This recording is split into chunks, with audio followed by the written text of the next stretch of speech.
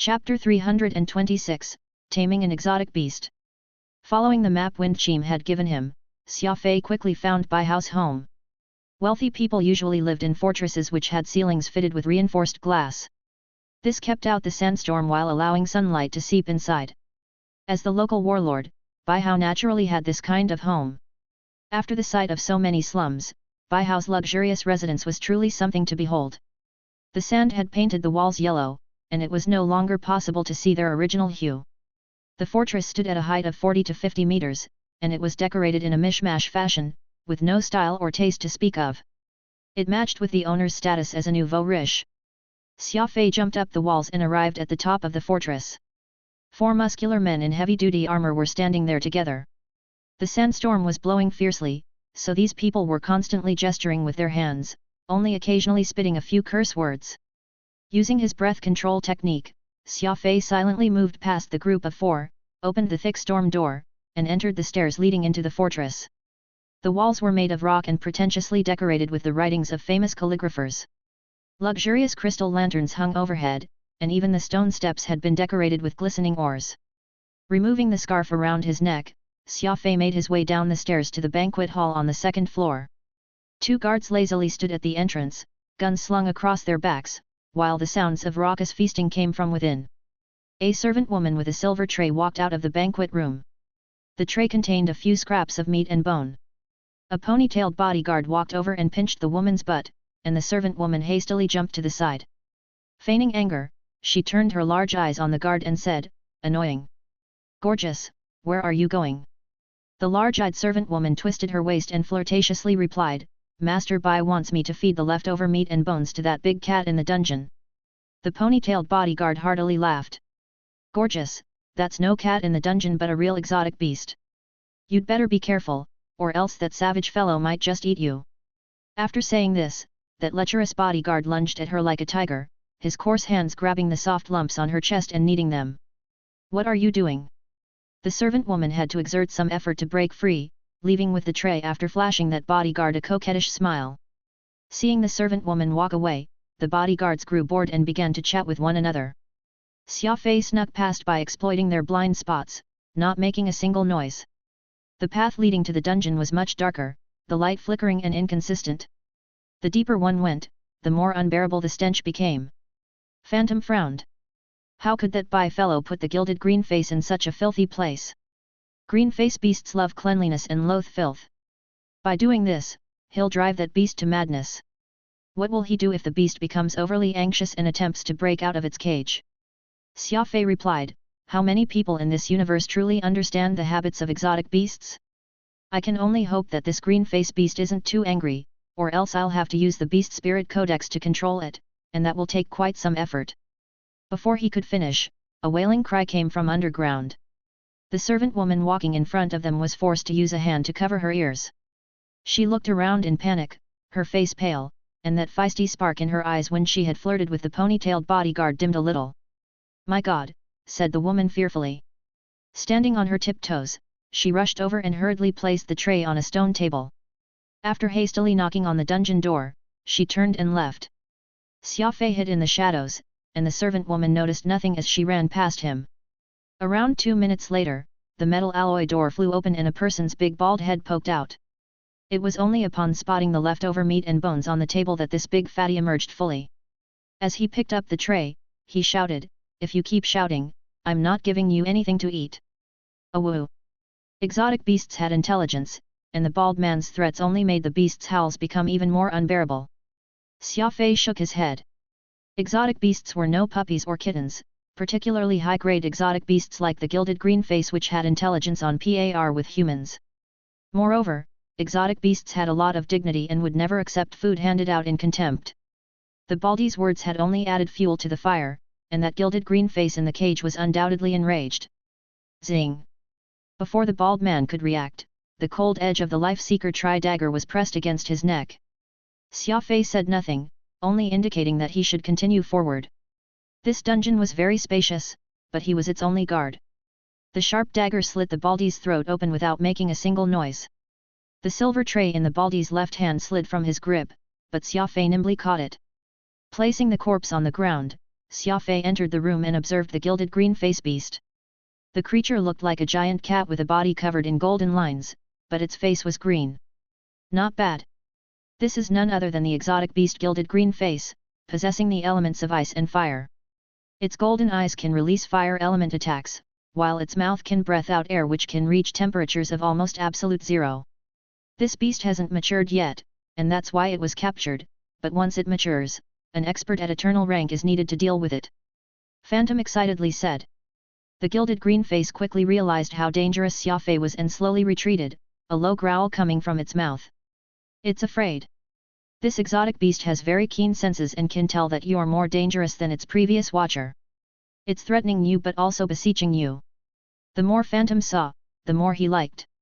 The higher the grade of exotic beasts, the more they were able to understand human emotions, and the more their habits imitated humans. Xia Fei squatted and brought his gaze level with the beasts. This was a technique to communicate with exotic beasts, for there was no exotic beast that liked being looked down on. Right now, I'm going to try and use the Beast Spirit Codex to establish a connection with it. I don't know if this juvenile beast can endure the power of the Beast Spirit Codex.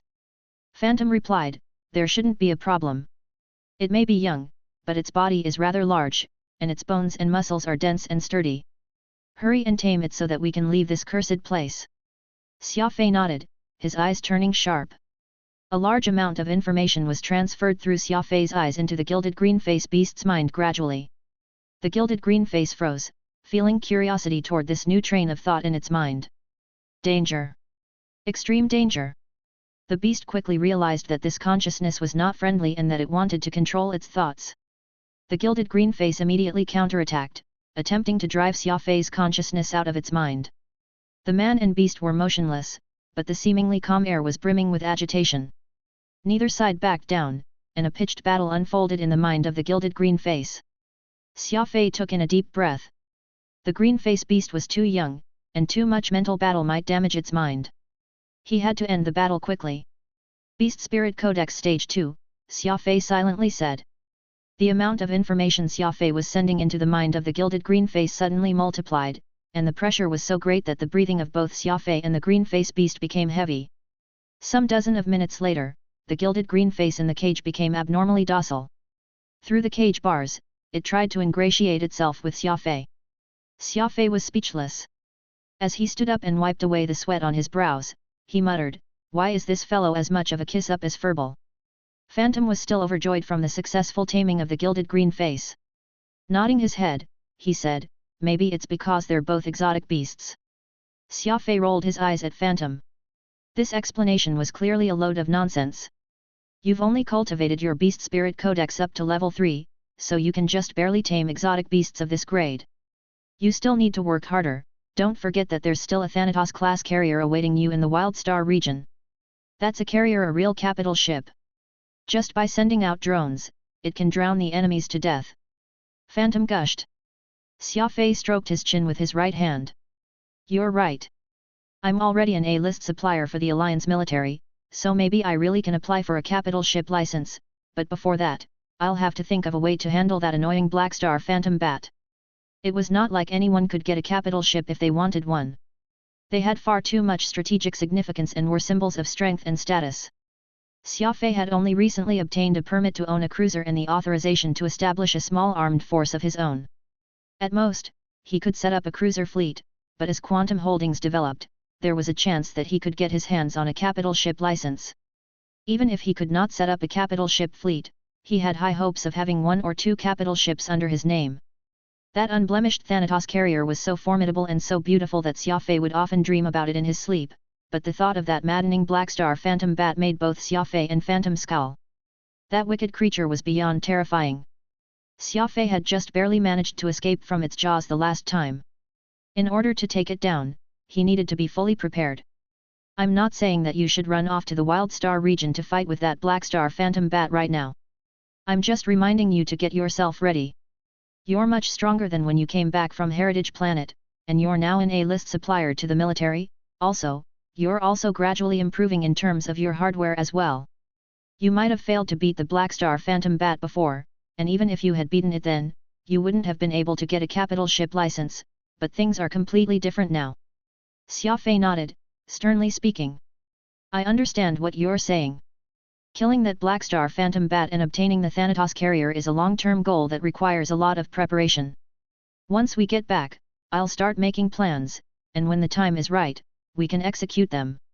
The sharp Life Seeker Tri-Dagger broke open the cage with just a few jabs.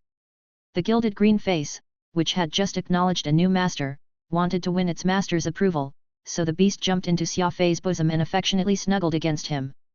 Xia Fei embraced the green face beast and swiftly left the dungeon, preparing to return to the impaler. Suddenly, Xia Fei spotted a black silhouette moving past the window at incredible speed. This is bad. We've caught the eye of an expert, Xia Fei said, placing his fingers on Celestial Moon. Chapter 327, Furball causes trouble again. The black silhouette left Xia Fei rather surprised. His sharp intuition was telling him that the person had an extremely high cultivation, which was far more than he could deal with. Hugging the gilded green face tightly, Xia Fei rushed up to the top floor of the fortress and jumped into the sandstorm. After running some 200 kilometers, Xia Fei felt that he had thrown his opponent off, so he found a depression to take shelter from the wind and rest. With his abilities, Xia Fei was more than capable of running all the way back to the impaler, but the gilded green face in his bosom might be unable to handle it. At excessive speeds, the sand pelting the body became as painful as bullets. Even though Xia Fei had done his best to hold the beast tightly, some of the grains of sand had still managed to get past his defenses and strike the gilded green face, causing it to yowl in pain. Taking out some milk from his spatial ring, he fed it to the gilded green face.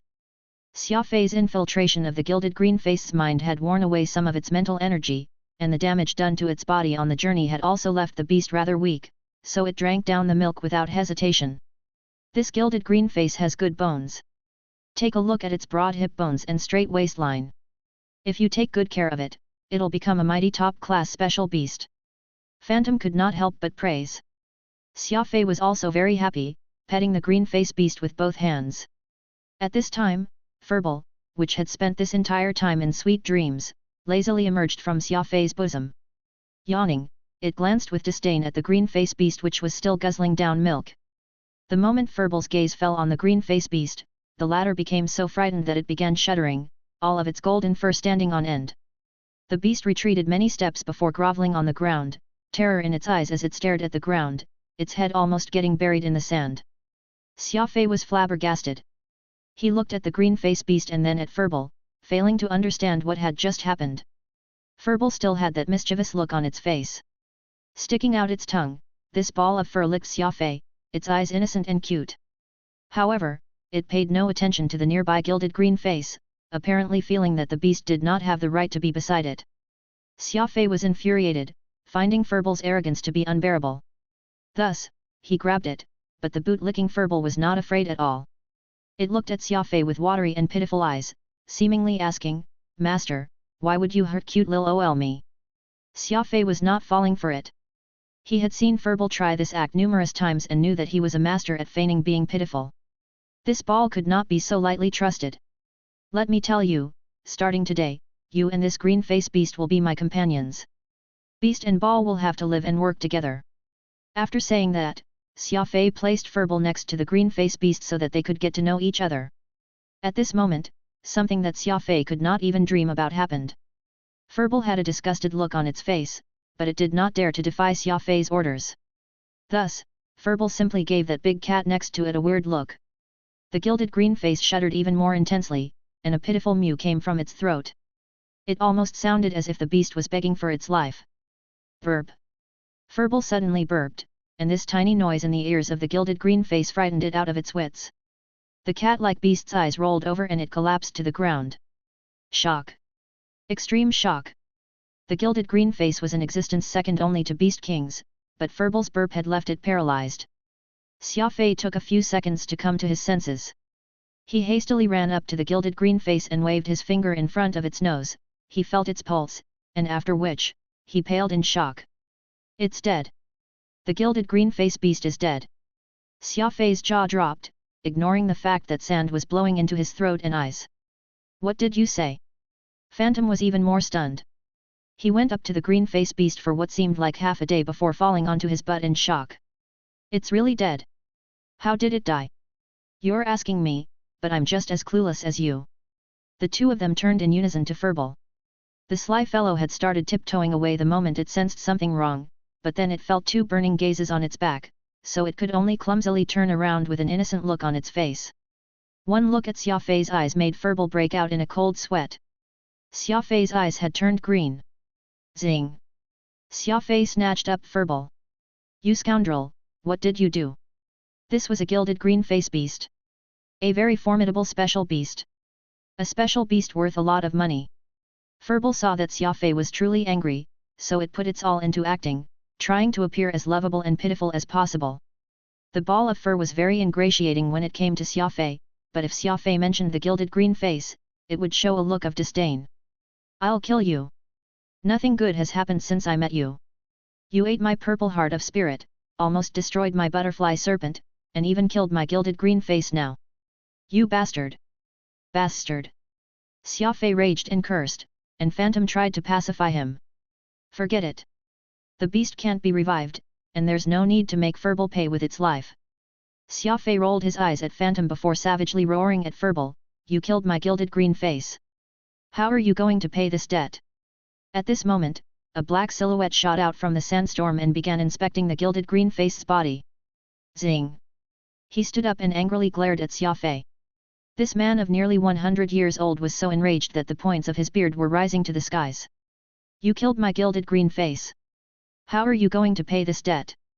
Xia Fei found these words very familiar. They sounded identical to the words he had just said moments ago. Xia Fei was also enraged, so he could not be bothered to hear who this thin, old man was. What are you saying? It's clearly my green face beast. The old man stomped his foot in anger. Nonsense! You clearly stole that green face beast from someone else. I was looking for it for ages, but I was just a little too late, or else the green face beast would have been mine. I stole it, so it's mine. Xia Fei unreasonably insisted. The thin, old man was even more unreasonable, though. Why should I care how you got it? Anything I see is mine if I want it. Cut the chatter. Stubborn old man, eat this. Xia Fei tossed Celestial Moon with both arms, and under his control, he concealed Celestial Moon within the sandstorm. An angered man was easily moved to rash action. Xia Fei had a nameless fire burning in him, which he was unable to vent on Furball, and this thin, old man had come at just the right time to be the target of his urk. Whoosh! An 18-disc blades shot forth from the darkness of night. Xia Fei was planning to use his psychokinesis to catch the old man off guard. A petty trick. The gaunt old man snorted and drew a circle in the air with his arms. Thud thud thud. Celestial Moon seemed to have run into superglue and instantly stopped moving. The 18 circular blades were rendered motionless about 6 meters away from the old man. Xia Fei was flabbergasted. He increased his control over Celestial Moon, but no matter what he did, the blade segments refused to budge. So strong! Xia Fei mentally exclaimed. Whoosh! Bloodthirsty Screech stepped onto the stage. The savage longsword was raised high into the air, creating a flash of silver as it swung down. Bang! Xia Fei was blown back 20 meters, but the longsword had been left behind. A bizarre scene played out in the night. The old man had his hands behind his back, while Xia Fei's Celestial Moon and Bloodthirsty Screech floated in the sky. Don't fight him, Phantom said with an ashen face. It's useless. He has a magnetic special ability and can control any metal around him. You'll only be able to fight him if you don't use weapons and remove all the metal on your body. Xia Fei was stunned. This old man was not just at a higher level than him but also possessed a rare control special ability. While it sounded easy not to carry any metal on one's person, be it his combat suit or his spatial ring, they were all made from metal. One would be controlled as long as they had metal? Would he have to strip naked in order to fight this old man? It should be noted that Xia Fei had broken his bones several times, and his arm still had a few alloy nails in it. Xia Fei would never be able to meet the condition of carrying no metal. Ah, Xia Fei let out a soft sigh. Squatting, he began to bury slowly the pitiful gilded green face's body with yellow sand. What? You're not fighting anymore? Asked the thin, old man curiously. Xia Fei replied, you're a magnetic ability user with a higher cultivation, what can I even use to fight you? Then, why don't you run? Xia Fei indifferently said, what's the point in running? As long as I have metal on my body, I can't escape your control. With one thought, you can drag me back. Running will just be a waste of strength. The old man heartily laughed. Young man, your judgment isn't bad. It's true that you can't escape my palm, not unless you pull out those alloy nails in your body, but if you do that, you'll become a cripple. Whoosh! The floating bloodthirsty screech and celestial moon dropped to the ground. The thin, old man said, "Take back your weapons." Xia Fei silently picked up his weapons as he pondered on how to get out of his predicament. Not only did the gilded green face die, he had somehow gotten involved with a magnetic ability user in this remote black abyss. Xia Fei felt that his luck today was down the drain. The thin, old man looked grief-stricken as he gazed at the green face beast's corpse before he asked, "How did this special beast die?" Xia Fei pursed his lips. "How would I know? I went at great lengths to steal this special beast from Bai Hao, but then it suddenly dropped dead while I was going back. I heard that gilded green face beasts hate filth. When I found this one, it's being kept in a gloomy dungeon full of foul air. Plus, the one watching this beast fed it rotting meat. When I opened the cage and took it out, this special beast was already spiritless and on its last breath. I only heard about it and have no idea if that's true. After all, special beasts shouldn't be this fragile, should they?" Xia Fei shrewdly chose to push all the blame onto Bai Hao. In any case, everything he had said about the green face's dungeon was true. They really did such a thing. I saw it with my 2 eyes. The old man was so angry that his body trembled. He ranted and raved into the sandstorm, after which, he grabbed Xia Fei and began to go back the way they had come, bellowing, "Come with me." Chapter 328, Yuji Dao. The old man grabbed Xia Fei and began running back the way they had come, furiously bellowing, "Come with me." "To where?" "Anyone who makes me lose out on a gilded green face beast will have to pay," growled the old man angrily. Bai Hao had planned to offer the green face beast to his master, but Xia Fei's heist had thrown the entire castle into disarray. On their way back, they ran into several teams that Bai Hao had sent to find the green face beast. The old man charged up and killed them all, leaving no survivors. He even went further and cut off all their heads. It was all rather barbaric and of such savagery that even Xia Fei, who had grown used to gruesome sights, found himself unable to watch. This magnetic special ability was far more powerful than Xia Fei had imagined. Any weapon made of metal would no longer obey the commands of its owner, and the old man could even reverse the magnetism. An enemy threw a saber at the old man, intending for it to pierce through him, but with a thought, he took control of the saber and sent it back, using it to cut off the head of its former owner. Phantom pursed his lips and whispered, "The magnetic special ability is truly problematic. He's most likely at the eternal rank. You have to find a good opportunity to run away." Xia Fei frowned. "I estimate that his magnetic control extends for at least 15 kilometers, and it's unlikely that his magnetism becomes ineffective past this range. His control will simply become weaker. I'll have to get 50 kilometers away from him in a minute for any chance of escaping." Furball poked its head out from Xia Fei's bosom. It seemed to know that it had made a huge mistake today, so the ball of fur wanted to get back in Xia Fei's good graces. Alas, Xia Fei was not having it. 2 fingers ruthlessly pinched Furball's little face as Xia Fei whispered, "I'll deal with you later. Just obediently sit tightly for now." Furball angrily drew its head back, an innocent look on its face. How does this guy know how to play the victim so much? Where did it learn this from? Xia Fei muttered to himself. He decided that he would have to keep a close eye on Furball's development. He had no idea what this strange ball would eventually grow into. If a single burp was able to frighten a valuable special beast like the gilded green face to death, Furball definitely was not some low-level being, but if it developed in a wicked direction or walked the path of treachery and murder, then regardless of how high Furball's power level was, Xia Fei would kill it without hesitation. A few moments later, the old man and Xia Fei arrived at Bai Hao's fortress. Pointing at the fortress, the old man loudly said, "You! Come with me, and I'll see if you are telling the truth." Whoosh! 2 shadowy figures charged in. The people in the fortress were already in a panicked disarray, and numerous guards and bodyguards were even outside. Xia Fei and the old man killed everyone on sight. It was a bloody massacre. The 2 of them killed more than 100 people as if they were cutting melons. Blood flowed like rivers. Clang! While the old man was rather gaunt and thin, he had a very impressive temper. He kicked open the door to the dungeon which had once held the gilded green face captive, and then he saw the filthy hay covering the bottom of the cage and smelled the awful sewage-like odor in the air. The plate of leftover meat scraps had been flipped over, and they were covered in dust. "Senior, look! This is the awful place where they kept in the gilded green face. They fed it the leftovers of other people's meals.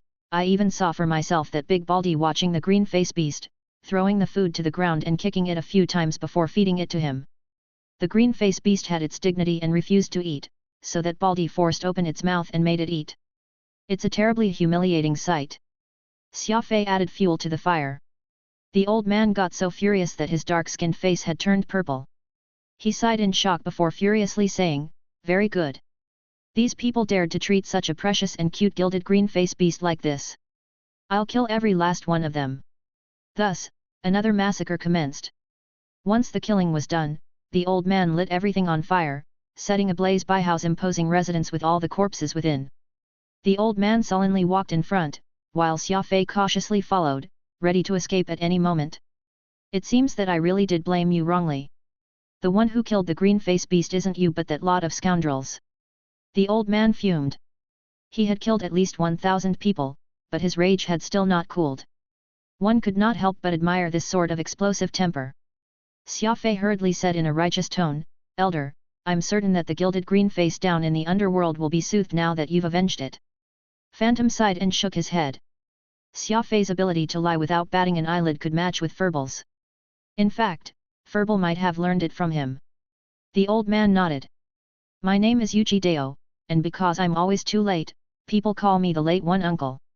I came as soon as I heard the news, but in the end, I was a step too late." The late uncle. Xia Fei secretly found it quite amusing. Everyone would be late, but someone who was late for their entire life was a little absurd. Xia Fei smiled and introduced himself. Yuji Dao seemed rather startled, muttering to himself, "Xia Fei? This name sounds rather familiar. I happened to participate in the Gold Finger Cup and created a bit of stir. Elder might have heard a few rumors." "No, I don't care about some silly Gold Finger Cup." Xia Fei became rather embarrassed, saying, "Maybe it's because I've recently become an A-grade supplier of the military. You might have heard it on the news." "That's not it, either. What does the military have to do with me?" Xia Fei was speechless. Those two events were his most glorious moments in the alliance, but Yuji Dao had not heard of either of them. It appeared that there was some misunderstanding here. "I remember now." Yuji Dao slapped himself on the head. "That was close. I almost killed Qin Mang's disciple." "Qin Mang? Elder knows old man Qin Mang?" Xia Fei curiously asked. Yuji Dao happily laughed, patting Xia Fei on the shoulder. A speed ability user who's about this age. You must be Qin Mang's youngest disciple, Xia Fei. Yesterday, when I went to see Yai, he mentioned you. I actually wanted to pay you a visit, but he said that you had gone out for work, so I didn't pay it any mind. I learned from him that a gilded green face had appeared on this planet, so I rushed over here as soon as I could. I didn't think that I would run into you. Did you know? Qin Mang, Thuram, Morris, Suifang and I used to be known as the 5 tiger greenskins of the Adjudicator Union's older generation. Yuji Dao said proudly. We were brimming with energy back then, each one with a bigger temper than the last, beating up anyone who just looked at us the wrong way. We ended up causing a lot of trouble, but the more the 5 of us fought, the better our relationship became, and by the end, we're basically like brothers to one another. Xia Fei nodded. Old man Qin Mang truly did have an explosive temper in his prime. He had heard about this numerous times from Thuram. Seeing as how this old man had just sent more than 1,000 people, regardless of age or gender, down to hell, Xia Fei could somewhat believe his story. Have you heard of the 5 tiger greenskins? Yuji Dao proudly asked. Xia Fei shook his head. You haven't. Yuji Dao was clearly rather displeased. Greenskin is slang for rude and unreasonable ruffians on the streets. The 5 of us were formidable fighters in our youths, so we're called the 5 tigers, and because our personalities used to be so easily irritated and unreasonable, the people in the Union added the term greenskin to the end of it. It just means that we were unreasonable gangsters who could put up a good fight. Xia Fei did not find the moniker something to be proud of, but Yuji Dao heartily laughed and began to talk about all the absurd things he had done in his youth. Xia Fei was very sure that Yuji Dao in his youth definitely deserved the nickname of Greenskin. What a pity that Qin Mang and the rest grew fond of politics. I'm the only one who still likes to travel about. Because I was always late to arrive at the union, I would often be rebuked by my superiors, so one day, in a fit of anger, I decided to quit the adjudicator union. As we age, the 5 tiger greenskins have steadily grown more distant to one another. Yuji Dao's voice was tinged with sorrow. Did you know? Your master Qin Mang and Thuram joined together to recommend you to the Brotherhood, but someone intervened. Xia Fei frowned. I heard the old man talk about the Brotherhood, but I've never heard of me joining it. In addition, Qin Mang isn't my master. He's the curator of the library, and I'm just a subordinate who has a somewhat good relationship with him. Yuji Dao casually said, I don't care about how you're related to him, but you'd better understand that joining the Brotherhood is equivalent to joining the most elite fighting group in the alliance. It's the ultimate goal of many fighters. Once you go back, Qin Mang is probably going to get you a job in the adjudicator union. And after you've had 2 or 3 years of experience under your belt, he'll likely send in your application again. Xia Fei was speechless. He had only one mission in mind, strengthen his own faction. Starting from a long time ago, Xia Fei had realized that, while relying on the adjudicator union was fine and the mysterious organization of the Brotherhood was probably formidable, none of them could compare to relying on himself. In this strange universe which was fraught with danger, a person could only survive by relying on oneself. The various internal conflicts going on in the adjudicator union made Xia Fei sigh. What if someone stabbed him in the back one day? Just how many people had come to plunder old man Qin Mang's possessions when he had fallen seriously ill that one time? That was a living example. As the saying went, one can lean on a big tree for its shade. With the protection of the powerful adjudicator union, Xia Fei could save himself from taking many detours, but this tree was not just a bearer of fruits, but also bombs. There were countless pathways to success, and Xia Fei elected not to take those seemingly flat and sunny paths. He had chosen a difficult path, but one that could take him even farther. One day, I'll make my own faction and set down my own game rules. This was the ideal that Xia Fei aspired to. While Yuji Dao was always late and his temper made him unpredictable, he realized that he and Xia Fei were the same kind of person, so he immediately became kind and genial. He regaled Xia Fei with tales of the past and tried to help the young man find a way to get into the Brotherhood even sooner. Xia Fei very patiently and diligently listened, displaying the modesty a junior should have. This made Yuji Dao very satisfied. When they parted, Xia Fei took out many tea leaves, dried meat, and other such things from his spatial ring to offer as a gift. The Chinese had turned gift-giving into an art, and Xia Fei explained that he was not offering these things as a gift but rather as a form of respect. Yuji Dao had never received such courtesy before, and his pride swelled. It was as if Xia Fei had sent him a mountain of gold and silver. After some hesitation, Yuji Dao took out a circular metal placard from his bosom and gave it to Xia Fei. As a senior, I should also give you something to commemorate our first meeting. You can have this admission ticket to the Brotherhood New Year Trade Carnival this year. I'm always late, so this isn't very useful to me. The Brotherhood New Year Trade Carnival. Xia Fei found this a mouthful to say. It's a big trade meet that the Brotherhood holds every 3 years. The items traded there would be of the highest grade in the alliance. Even if you don't have the money to buy anything, you can still look around and get some experience. The name Yuji Dao also shares the same character used for the word late, Qi Dao. Chapter 329, Raking in Money. Yaoyi's military base. I've thought about it. If we can fend off the attacks from Terminus and Evil Gulf Stream this time, those veterans can elect to become your private soldiers. After all, they've been with me for so many years that I can't just have them defending the base for their entire lives. Yaoi sighed. Once the war is over, you may take as many as you wish, provided that they're willing to follow you. Xia Fei laughed. Big brother Yaoi, you're truly a general who loves his soldiers as if they're your children. Relax. If they're willing to be part of my private army, I'll definitely treat them well. Yaoi silently sipped his coffee before continuing. It seems to me that you are very confident in us, certain that we will win in the Black Abyss. Xia Fei asked back, is it a bad thing if I trust you? Your victory will get me the most money, so I can only place all my hopes on your shoulders. Yaoi nodded. We still don't know how ships fitted with energy shield boosters will perform in battle, though. We'll soon be joining with the rest of the army and engaging in a large-scale battle. At the moment, it's estimated that 30 million men will be taking part, with no fewer than 10,000 ships, nearly 100 of which being capital ships. It's going to be an all-or-nothing battle. Victory will mean that we drive the enemy back to their homes, but a loss will make us scramble for our lives.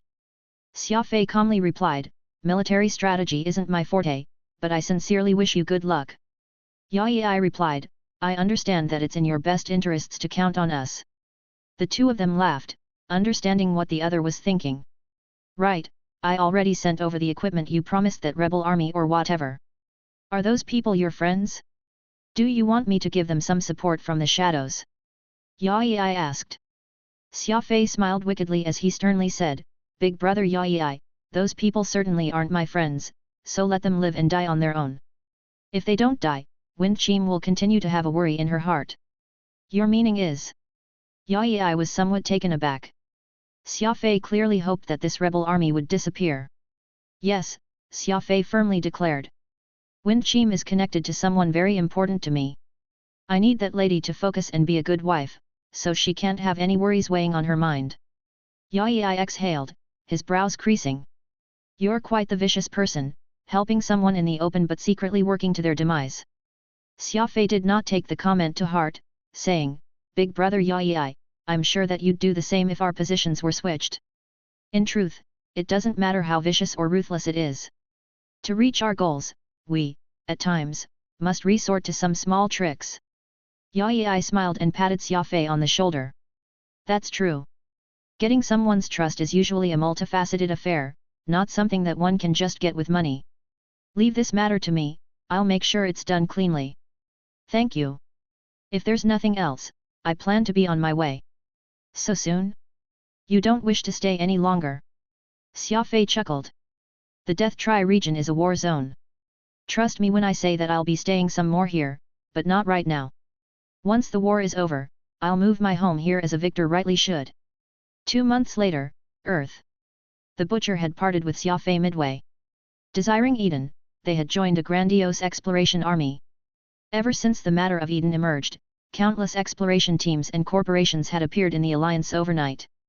Their goal was the same, find a navigation course to Eden and establish a connection with those humans who looked like them yet had been separated from the alliance for far too long. This was the first time since the opening up of the universe that humanity had made such a large move out of its domain to seek a new world.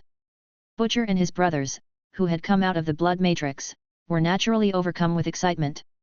Xia Fei had a good impression of these scarred warriors. Even after experiencing darkness and oppression, they remained enthusiastic about life, indicating that they had quite the stubborn and persistent will to live.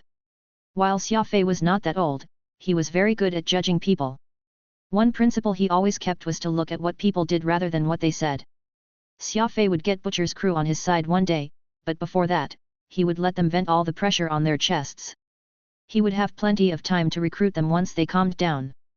The Impaler had been parked outside Andre's mansion for 3 days now. In these 3 days, Sarah reported that she had finished her work. While Wind Chim was unwilling, she still decided to leave with Porter, but Xia Fei never took one step off his ship. He sent everyone a simple message, I'm in seclusion. There was nothing after that. More and more people gathered. The president of the Earth Federation, Wu Long, anxiously waited outside the ship. Each day, he would first hold his regular meeting at the presidential palace, and after the meetings were done, he would move to a bench on his lawn and look at Xia Fei's ship. Charlie, Andre, Boateng, and Porter did the same. Even old man Qin Mang made a personal visit to New York. After an entire week, Xia Fei finally walked out from his room. The advancement this time was very difficult, Xia Fei muttered as he lit a cigarette. Phantom shrugged. That's how cultivation is. The higher you go, the more difficult it gets. This time, you increased the Beast Spirit Codex to stage 4 and your psychokinesis to stage 3. Altogether, you only took a little more than 2 months. In truth, that's astonishing speed. Xia Fei nodded. I want to bring the Beast Spirit Codex to stage 6 as soon as possible. Only then will I have a chance against the Black Star Phantom Bat and get my hands on that Thanatos carrier. Phantom replied, the Black Star Phantom Bat isn't going to be an easy opponent. You'll have to make many preparations before you go after it. At the very least, you need a decent expedition fleet, not like this time, where you just had Butcher's men fill in your ranks. Moreover, you also need several high-ranked warriors to support you. That's the only way you can have any chance of killing the Black Star Phantom Bat and seizing the carrier. Xia Fei brewed a cup of tea for himself. I already have an idea of who to pick. Phantom chuckled. You're thinking about Moonsong and Chendong, aren't you? Moonsong's illusion ability will truly be a big help. The Black Star Phantom Bat is skilled in illusory attacks, and Moonsong's illusions should be able to confuse it for a while. As for Chendong, his frost ability can restrict the Black Star Phantom Bat's movements and attack range. Teaming up with them is truly a good choice. Still, that's not good enough. Moonsong's cultivation isn't that high, and her illusions aren't guaranteed to be effective on the Black Star Phantom Bat. To increase your odds of success, you should add a few more high-ranked warriors to the team. Gurgle. Xia Fei's tummy rumbled. Patting his shriveled stomach, Xia Fei said, returning to the Wild Star region is a long-term goal that we have plenty of time to think about. Let's fill my stomach first. Eerie. The mood was truly eerie. Xia Fei was alone in the dining room, eating, while several dozen pairs of eyes watching him from nearby. My God! Xia Fei's appetite has increased again. That's a Mexican turkey weighing 8 kilos. Sometimes, I really don't understand how you can eat so much, Wu Long said in shock. Xia Fei smiled. Since so many of us are here, let's have a meeting. I have some matters I need to discuss with everyone. Anyway, there are no outsiders here, so there's no need to be so uptight. All of them had many matters to consult with Xia Fei about, so everyone voiced their agreement to this idea. Qin Mang tried to back out, saying he was not a member of Quantum Holdings, but Xia Fei refused to accept this excuse and made him stay. How many energy shield boosters can we produce right now? Charlie took out a prepared form and passed it to Xia Fei. The military's requirements are truly too shocking. Want to guess how many they ordered? 10,000. Xia Fei casually said. The military uses the most warships in the entire alliance. Not even they can say how many fleets they have under their command. A group like the Adjudicator Union has nearly 200 fleets, so I will conservatively estimate that the military has at least 2,000. Xia Fei glanced at the contract copy and cried out in alarm, 1 million. The military made an order for 1 million. Charlie seemed incredibly excited. Right? The military is incredibly interested in the energy shield boosters. By the looks of it, they plan to outfit every one of their ships with it. We're selling the energy shield boosters to the military at a somewhat lower profit margin than with our ordinary customers, but the profit margin for each one is still 1,000,000 star coins.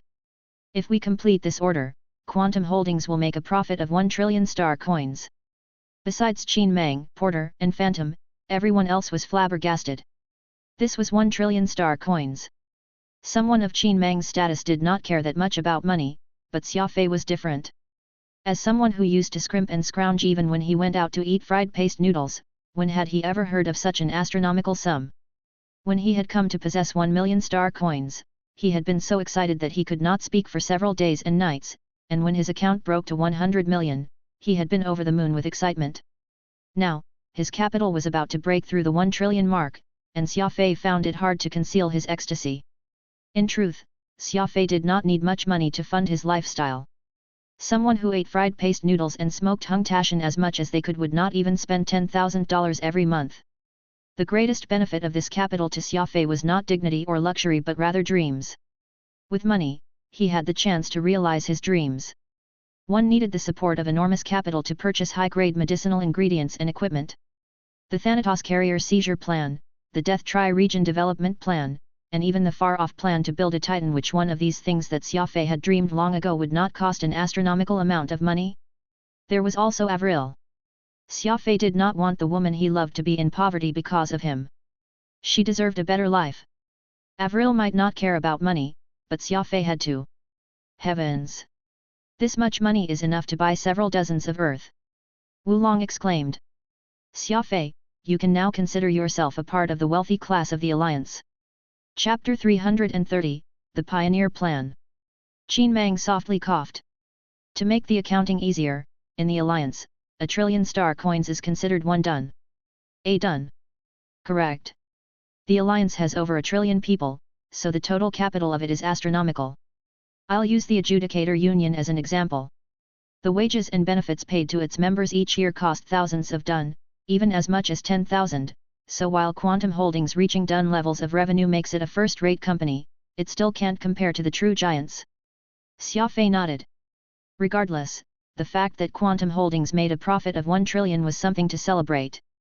This was only the beginning, and as its business with the military increased, Quantum Holdings would undoubtedly have a bright future. Charlie, we don't have any production problems after taking such a large order, right?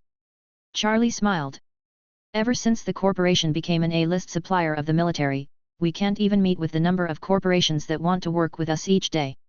Whether it's raw materials or machine tools, they're all provided to us for free, and we only need to pay once the order is done. This has taken a lot of pressure off our funds.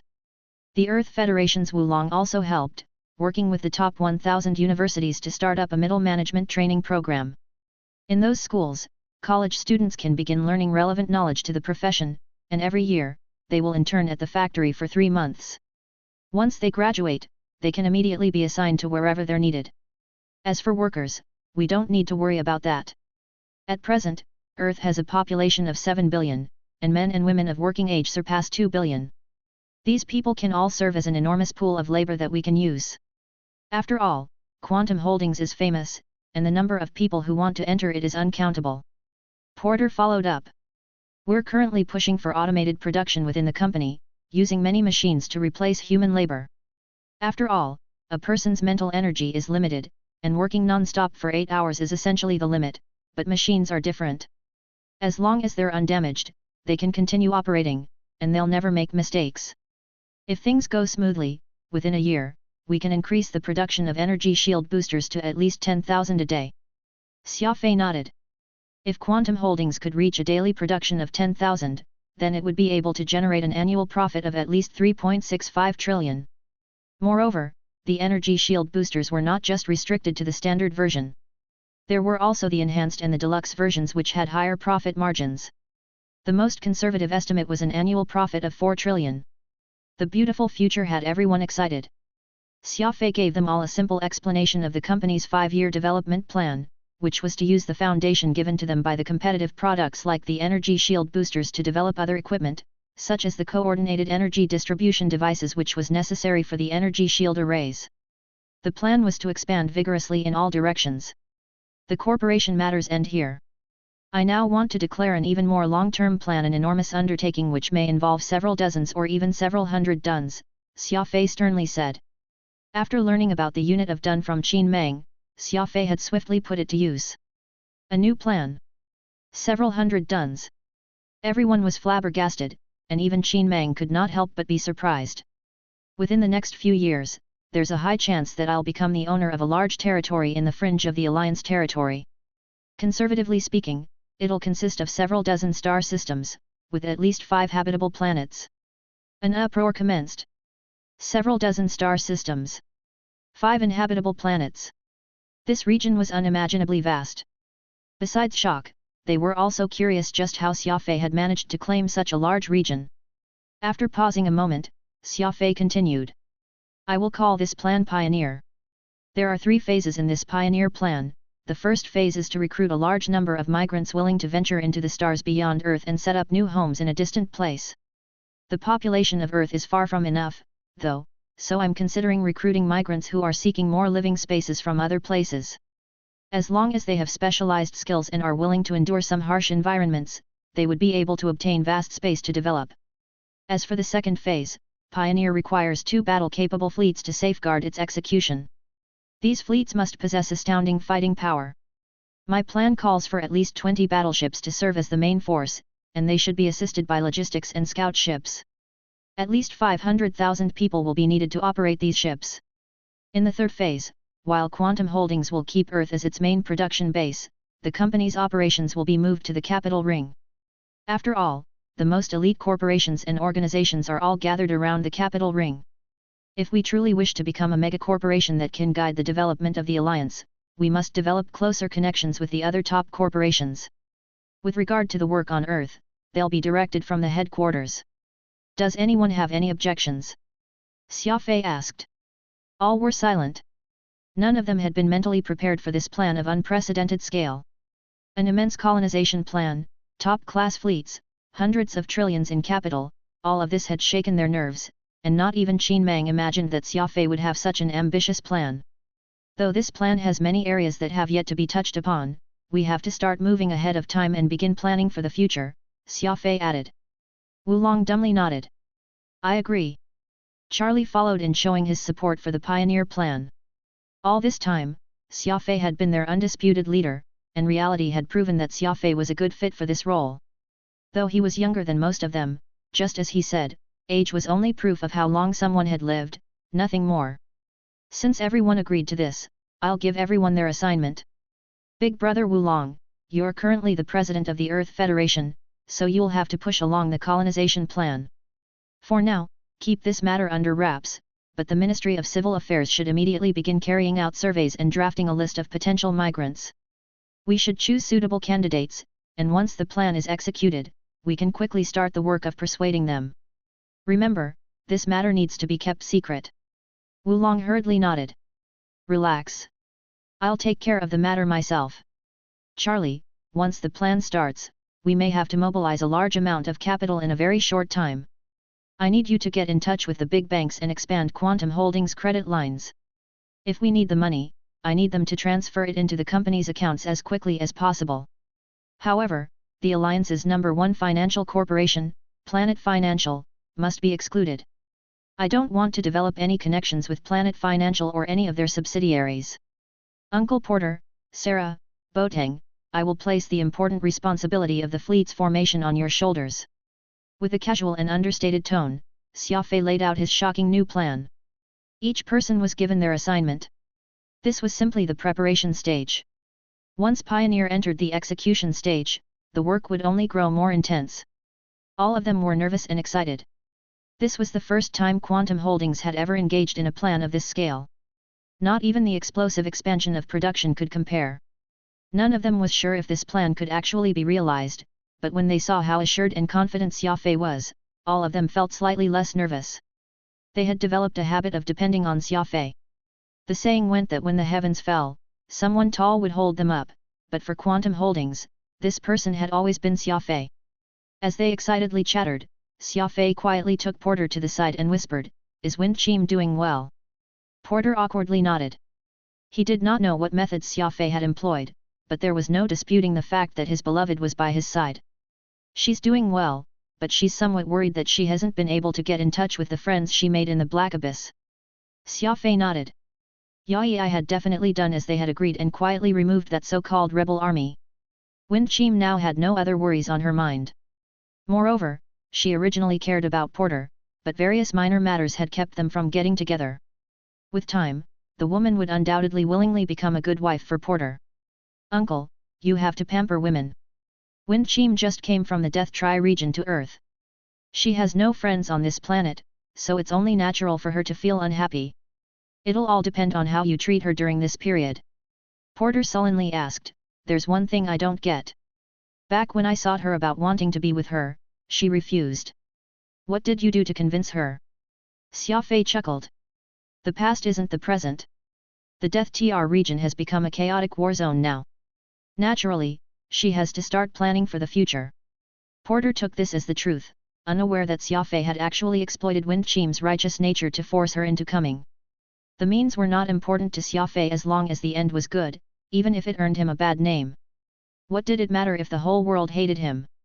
Xia Fei was no god, and he had no reason to save all of humanity. Provided that he could protect those people he found worthy, he was content. The rest of them could rot in hell for all he cared.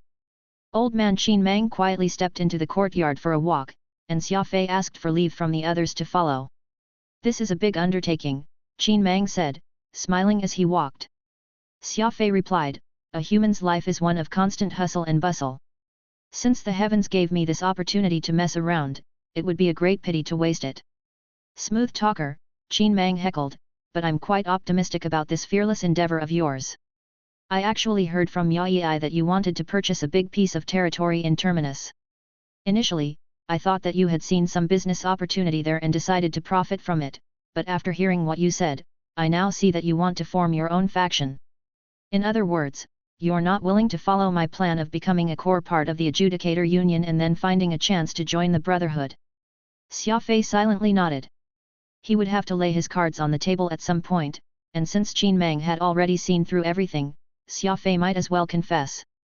Xia Fei was never someone who liked paying attention to the look on other people's faces, and in this world, there was only one path that allowed him this luxury: make other people pay attention to the look on his face.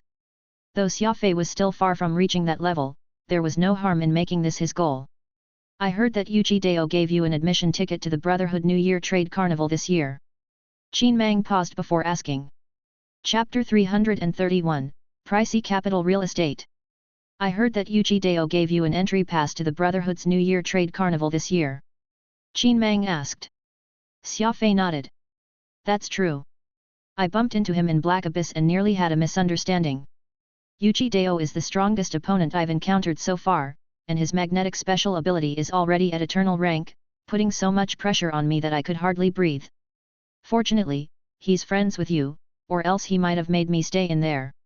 Qin Mang snorted. What's the use of a high cultivation?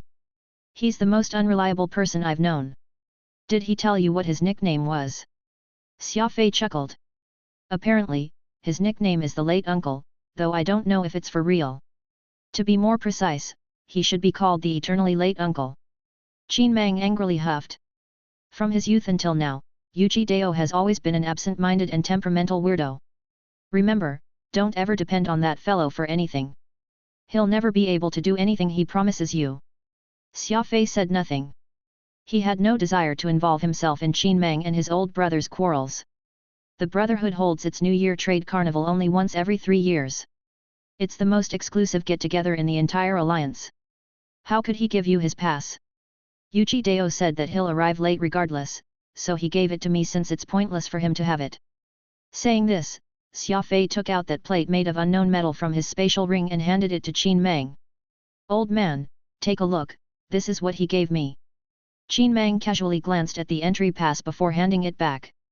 True. It really is proof that you can participate in the trade carnival. Do you plan to go? Xia Fei nodded.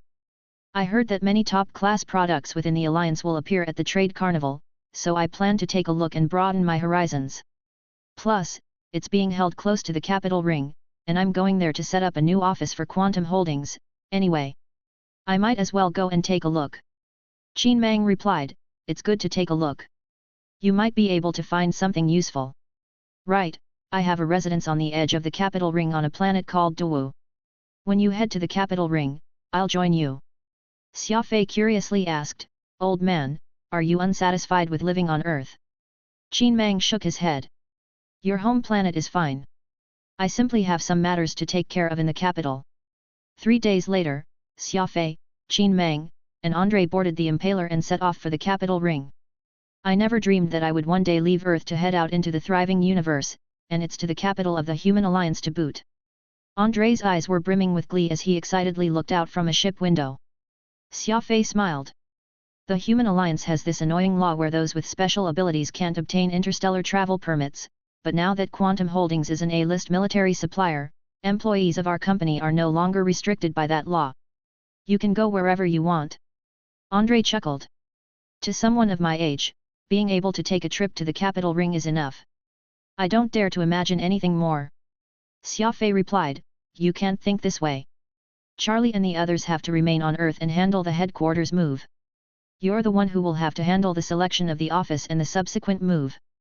Quantum Holdings moving its headquarters from Earth to the capital was a plan long in the making for Xia Fei.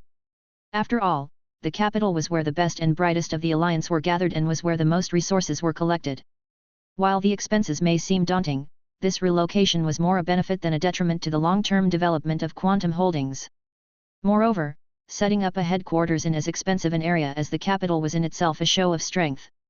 If there's nothing else, I'm heading back to my room to continue cultivating, Xia Fei told Qin Mang and Andre. Qin Mang and Andre could take care of themselves. Qin Mang even made it his duty to monitor the Impaler so that Xia Fei could focus on his cultivation. In a small room next to the bedroom, Xia Fei sat with his legs crossed. Phantom said, at present, your primary special ability, speed, has already reached intermediate Star River rank, and you can maintain a speed of about 10,000 m/s. Your second special ability, psychokinesis, is a little more lacking, being only at primary Star Domain rank. You can perfectly use the first-tier Demon Axe and second-tier Thunder Fury, but the stronger combat technique Thousand Venerables still places significant stress on you. You should only use it if your life is at risk. The fourth stage of the Beast Spirit Codex is enough to deal with the vast majority of special beasts. As for the third stage cloning technique, Delusion, we haven't yet tested its effects. Xia Fei smiled and added, I also have Sly Thrust. Phantom replied, True, but you've already attained a perfect grasp of Sly Thrust. You just need to practice it once or twice every day and be done with it. What I want to say is, you need to improve your four main skills. I'm sure you understand that you shouldn't bite off more than you can chew. I understand it, Xia Fei casually said. You think that cultivating too many skills will divide my attention, but I don't share your opinion. An abundance of martial arts doesn't weigh anything. I have a use for every special ability and combat technique, so I've decided that I'm going to continue improving them together. Phantom chuckled. Of course, I don't mean that. I just think that in this half a month of journey to reach the capital ring, you should focus on a single attack and do your best to increase it by a stage. Xia Fei nodded. That makes sense. For this half a month, I'll focus on psychokinesis. He removed a thin booklet from his spatial ring. No one except Xia Fei knew about this book. In his year-long experience on the Heritage Planet, Xia Fei had not only improved his battle sense but, more importantly, also obtained this book on psychokinesis. Unlike the speed ability, psychokinesis was not an ability that Xia Fei had been born with, but an auxiliary extension ability. His damaged 7th brain region meant that Xia Fei could not improve his speed ability through cultivation, but his second special ability, psychokinesis, was unaffected. Yes, it was Xia Fei's special ability, but it stood apart from his 7th brain region. This sort of mystical special ability could only be obtained in a place like Heritage Planet. Not only did the booklet record how to strengthen one's brain waves, it also recorded a nameless combat technique which Xia Fei called psychokinesis. There were 9 stages in total to this technique, each corresponding to a certain stage. At the primary starlight rank, one could cultivate psychokinesis first-tier skill Demon Axe, being able to perfectly unleash Demon Axe once they reach the advanced starlight rank. At the star base rank, one could use Thunder Fury, then at star domain, one could cultivate the third-tier combat skill Thousand Venerables, and this went on and on.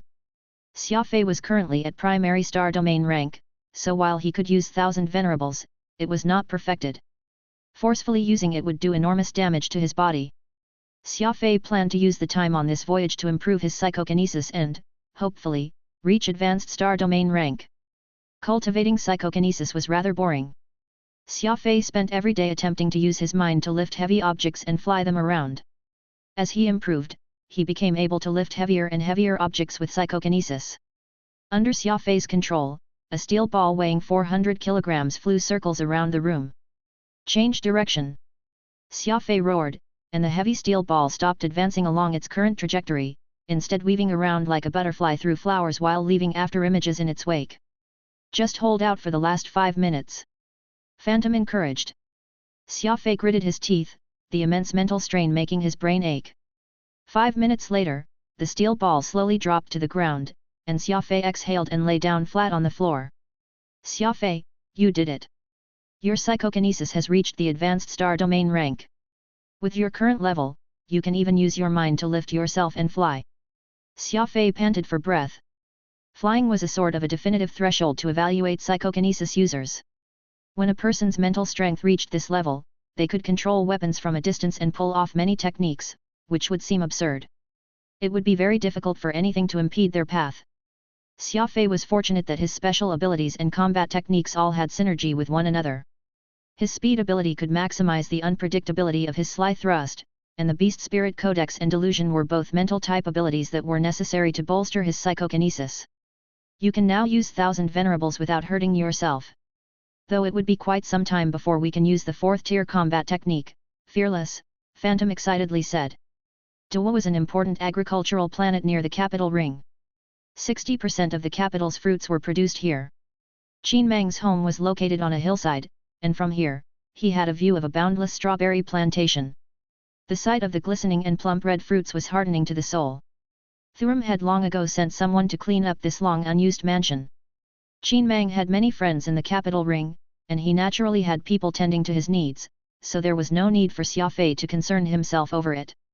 After bidding farewell to Qin Mang, Xia Fei piloted the impaler straight to the capital. Parking his ship at a spaceport outside the Venal Galaxy, he and Andre boarded the transit agency's passenger ship to enter the capital. Which planet should our headquarters be on?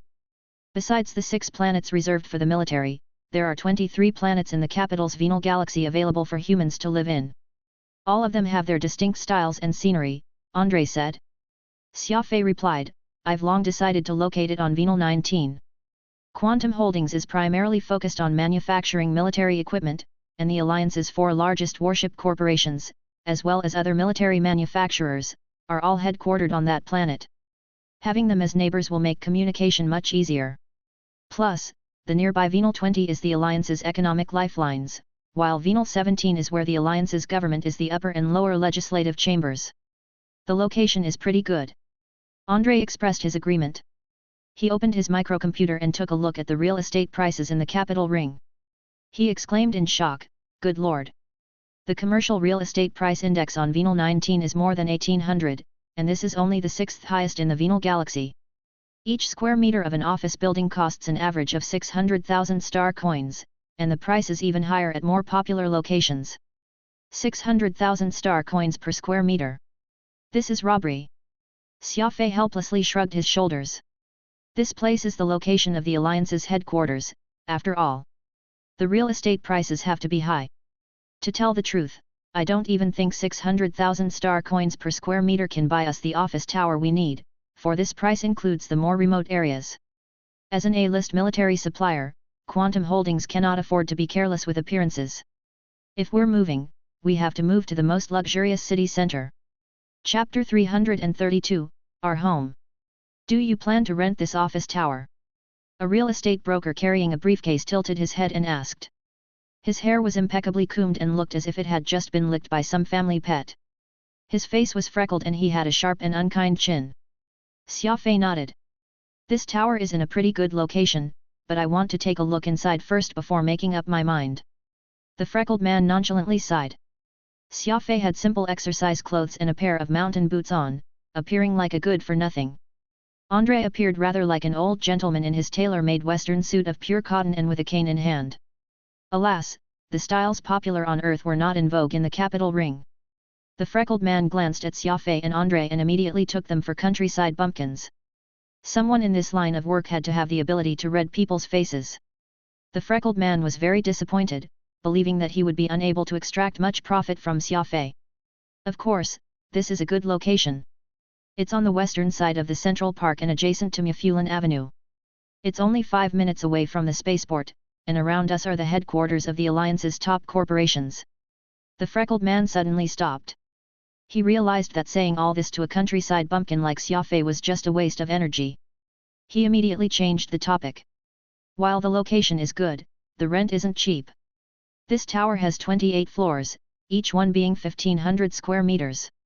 Plus, it's rented as a whole, not partially. Are you sure you want to take a look? Andre frowned. This freckled man was clearly looking down on them. If they did not want to look, why would they call the real estate broker in the first place? Xia Fei was very calm, though, merely softly smiling. I do. The freckled man pursed his lips and very reluctantly opened the door, allowing Xia Fei and Andre inside. It's best if you are quick about it. I still have other clients to see, said the freckled man impatiently. Andre was about to unleash all his pent-up rage when Xia Fei stopped him. No rush. Let's look at the building first. A few moments later, Xia Fei and Andre arrived at the top floor. Andre used his hands to knock on the thick French windows. This building isn't bad. It's built on a sturdy alloy framework, and the panoramic French windows allow in plenty of sunlight. There's even an artificial hanging garden on the roof, but our company can't possibly move over all at once, so we don't need this much floor space. The freckled man was even more unhappy upon hearing this. He softly whispered under his breath, if you don't have the money, what's the point in putting on airs and trying to make yourself look good? What did you say? Andre could no longer hold back. He questioned the man as he angrily thumped his cane against the floor, his face turning red. I thought that the people of the capital ring would have some more professionalism. I didn't think it'd be this bad. Professionalism? Asked the freckled man casually. I'll be professional if you've got the money. If you've got no money, you're just window shopping. Xia Fei smiled as he pulled back Andre and took out his phone. Is this Nine Heavens Real Estate? I'm looking for Director Kong, Xia Fei told the woman on the other end. The freckled man froze. Nine Heavens Real Estate was the company he worked for. Did this young man have connections? Sir, do you have an appointment? The beautiful receptionist asked. Xia Fei sternly said, I'm the chairman of Quantum Holdings, an A-list supplier for the Alliance military. I'm seeking your director to discuss some important business. If he doesn't want my business, I'll go and find someone else. The freckled man was dumbfounded. Even an idiot knew what an A-list military supplier represented. Sweat began to bead on his forehead, but Xia Fei did not even look at him. It had to be said that a title had an inestimable weight. The receptionist immediately looked at Xia Fei in a new light and connected him to the director. Is the 28-story commercial tower on Mufulin Avenue managed by your company? Xia Fei directly asked. This Director Kong had already heard who Xia Fei was from the receptionist, and given the unyielding attitude Xia Fei was displaying, he basically took him at his word. Correct. Does the chairman wish to lease this tower? Not lease. Not lease? What does the chairman mean? Buy. I want to buy this tower, Xia Fei calmly replied. The freckled man felt his knees go weak. This building's rent was astronomical, but Xia Fei wanted to buy it. How much money was this? Had he really made a mistake? This Director Kong was ecstatic and wanted to meet with Xia Fei to discuss the price, but Xia Fei refused. I'm sorry, I don't have the time. I'll leave that to my financial director. Besides that, I have an additional condition. Please name it. Mr. Kong excitedly said. As long as he could get this deal done, he would even call Xia Fei daddy. What's your name? Xia Fei turned to the freckled man and asked. The man had barely opened his mouth to speak when Xia Fei turned his head back. Forget it, I don't really care what your name is. Director Kong, the service attitude of your employee has greatly displeased me and severely affected my trust in your company. I hope that you can take care of this matter. Mr. Kong exploded in rage. After glaring at the freckled man, he fawningly told Xia Fei, Chairman, please, rest assured I will fire this man immediately. No. I won't just fire him. Starting from today, he won't be able to dream about working in this ring's real estate industry ever again. I will issue a letter of warning so that everyone in our line of work will know of his unacceptable ways. Xia Fei nodded his head in agreement. The freckled man felt faint. In the space of a few minutes, he had lost his job and been kicked out of the real estate world. The power of Xia Fei's words left him in disbelief. Director Kong whispered, Chairman, could you tell me what did that scoundrel do to dissatisfy you? This way, I can warn my employees. Xia Fei smiled. Oh, he just didn't look like a good person. Director Kong swallowed as he mentally told himself, good God, you don't like the look of him so you decided to end his life? This young man isn't just the normal kind of unreasonable. The contract was quickly signed. Perhaps because of the prestige of an A-list military supplier or because of Xia Fei's domineering performance, Nine Heavens Real Estate refrained from quoting a high price and even reduced their price per square meter by 50,000 star coins. This was one of the wonders of doing business. The stronger the client, the more the benefits they could derive. After all, everyone wanted to form a long-term relationship with a big client. Focusing on momentary profits was not the way of far-sighted businessmen. 42,000 square meters, each square meter costing 1,300,000 star coins. This building cost us 54,600,000,000 star coins. Andre was flabbergasted. Just 3 years ago, he was worried about 1,000,000 star coins, now, he was spending several billion in one go. Xia Fei said, I've been researching, and a building at this price isn't that expensive. The alliance has been very stable over the last few years, with the real estate prices rising about 3% every year. Let alone using this place as our headquarters, we'll win out even if we use it purely as a fixed asset investment. Andre nodded. Let's make the 28th floor as your office. With your current status, it's high time that you have a decent office. Xia Fei shook his head. There's no need. I'm always on the move. Having an office will just be for appearance's sake. It should be left for someone who needs it. Andre found Xia Fei's argument reasonable. Ever since he got to know him, Xia Fei had never sat still. He was always running around the place and caught up in trouble. I'll leave the layout to you. Remember, this is for the dignity of the company. Don't save money for my sake. With these words, Xia Fei left. Where are you going? To see someone and give her something, Xia Fei casually said. Xia Fei, what are you taking me to look at? Why all the mystery? Avril curiously asked. Xia Fei had come up behind her, covered her eyes, and then taken her to a strange place. Avril did not know where she was, but she could smell the fragrance of flowers sweet, pure, and elegant. Avril guessed that they were likely lilies. Xia Fei warmly said, "This is what I want to show you." Avril blinked and rubbed her delicate eyes. In front of her was a beautiful three-story building standing in the middle of a group of villas, positioned next to an artificial lake. It covered an area of around 500 square meters and had a fence of red mahogany. There were 2 trees in the yard, and lilies of all kinds of colors were planted in the garden. The house was made with large quantities of precious gold and veined oak and exuded a very naturalistic atmosphere. There was even a round swimming pond in the backyard, on which floated several adorable rubber ducks. What is this place? Avril curiously asked, her eyes bright. Home. Whose home? Right now, it's mine, but it might be ours. Avril's beautiful face turned red as she softly asked, who said I want to make a family with you, but her feet moved her into the garden and squatted her so that she could smell the aroma of a lily. Let's go inside.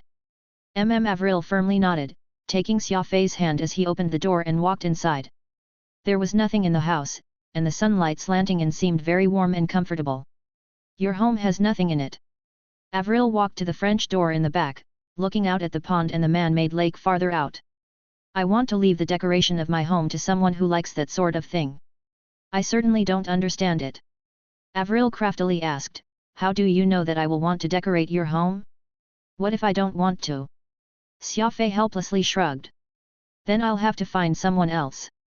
Annoying. Avril pouted. I don't permit you. You can't find anyone except for me. Xia Fei laughed and gave Avril a card. Those are your words, so I'll let you decorate our home. This is the pass card. Avril obediently nodded. Although this home was much cruder than her sunset villa, she still felt unbelievably blessed. Our home. Avril realized what was going on and immediately blushed. She softly whispered, Xia Fei, you're so naughty. A week went by. Avril spent every day busily, but happily, decorating her future home. She needed to select everything personally from the furniture to the towels.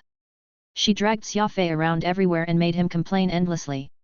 There were very few men in the world who liked going shopping, and Xia Fei was no exception. Of course, things were different with the girl he loved. The moving of Quantum Holdings headquarters was being handled by Andre and Charlie and there was no need for Xia Fei to be involved. After packing his luggage, Xia Fei said his goodbyes to Avril and started on his way to the location of the Brotherhood's trade carnival. Avril had long ago accepted the fact that Xia Fei could never stay in one place for long. She solemnly vowed that when he came back, it would be to a comfortable and refined home. Whoosh! The impaler flew through the starry skies, and Phantom excitedly said, a trade fair held by the Brotherhood only once every 3 years. I can't wait to see the Alliance's top-class weapons and equipment. Xia Fei smiled. The same for me. Chapter 333, Trouble at the Trade Fair. The Alliance is going to war. The military has decided to make their move on the Death Tri region. Xia Fei excitedly said as he clenched his fists. On screen, Thuram frowned. I say, Xia Fei, what are you thinking? The Alliance deciding to go to war against the Death Tri region isn't entirely a good thing. Though we also don't hope to see the Alliance splinter, wars will always result in large losses of life. Xia Fei lit a cigarette, his expression calm and unperturbed. Uncle, thank you for telling me this news. This is truly very important to me. The Alliance will go to war against the Death Tri region at some point. I just came back from there and saw for myself the awful conditions the locals live in. Since war is inevitable, if it starts earlier, it can end faster, and the locals can more quickly return to a normal life. Thuram sighed. You're right, but this is still a civil war. If it was the insectoids getting antsy again, I would be more than happy to deal with them. Xia Fei chuckled and asked, Uncle, how did you find out about this, and how many soldiers is the military planning to send?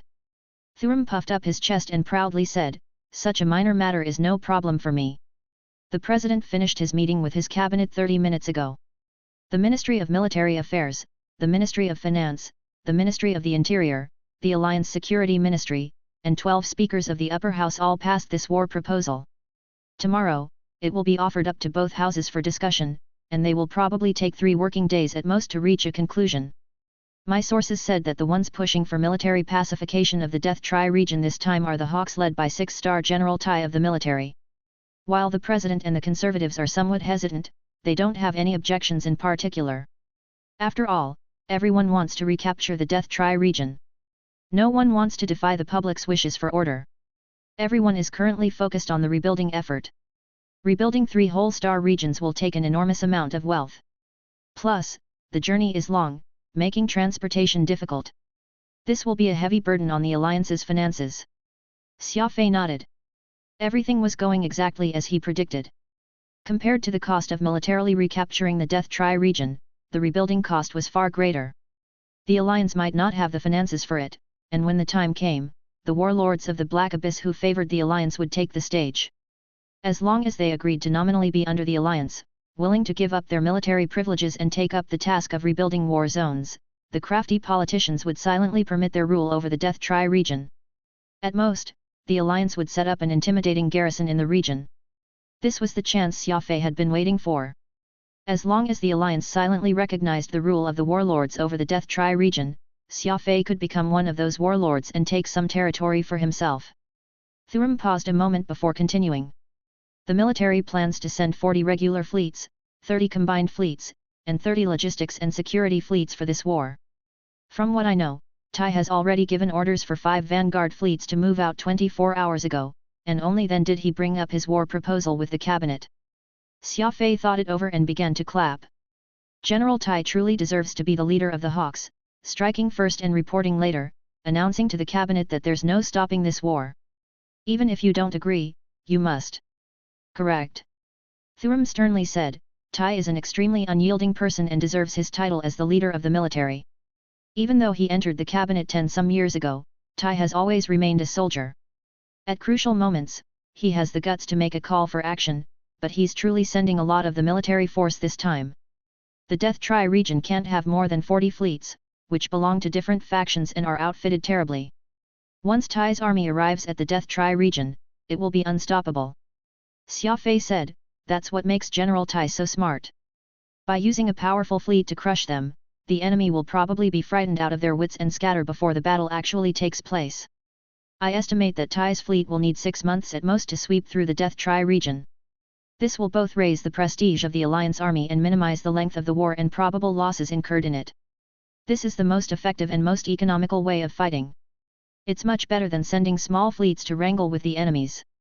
Thuram was enlightened, and he softly stroked the stubble on his chin with his right hand. True. This will minimize the losses to both the army and the locals. General Tai is both kind-hearted and decisive. By the way, do you know why he's in such a rush to strike? Xia Fei shook his head to indicate that he did not understand. Thuram laughed. Because of you.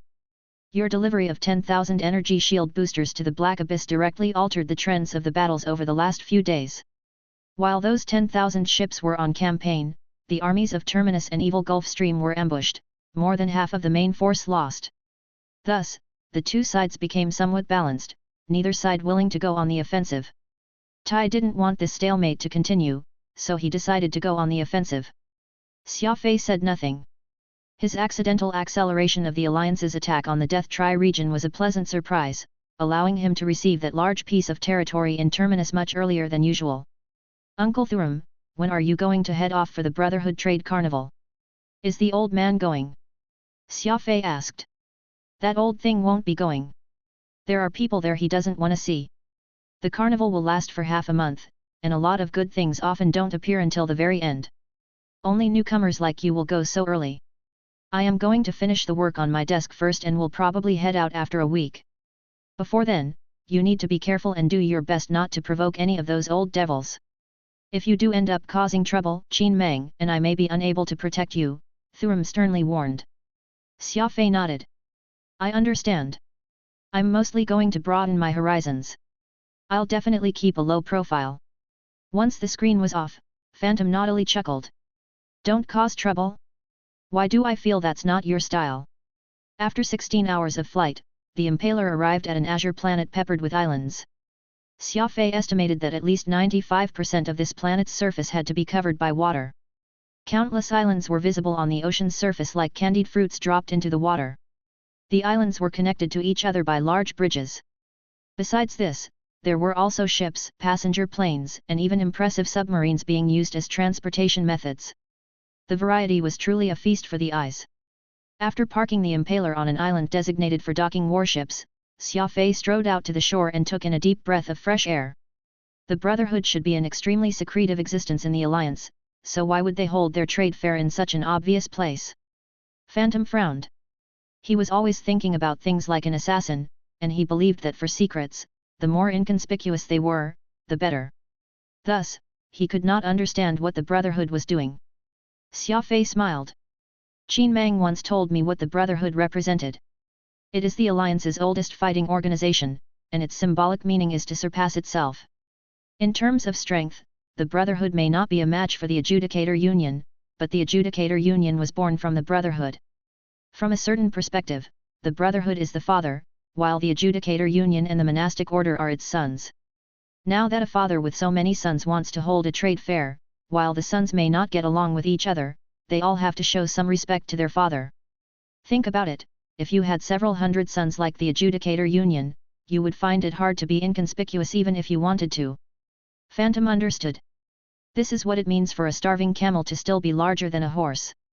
Whenever the Brotherhood wants to hold an event, the Adjudicator Union, the monastic order, and the other top organizations in the Alliance will all put out money and effort. For this half-month, they'll put aside their past grudges and temporarily get along. Getting these leviathans of the Alliance to get along in itself is a kind of miracle. Xia Fei nodded. That's exactly right. Plus, these sons who can't stand the sight of one another will also compete, in terms of the amount of money they put out and who have the better items on offer. That's how the Brotherhood's triennial trade carnival turns out like this. Xia Fei walked along the shore while exclaiming at the scale of the trade fair and the local scenery. The trade carnival would only officially start the day after tomorrow, but quite a few people had already arrived. Upon observing the crowd, Xia Fei realized that many of these early birds were young people from various fighting organizations. Just like him, they were very curious about the Brotherhood's trade carnival. It appeared that this was also their first time, but there were few real big shots. After all, the trade fair would go on for 15 days and grow livelier toward the end. The big bosses had a lot of work today in their offices, so they would only show their faces in the last few and critical days. Loud cursing came from the distance. Some 30 or so young men in two groups were in some sort of standoff. One side wore the badge of the Adjudicator Union while the other side bore the badge of the monastic order. Xia Fei pursed his lips. The disagreements between the two biggest fighting organizations in the Alliance had not been going on for just 1 or 2 days. For this sort of large-scale confrontation to happen right at the start was not a good omen. Who knew what sort of problems would crop up over the next 15 days? Members of the Adjudicator Union, you beat up my brother. How are you going to pay this debt? A stalwart and stocky young man helped up a fair-faced youth, who was bleeding from his nose, as he loudly barked. This kid slandered our Adjudicator Union. He deserved it. A young man, who was not that old but was already sporting a thick beard, stood up and firmly declared. Third brother, are they telling the truth? The stocky young man asked. The fair-faced youth held his nose as he angrily argued. Senior brother, there was nothing of the sort. I merely stated that it was the Adjudicator Union that chose the location of the carnival this year, and it seemed like they're worried others do not know how wealthy they are, so they had intentionally chosen an extravagant planet like this to show off. How's that any different from those ignorant scions? Studying the scene from the shadows, Xia Fei discovered that this young man's words seemed rather reasonable. The young men from the monastic order were all wearing ordinary training clothes with few decorations, very simple attires, indeed. Meanwhile, the Adjudicator Union members appeared much more liberal and casual. One youth with a sharp chin was even wearing a gleaming necklace of golden pearls, each one the size of a chicken egg. It was as if they were a bunch of good-for-nothing rich boys. This was the result of the traditions that these two large organizations observed. The Adjudicator Union had never despised wealth. In fact, it sought every possible method to create wealth, but the monastic order maintained a very low profile in the world, gathering capital by silently completing missions issued by their employers. You still dare to speak? I'll break your jaw. Our adjudicator union decided to rent this planet at all costs so that the carnival could go smoothly. It's one thing for your monastic order not to contribute, it's another for you guys to be so picky, angrily asked a young man wearing the extravagant uniform of an adjudicator. The stocky young man's brows furrowed as he sternly shot back. My junior brother spoke the truth, and there's nothing wrong about it. In addition, he's a member of our monastic order. Even if he really made a mistake, it'd be up to us to deal with, not you adjudicators. Neither side was backing down, and some of them were already rolling up their sleeves and preparing for battle. Xia Fei joined the rest of the crowd as a bystander, making no attempt to stop it. Which of these top fighting organizations of the alliance did not have quarrels with each other? Many of them saw this as a spectacle, wanting nothing more than for the adjudicators and monastics to start fighting. Xia Fei looked around and found the whole thing very suspicious. There should not have been any skimping on the security of a high-class event like this, and there should be a powerful peacekeeping force policing the place. However, these fellows had been arguing for quite some time, yet no one emerged to mediate. What was the reason for this? Brothers, charge! Someone shouted in the chaos, and the several dozen of the youths of these two large organizations rushed into a melee. At the start, they were still able to restrain themselves and not use their special abilities, relying on fists and feet, but there would always be wounds when fighting, and those hit could not help lashing out in rage and using their special abilities. Once the wound was torn open, there was no closing back up. Soon, lightning, stone, and icicles were flying around. Someone even let out a rhino-like exotic beast which charged freely about in the crowd. The spectating crowd moved to dodge. As for Xia Fei, a light tap of his foot and he moved around 20 paces away at once, after which, he folded his arms and evaluated the martial techniques of this group with Phantom. Anyone who could participate in the Brotherhood Trade Carnival had to be of some status in their respective organization, but this group of youths from the Adjudicator Union were truly too awful. While they talked big, when it came to the actual fight, they had barely any skills. Xia Fei could not help but frown.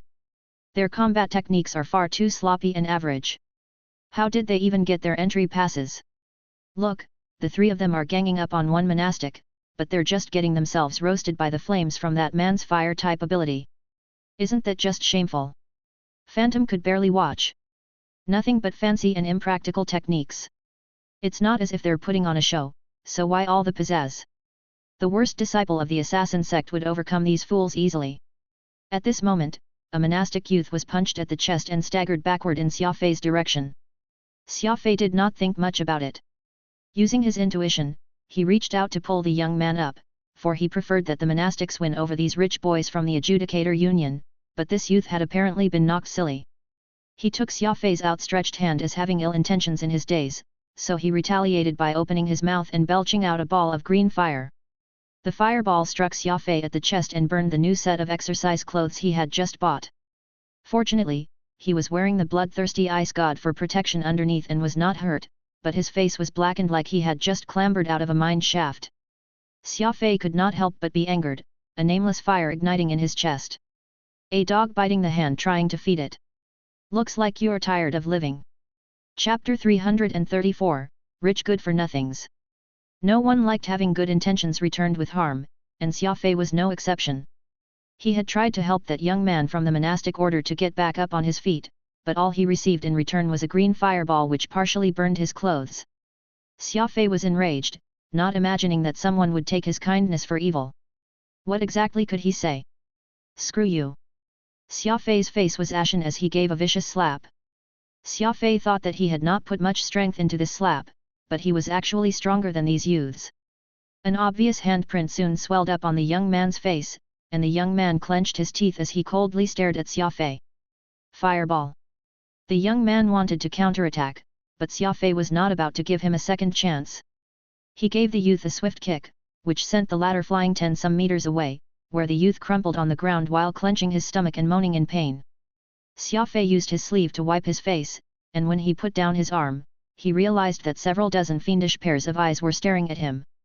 He hastily turned his head and saw that the rich good-for-nothings from the Adjudicator Union had already been beaten down, and they were all lying on the ground and painfully groaning. It was clear that the youths of the monastic order had taken Xia Fei as one of their enemies. "You're an adjudicator?"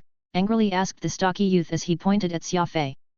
Xia Fei recalled what Thuram had told him.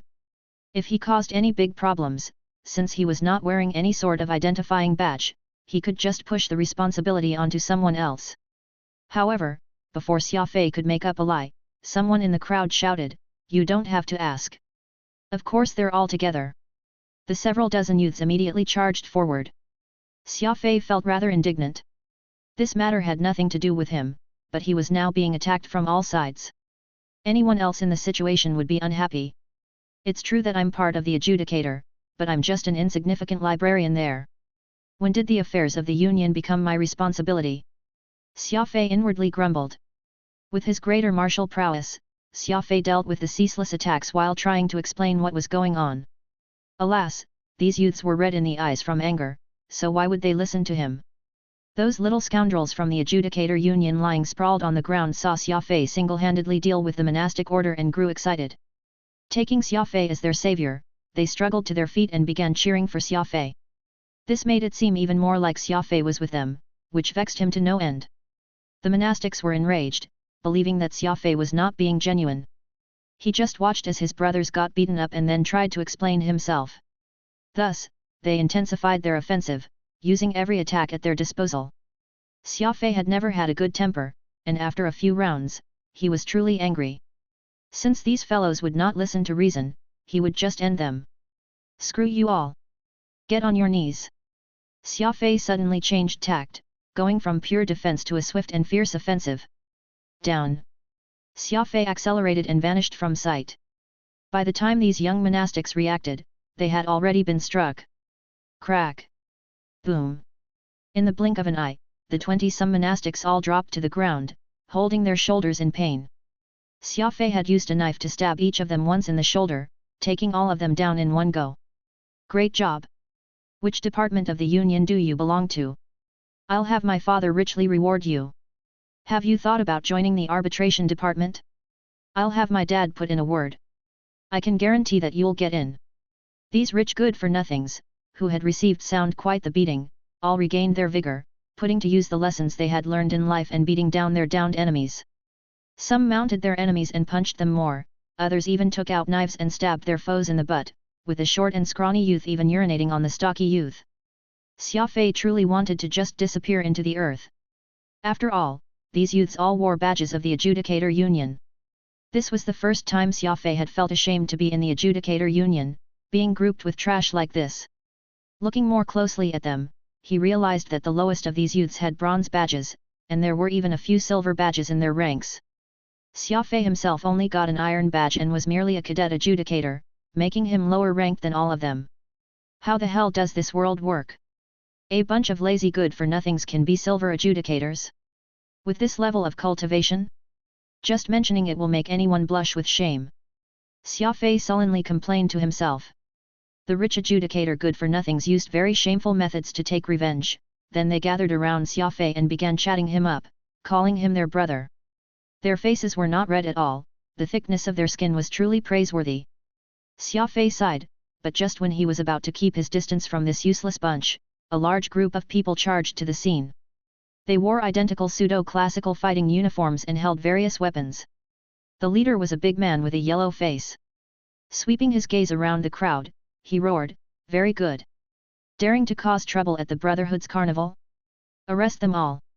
Xia Fei was once more sitting in a jail cell, but unlike his past experiences, he was innocent this time, at least far more innocent than at any other time before. What sort of world was this where one got jailed just for watching other people fight? It seems that it's been several months since you've last been jailed. From a probability perspective, it's about time you went back inside for a while. Phantom counted with his fingers as he spoke. Xia Fei rolled his eyes. You're not actually saying that it's just my fate to sit in a cell, are you? Phantom sternly nodded. I don't want to believe it, either, but that's reality. I advise that you accept it. In any case, it's not a big deal, just sitting around in a jail cell every once in a while. Xia Fei was speechless. If Phantom was not a spirit, he really would have given him a good kick or two. Lighting a cigarette, Xia Fei sullenly sat in a corner of the cell with a helpless look on his face. Meanwhile, the young adjudicator good-for-nothings did not seem to care much. They grouped together and excitedly talked about the fight earlier, spittle flying from their mouths. It was as if they had personally taken care of the monastics, completely forgetting that they had all been knocked to the ground and begged for their lives like dogs then. Big bro Xia Fei, you don't need to worry. Even if they arrest us, they have to let us out. We'll make them regret this for the rest of their lives. Daring to anger me? Those guys must be tired of living. After a short introduction, Xia Fei could be considered to have acquainted himself with this group of youths.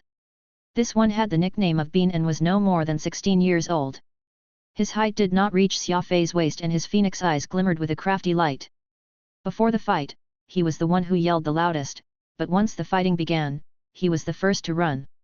If not for Xia Fei beating up those monastics, causing Bean to run back and try to beat down the defeated enemies, he would not even end up in jail. To not even ask who my dad is? Just watch.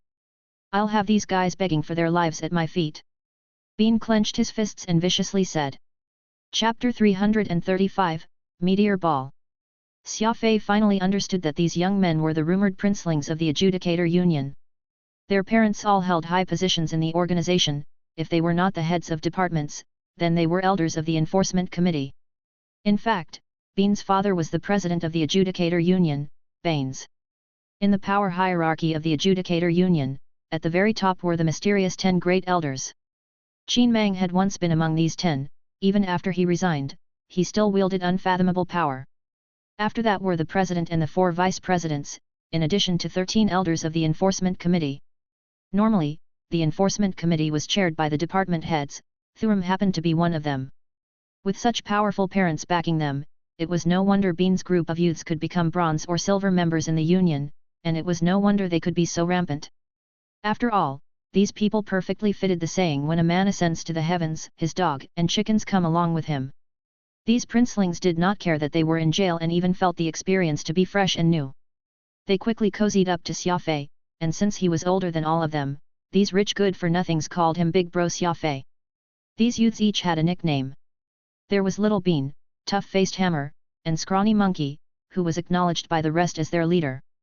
Bored, Monkey took out a box of pearls in various colors from his spatial ring and asked the rest, "Why don't we play a game with my meteor ball?" Big Bro Xia Fei, do you know how to play? These rich boys were right at the age where they loved playing around, so all of them agreed. Xia Fei shook his head. I don't know. How do you play that? I've never tried it before. It's very simple. These meteors are controlled by an intelligent system to move around within a certain range. You just need to catch them, Bean explained. Monkey threw the variously colored meteors in the box to the ground. The moment they landed, they expanded to about the size of a fist. Xia Fei presumed that they were outfitted with some sort of air compression function. Once activated, they would automatically fill themselves up with air.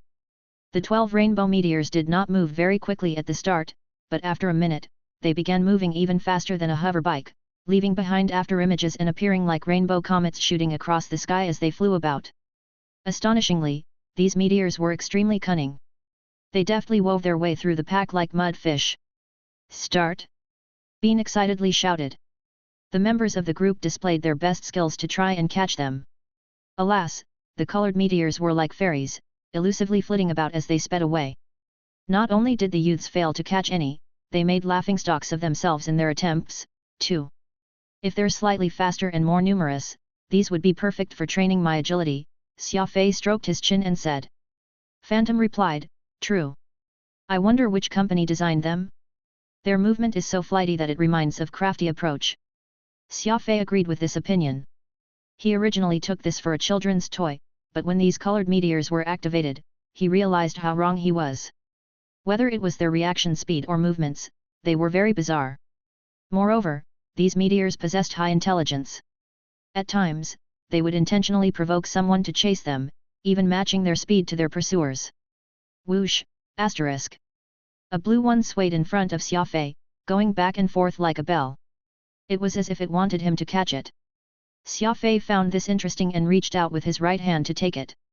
His speed was already at the intermediate stage of the Star River rank, and his hand moved as swiftly as lightning, yet the moment Xia Fei thought of taking the meteor, it rapidly flew away. Did it sense that I wanted to catch it? Xia Fei muttered in confusion. It was no wonder these rich scions were so happy. Xia Fei realized that this was not simply a game about catching colored balls. In this game, it required movement techniques, skills, and intelligence. There was only one method to find out the truth behind these colored meteors: personally practice with them. The 12 colored meteors were finally caught. Xia Fei alone had caught 10 of them, but this extremely exhausting game had even tired out Xia Fei a bit. Oddly, these colored balls seemed to be able to tell when these people were tired. Before everyone lost their patience, they suddenly slowed down and began moving around more clumsily. This seemed intentional. Bizarre movement techniques, incredible intelligence, greater agility than speed ability users. The meteor ball had left a deep impression on Xia Fei and had drawn his interest. "Monkey, where did you buy your meteor ball? I want to buy a set myself." Xia Fei lit a cigarette as he inquired. "You can't buy my meteor ball anywhere. My dad got it from some ancient ruins. During this trade fair, I plan to trade it for some fun things," Monkey replied. Xia Fei was speechless. A random item these youths took out was a precious relic of the ancient civilization. From this, one could see how well off their families were. "Big bro Xia Fei, what is that you're smoking?" Bean tilted his head and asked. "Can I try it?" Xia Fei swept a finger across his spatial ring, taking out 2 packs of hung tashan and throwing them over. All of the youths were curious and rushed to start smoking as Xia Fei had when he was in school. Alas, the cigarettes were too strong, and soon the room was filled with sounds of coughing. They threw down the cigarettes and indicated that they no longer wanted anything to do with them. "Monkey, since you plan to trade your meteor ball for something, why not trade with me?" Xia Fei asked. Monkey nodded. "All right, big bro Xia Fei. What sort of things do you have to trade?" Xia Fei thought it over and proceeded to take out the Black Life Seeker tri-dagger from his spatial ring. He then began to speak in an enigmatic tone. "Let me tell you that this thing isn't something you can get anywhere. In the Alliance is a mysterious sect of assassins. This sect has no name, nor do its disciples. They live in the darkness, ready at any time to take the heads of others." Xia Fei's ability to tell stories was the real deal. He described the assassin sect as the most enigmatic place in the world, and the Life Seeker tri-dagger was the item passed down by the sect masters through generations. In short, the story of the Life Seeker tri-dagger had been exaggerated to the utmost, the process of retrieving it as dangerous as it could be. It left the youth slack-jawed and wide-eyed, the more cowardly ones almost breaking into tears. As expected, once Monkey was done listening to the story, he quickly decided to trade with Xia Fei. Xia Fei frowned as if trading the Life Seeker tri-dagger for this legacy of an ancient civilization was a huge loss to him before he reluctantly agreed. "What nameless sect?" "The assassin sect has a name, all right." Phantom was somewhat angry. Xia Fei smiled. "If I didn't make the story more fantastical, how could I trade the Life Seeker tri-dagger for the meteor ball?" Phantom nodded. "While the Life Seeker tri-dagger is decent, this meteor ball is a precious relic of an ancient civilization. The assassin sect produces 9 Life Seeker tri-daggers every year for its disciples to use, but there may be only one set of the meteor ball. In short, you've made a huge profit from this trade." "The trade carnival," Xia Fei muttered to himself. "This could be considered a decent start. Maybe there will be more surprises over the next 15 days of the trade fair." Soon, people from the Adjudicator Union came to pick up the rich good-for-nothings, and Xia Fei boldly left with them. The guards did not say a word. It was clear that none of these princelings was someone who could be lightly provoked. Turning a blind eye to them was the wisest decision. As expected, Bean went over to the yellow-faced man and cursed him out. The man said nothing, only kept his head lowered, and accepted his unfortunate luck. Once they were out of the spaceport guard station, the group prepared to go and rest in the lounge. Bean invited Xia Fei to stay with them. After all that messing around, the youths had grown very close to him, and Xia Fei did not find anything wrong with accepting their invitation. Swallow Island was one of the several thousand islands of the planet, Thousand Islands. It was so named because of the large number of sea swallows nesting on its cliffs. All of the hotels on the planet had already been booked out by the rich and imperious Adjudicator Union, and guests only needed to show their passes to take a room. In other words, if one wanted, one could choose to stay on a different island for each day of the event. In Whitebird Hotel, Xia Fei took a shower in his room. Just when he was about to research the meteor ball, Bean knocked at his door. "Big bro Xia Fei, if not for you, we would have been bullied around by those monastics today. We brothers had a talk and decided that we wanted to invite you for a drink tonight. You must come." Bean boldly said. Xia Fei chuckled. There's no need for brothers to be so polite to one another. He had originally been planning to stay and eat something in the room, but Bean was stubbornly persistent. Xia Fei had no choice but to change his clothes and follow him to the dining room. The 20-some youths had taken the largest table in the dining room and were feasting away. Xia Fei glanced around and discovered two extremely familiar people by the window. Taking a closer look, he discovered that they were Li Mo and his father, Li Guan. Li Mo noticed Xia Fei and coldly snorted, turning aside his pale face. Tossing his fork onto the table, he lifted his wine cup and took 2 swigs. It was obvious that he was unwilling to stay under the same roof as Xia Fei. The sharp-eyed monkey saw this and whispered, "Who's that rascal? Why does it seem as if he doesn't like you?" Xia Fei casually replied, "That's the young master of planet conglomerate's Li family. He and I have had a few quarrels between us, but the past is the past." "Oh, so that's how it is." Monkey stroked his sharp chin, remembering Xia Fei's words. A dozen or so minutes later, Li Mo got up and went to the restroom. Monkey also stood up, went up to Bean and Hammer, and softly whispered into their ears. "Is that true?" Bean grunted, angrily slamming on the table. "Why would I lie?" Bean waved at the other rich boys and said, "Brothers, come with me to the restroom." Xia Fei was speechless, mentally remarking, "They're even going to the restroom together. Did the beating the monastics gave them during the day make them scared that they might be ambushed?" The 20-some youths stood up and swaggered over to the dining room's restroom. Chapter 336, Enhanced Crafty Approach. Li Mo's father, Li Guan, was still maintaining a considerable amount of restraint. He flashed a smile at Xia Fei. Xia Fei raised his wine glass and offered a light nod in return. "The Li family's father and son are constantly trying to get you killed, so why are you still being so polite to them?" Phantom was puzzled. Xia Fei did not feel that he had done anything wrong. "What's the point of being angry at them? It's not like I can kill him. What we need now is an opportunity, so before that happens, let them jump around a bit more these few days." Phantom saw a glint of coldness flashing across Xia Fei's eyes and knew that the latter really had the intention of killing the father-son duo. The Lis were ultimately the leading financiers in the Pan-Human Alliance, so it was hardly an easy matter trying to off them, which was why Xia Fei had been so patient, waiting for the right opportunity. Xia Fei was very courteous toward Li Mo in the restaurant, but those lads from the Adjudicator Union, with Bean taking the lead, were not as polite in the restroom. Just as Li Mo lifted his trousers after he was done with his business and was about to make his way back, he suddenly discovered that there were 20 or so teenagers under 20s who were staring at him with ill intent. He frowned. This was the restroom, so it was evident that something was amiss when there were so many people crowding inside the place but not peeing. No one should dare act brazenly since this is a carnival being hosted by the Brotherhood, Li Mo thought to himself. Just as he moved to exit the restroom, someone gave him a shove from behind all of a sudden. Li Mo stumbled over and he went plunging right toward a short man with small eyes, who sprawled down in front of him. This short man was of course the friend whom Xia Fei had just gotten to know, Bean. Li Mo had not even touched this stranger when he suddenly saw the latter lie down on the ground. "Damn! Brothers, this rascal is trying to murder me," Bean said shamelessly as he lay there on the ground. Li Mo struggled to get up to his feet, wondering to himself, "I was the one who fell down, so how did this become a murder attempt on you? Who knows which bastard it was that pushed me from behind too?" Pow! The short-tempered hammer sent an uppercut right to Li Mo's chin, knocking out 2 of his pearly whites as blood spurted out. "You dare try and beat up our brother? Brothers, let's cripple this man." Over 20 teenagers pounced upon Li Mo, not even leaving any room for discussion as they pinned him down to the ground and proceeded to rain a flurry of kicks and punches on him. "Come! Let's wake this rascal up, so he can better open his eyes and see who he's fighting," the skinny and tall monkey said sinisterly.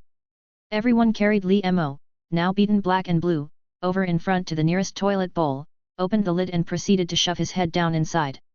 Bean was rubbing his chin treacherously as his finger went for the flush and gave it a light push.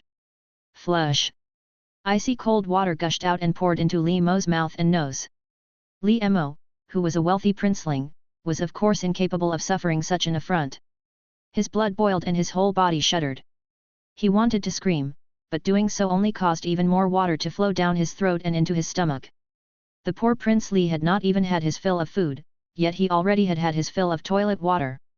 Bean cackled menacingly as he unzipped his trousers and brought his thing near Li Mo's head, ready to relieve himself. Sadly, a good moment passed yet nothing came out. Crap! I think I'm having stage fright, Bean said dejectedly. Let me do it. I'll help. I've already been holding it in for a long time myself. Relentless streams of piss flowed forth, and Li Mo could feel warmth spread from his scalp down. A strong ammonia smell filled his nostrils before he realized what was happening. He was so upset that he began crying, wailing like a pig being slaughtered. Hey, tag me in. Bean let forth his strongest flow, so much so that Li Mo nearly passed out from the fumes. Li Mo's howling and wails had attracted the attention of the restaurant staff, and seeing how bad news always spread the fastest, it did not take long for the restroom to be filled with people standing outside. Even Xia Fei curiously made his way over to find out what was going on. All he saw was Li Mo tortured to a state of abject misery, sprawled on the ground in a daze as he looked at the floor, not even making a sound. Son! Just what is going on here? Li Guan came rushing over in his shock as he went to hold his son in his arms. Someone pushed me. Someone pushed me, Li Mo mumbled repeatedly. This rascal tried to beat up my brother, and that's his outcome, loudly declared the big idiot Hammer for all to hear. Li Guan stood up with an overcast expression, looking as if he was about to teach this bunch of young masters a lesson personally. That was when someone stepped up beside Li Guan and whispered something to his ear. So you're the grandson of the Adjudicator Union's elder Mudo? Hammer nodded arrogantly. So. Li Mo's eyes scanned Bean and his pack. Even in his worst dreams he would not have guessed that these teenagers were all the sons and grandsons of the Adjudicator Union's upper echelon. He did some quick maths in his heart before steeling his expression. He picked his son up, beaten and humiliated to the point he had lost all senses, and actually walked away without turning back once. He casually glanced at Xia Fei right before he left, but he did not do anything else. That man must die. Xia Fei growled to himself, a slight tremble in his voice. Why? Phantom curiously asked. Because he's someone who can endure. Any man whose son has been shamed to such a degree in front of everyone will have exploded in a fit of rage, yet he himself held back from doing so. Such a man is very dangerous. Indeed, what Li Guan did isn't something any average human can accomplish. The flames of rage withheld inside him must be extremely intense, and I have no doubt that he isn't someone to be underestimated once it erupts. Throwing a glance at the retreating figure of Li Guan and Li Mo, Xia Fei said, he reminds me of a breed of dog back on Earth called the Tosa. They originated from Japan and won't bark or make any sound from birth. They'll slowly and quietly get near their enemies and bite them outrightly. Their jaws won't let go, unless they're killed. Returning to his room, Xia Fei could no longer hold himself back as he took out that meteor ball he had exchanged for today and played with it. The craftsmanship of the box was worthy of mention, and holding it in his hands, he could feel its weight and sturdiness. There were several buttons on its back, used respectively to start, stop, and adjust both its area and mode. There were two modes, first was a game, and second was professional. What Xia Fei had first tried today was the game mode. Xia Fei gave it some thought and pushed the button lightly with his finger, changing the mode to professional before starting the meteor ball. The professional mode did not seem to be more difficult. Xia Fei only used just a handful of minutes to catch all 12 meteors in hand. Why did it seem like it's become easier? Xia Fei muttered to himself. Just as he said this, the meteors in his hand suddenly flew up in the air once more, and it was faster in terms of its flight speed or its intelligent capacity to avoid capture than before. So the professional mode is a stage-by-stage increment, going from easy to difficult. Phantom excitedly stated. Xia Fei nodded. That does seem to be the case. I wonder what's the fastest these meteors can go. Whoosh! Exerting strength, Xia Fei used his dexterous body to pit himself against these balls. This time, it took him about 20 minutes to capture all the meteors completely. That was when the third stage of this professional mode activated. Xia Fei saw as the meteors flying in the air shrank in half their size, and their speed increased from before.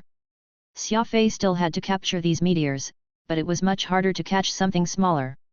This time, Xia Fei did not have an easy go, only capturing all 12 meteors after a long and hard struggle for 100 minutes. Though maintaining such high speeds over a long period left Xia Fei very tired, the new discovery of the meteor ball excited him so much that he went ahead and attempted the even harder stage 4. This time, the color of the meteors all turned black, shrinking in size by half again and doubling in speed. The difficulty of stage 4 was at least 4 times more than stage 3. I can't believe you're right. The meteor ball is indeed useful for training your physical agility. Unfortunately, while these meteors are extremely wily, there are just too few of them. If there were 30 of such constantly interfering with your vision at least, then that'd be called real training. Plus, this room is too small for you to train this way. Phantom's commentary reminded Xia Fei of that. He turned the meteor ball off and made his way to the beach by himself. This is big enough, right? Yup. Try and increase the area to 500 meters and give it a whirl. Whoosh. Once the area expanded, the difficulty of the meteor ball increased. Xia Fei had only trained inside his room earlier, so it was hard for the meteor ball to unleash its fullest potential. Now, these meteors were like wild horses that had become unbridled, madly galloping around Xia Fei. Great! Now, that's better. Xia Fei's eyes lit up as he leaped high in the air, chasing after a green meteor. Night turned into dawn, and Xia Fei kept playing with the meteor ball to train his agility. When the sun started to appear over the horizon, Xia Fei had finally managed to catch the last meteor ball in his hand. That was when a screen suddenly appeared out from the box, with words appearing across it, warm-up mode completed. Automatically activating primary mode. Ping! The 12's meteors suddenly split, and their numbers increased by several times. Xia Fei patiently counted them all. A total of 144 meteors. Phantom was thrilled. That's great! Since there are 144 meteor balls, the efficiency of your training will definitely increase. Plus, this is simply the primary mode. There's no telling what the advanced mode will be like. That monkey teenager has eyes but failed to see Taishan. This was clearly a great physical agility training system, yet he used it like a toy. If he knew the value of these meteors, how would I even be able to obtain it? Xia Fei chuckled. I'm so hungry, I'm gonna go grab a bite. We can later try how different it'll be to chase after over 100 of these meteors. Returning to his hotel, he happened to bump into Bean and his gang. They were looking for Xia Fei to play, but he found an excuse to reject their invitation politely. After having his fill of sustenance, Xia Fei took a shower and left his room. There were quite a number of people out on the beach during the day, so Xia Fei went south to a hill off the beaten track, ready to begin his training there. Xia Fei, I realized that your agility had improved quite a lot after last night's training with the meteor ball. First, give your crafty approach a go, Phantom suggested. Okay. Xia Fei calmly executed the assassin sex ultimate martial arts technique, crafty approach. Xia Fei discovered from just taking the first step that his footwork had become a lot more lithe and adroit than before. His body had also become way more flexible. Due to crafty approach requiring a high level of physical flexibility, Xia Fei originally needed to endure extreme pain whenever he used it. This was because all the inexplicable motions that the martial arts technique made him move were all highly irregular. Today, Xia Fei instead felt that there was this unprecedented sense of ease, and when he attempted all the hardest motions, not only did his movement range increase, the pain he used to feel was no longer that intense as before. Phantom witnessed this clearly from the sidelines, and he could hardly contain his excitement as he blurted out, Xia Fei, your technique has improved. Who would have thought that the meteor ball would be able to improve the flexibility of your body greatly? Oh, heavens! This is practically an enhanced crafty approach. Chapter 337, Trade Fair Day 1. The dark room did not even have a trace of light. Li Mo was seated in a chair, facing a blank wall. His eyes were lifeless, like an idiot who had succumbed to hysteria. To be frank, the young lord isn't experiencing any physical defects, his bodily functions are all working as per normal. It's only that he suffered from quite a mental trauma. I've tested his brain, and though he's sitting still, not moving an inch, with dull eyes, his brain is fluctuating wildly. What's strange is that these nerve commands are hidden deep into the recesses of his mind, unable to be vented. They're like floods, which won't be stopped merely from blocking them out. There needs to create a means to discharge them, for all his bottled-up anger to be directed outward. A bespectacled doctor explained with a grim expression from behind a transparent glass door. Li Guan was shocked. Dr. Lu, why would such a thing happen to young Mo? I recall that humans will often have the ability to regulate themselves. Shouldn't he have found some other ways to vent out whatever anger he's bottling up inside him? Dr. Lu shook his head. That is usually the case, similar to how a man who gets scolded by his boss will end up venting his frustration on his wife. It's also considered as a means to vent. However, such a method is hardly adequate, and there's no way to exhaust all the inner rage cleanly. Instead, it will only gradually accumulate over time. This is precisely the case for your noble son. With how he has no way of venting the emotions he's been feeling recently, and given his cowardly personality, that's how he ended up withdrawing into his mental prison, completely shutting himself off from the world due to his dissatisfaction with himself. Li Guan nodded. As a father, he knew very well what his son's personality was like, and his cowardly nature was as if he had no figurative backbone to speak of. Meanwhile, Li Mo had been feeling so stressed lately was all due to Xia Fei's existence, be it the Golden Finger Cup, Avril, or even last night's humiliation. Li Guan was convinced that Li Mo turning into an idiot now should all be credited into Xia Fei's account. Gritting his teeth, he cursed Xia Fei's name several times in his heart. Dr. Lu, you're the chief psychiatrist of the Alliance's psychiatry department. You must surely have a way to save my son's life, Li Guan pleaded. Dr. Lu furrowed his brows and sighed. I do have a way, except... Except what? Except it might completely change your son's personality. I have a drug, which has been banned for use in the Alliance, called demonic madness powder. After administering it, it can completely break down a human's inherent mental defenses, turning them into a primitive. As long as they experience any emotion, they'll need to vent it immediately, completely foregoing repression. As such, all the repressed anger that your noble son is feeling will be directed outward, though that can also cause him to have a change in personality, going crazy. He'll laugh whenever something happy happens to him but retaliates many times over if wronged. He'll gain a completely stubborn personality that refuses to admit defeat no matter what. It'd be fine if this were any other commoner, but because your Li family is one of the top financiers in the Alliance, the young lord would be completely unsuitable to take up the family business if he were to attain such a personality, or participate in anything close to negotiations. After all, there will be no way for him to hide what he's feeling. He'll be completely incapable of intrigue in any sense of the word. Worse will be the fact that the demonic madness powder has a high possibility of driving the user mad. A desperate sort of madness, even turning into a murderous fiend when the murderous intent inside them surges to its worst, which was how the drug got its name. Li Guan was hesitant. He paced back and forth in the corridor for quite a few rounds, his eyes laying on his now idiot son for a very long time. Li Guan slapped his thigh heavily.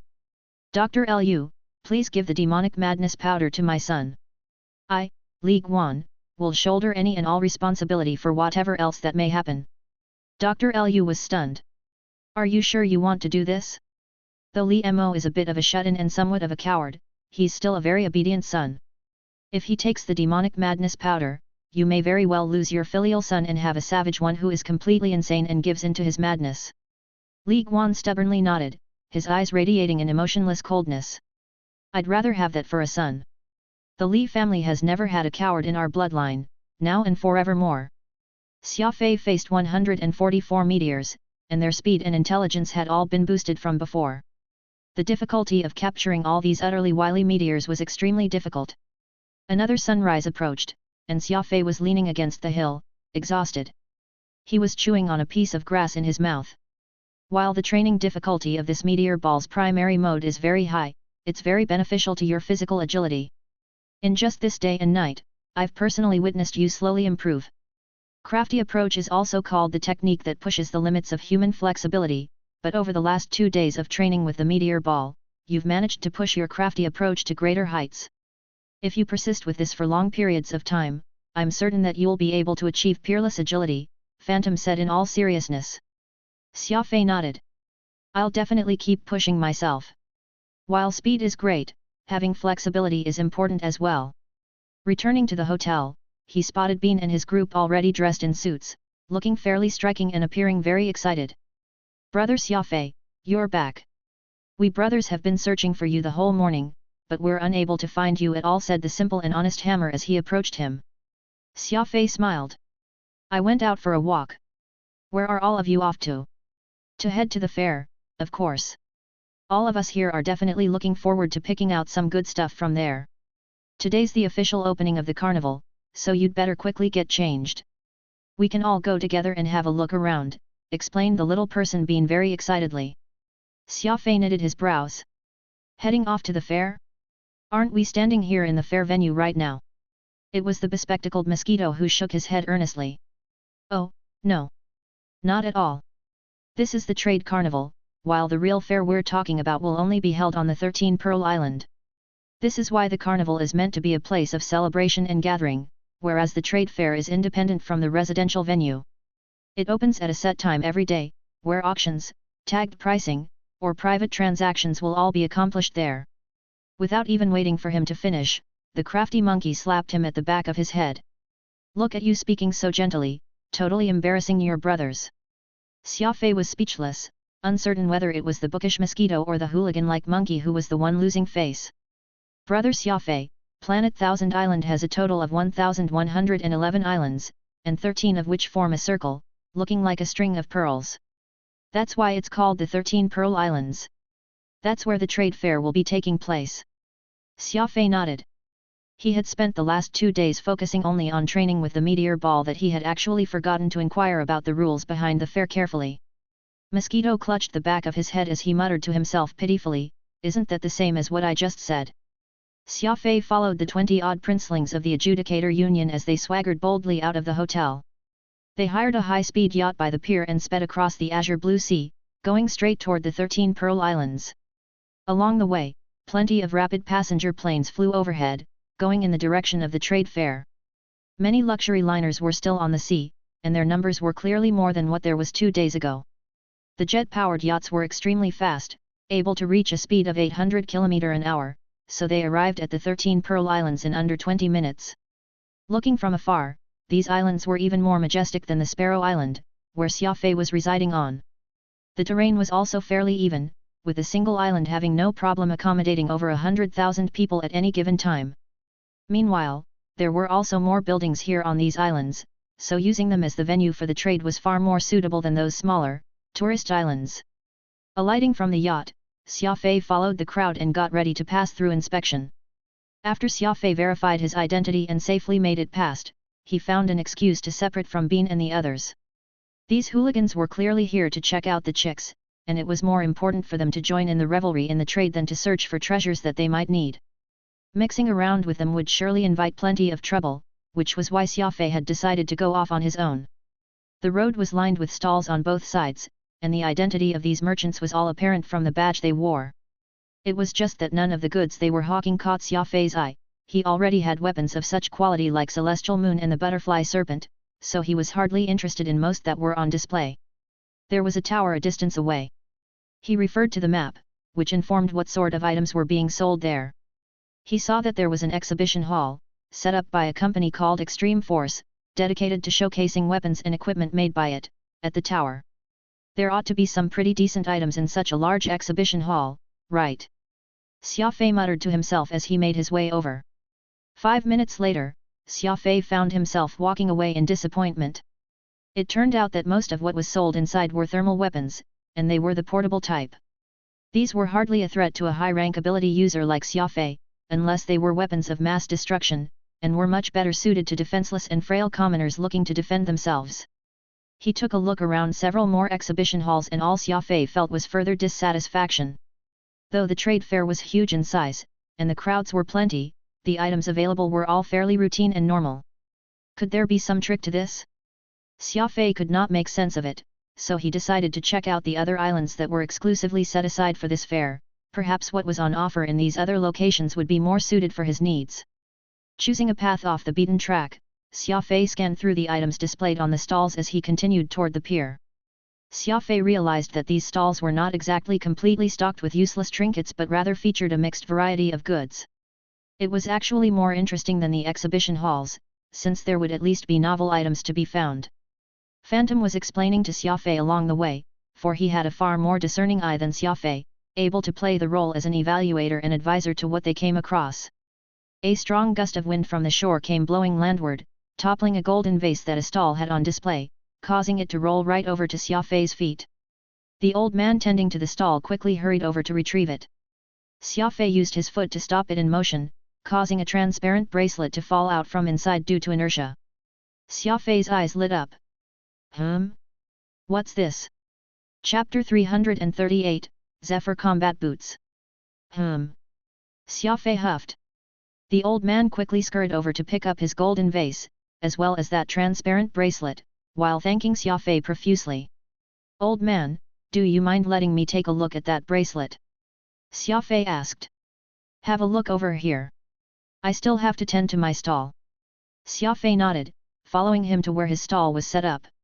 The old man handed the bracelet to Xia Fei and sat back down on his seat, wiping the sweat on his brow. Do you recognize this thing? Phantom curiously wondered. Xia Fei pointed at the bracelet's symbol and answered, No, I don't recognize the bracelet, but I do recognize this symbol. If I'm not mistaken, this ought to belong to a fairly decent equipment company from the ancient civilization, which specializes in the production of stealth products. Do you mean to tell me that this is a stealth bracelet made by the ancient civilization? Phantom gasped. Xia Fei examined the bracelet carefully, but he could not find any activation switch. It appeared to be a very normal accessory. Old man, how much for this bracelet? Xia Fei asked. The old man lifted his face, glanced at the bracelet Xia Fei was holding, and smiled. Young man, I won't lie to you, I don't really know anything about what you got there. That bracelet and vase are both what my father left for me. Now that I'm about to retire and since I have no child of my own, I plan to sell everything here and, afterward, find some place with a pristine scenery for me to live out my twilight years in peace. If you're fond of the bracelet, you can have it with this vase for a price of 8 million star coins. 8 million? That's very cheap. Phantom exclaimed. If that's truly a relic of the ancient civilization, it'll at least be worth 200 to 300 million star coins. We should buy it. Xia Fei smiled with a shake of his head and handed it back to the old man. You can keep it, old man. What, is it too expensive? Asked the old man curiously, surprised by his answer. Phantom was also chattering away, repeatedly mentioning how it was a worthwhile find and hoped that Xia Fei would immediately buy it. However, Xia Fei merely said, No, it's not about the price, but I simply don't want it. Leave such tricks to the amateurs. The old man laughed. You have a good eye, young man. Take it easy. Phantom was perplexed.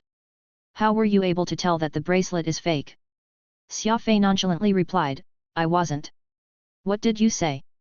Phantom's eyes were wide. Xia Fei chuckled. The old man's pupils suddenly contracted when he's telling his tale, and that's a trait of someone lying. Plus, while there's nothing wrong with the bracelet in question, the vase itself is suspicious. I've scrutinized it closely, and it appears to have been made with a metal similar to bronze, weighing at least 18 kilograms.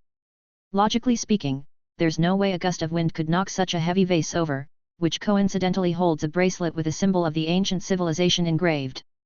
That's why I tried probing him a bit, and you yourself saw his response after. Xia Fei shrugged with ease. Phantom was speechless. It turned out that Xia Fei had only suspected it was a trick, and the old man ended up exposing himself. Looks like this emporium fair isn't as simple as I first thought. Even I nearly got fooled, Phantom mumbled to himself. Turning a corner down the road, they saw a young man, who was hardly even in his 20s, behind a stall. He had short hair and was dressed very simply. A very unfamiliar badge was pinned on his chest. He seemed to be very shy, having his stall set up next to a bush beside the road. His head was lowered and when Xia Fei laid his eyes on the young man, the latter actively averted his gaze. Most people hawking their goods would hope to have more patrons, yet this young man appeared to be very afraid of interacting with people, and it was evident that he was just a thin-skinned newbie. Xia Fei glanced over to see what items he had for sale and saw that they were mostly food, such as white dew and other miraculous fruits, to replenish energy. Xia Fei would often consume fruits like snake-eye berries and white dew, all of which helped replenish his physical strength and detoxify his body. He had recently used plenty of them, so Xia Fei made his way over and was prepared to refill his stock. That was when he noticed that the white dews that this young man had on display were crystal clear in color and even a size larger than the usual he had. His snake-eye berries were also plump to the point of ridiculousness. These are wild white dews and snake-eye berries. Phantom exclaimed. Ever since the technology to plant these miracle fruits artificially was discovered, it's become rare to find wild white dews, and given how fresh these fruits all look, I do believe that they were produced on a planet filled with universal energy and are of much better quality than the artificially planted variants. I wonder where he got these. Xia Fei nodded and asked the young man, how much for these? The young man turned to face Xia Fei and simply stated, they are priced at 300,000 star coins apiece. Same price for all. Yes, same for all. Xia Fei secretly giggled. If these were fruits that had been artificially cultivated, 300,000 star coins would be extremely expensive, but if they were natural and grown in the wild, that would be a different thing altogether, and the key here being that wild fruits might be unable to be bought even if someone had the money. How many do you have? Xia Fei very readily asked. I'll buy them all. This was the first day of the fair, and this young man had his stall set up in a secluded corner, which was why hardly anyone had visited it. If anyone who had an eye for such things were to see these fruits, it would most certainly set off a bidding war. That was why Xia Fei had decisively stepped up and bought out all his stocks. You want them all? The young man was elated, believing he had come across a wealthy buyer. Xia Fei nodded. Yes. Everything you got. The young man stood up as if he had just been assigned a task of utmost importance. A thin-skinned man like him was not suited to set up a stall by the roadside and hawk goods. No matter how upscale this road might be, he clearly considered selling his goods to be a very embarrassing situation, so now that Xia Fei was planning to buy all his goods in one go, he was beside himself with joy. I have 100 white dews and 100 snake-eye berries, with 20 purple silver figs included. I originally wanted to sell them over a few days, so I only brought out half my stock today. The rest are still back in the hotel. Xia Fei laughed. No worries. I'll follow you and retrieve them all. Sure. The young man nodded, and he quickly packed up his stall and headed to the pier with Xia Fei. What association are you part of? This is the first time I've seen someone with a badge like yours, Xia Fei casually asked. His badge had a stubborn dog-tail grass growing under 2 giant trees, and it looked very peculiar. I'm from the Nanming Association. We are a medicinal research association, which focuses on medicine gathering, and not some warrior organization. I heard my dad telling me that the ancestors of our Nanming were once from the Brotherhood, which is why though our association is small, we are still able to join the Brotherhood in all sorts of activities. Xia Fei mused. So I see. I wonder where you've gathered all these fruits of yours, the quality is top-notch, or else I wouldn't have agreed to buy them all with the high price. Phantom pouted. Xia Fei always enjoyed doing this, these fruits were clearly being sold for cheap, yet Xia Fei was still heaping praises, all to make the other party feel as if they had benefited greatly. I can't tell you that, but I can guarantee you that these fruits are all from legitimate sources, so you can rest at ease. Xia Fei got to know the young man on their trip, learning that his name was Sun Zhan. An association specializing in medicine gathering interested Xia Fei greatly. His speed ability had been stagnating at the Star River rank, and what Xia Fei needed was precisely such high-grade ingredients to rank up. Besides, even if there were no high-grade ingredients, being able to provide wild white dews and such fruits over a long time was helpful to Xia Fei as well. Is it possible for me to order the medicinal ingredients that I need for the long term as long as the quality is good and the price is fair? Of course, Xia Fei said. Sun Zhan shook his head, somewhat embarrassed. I'm afraid that's not possible. I won't lie, but we of the Nanming Association have always only gathered medicinal ingredients and brewed medicines. Few of us bother to practice martial arts, but my ability is a flame type called Blaze. It's a combat ability, and I can't accept not practicing martial arts with it. That is why I stole my father's pass and came here to join the Brotherhood's carnival. These medicinal ingredients that I have now are just what I accumulated daily. Much higher grade ingredients will have to go through the association's storage. This time, I'm just cashing out what I have in hand to buy some equipment that I sorely need.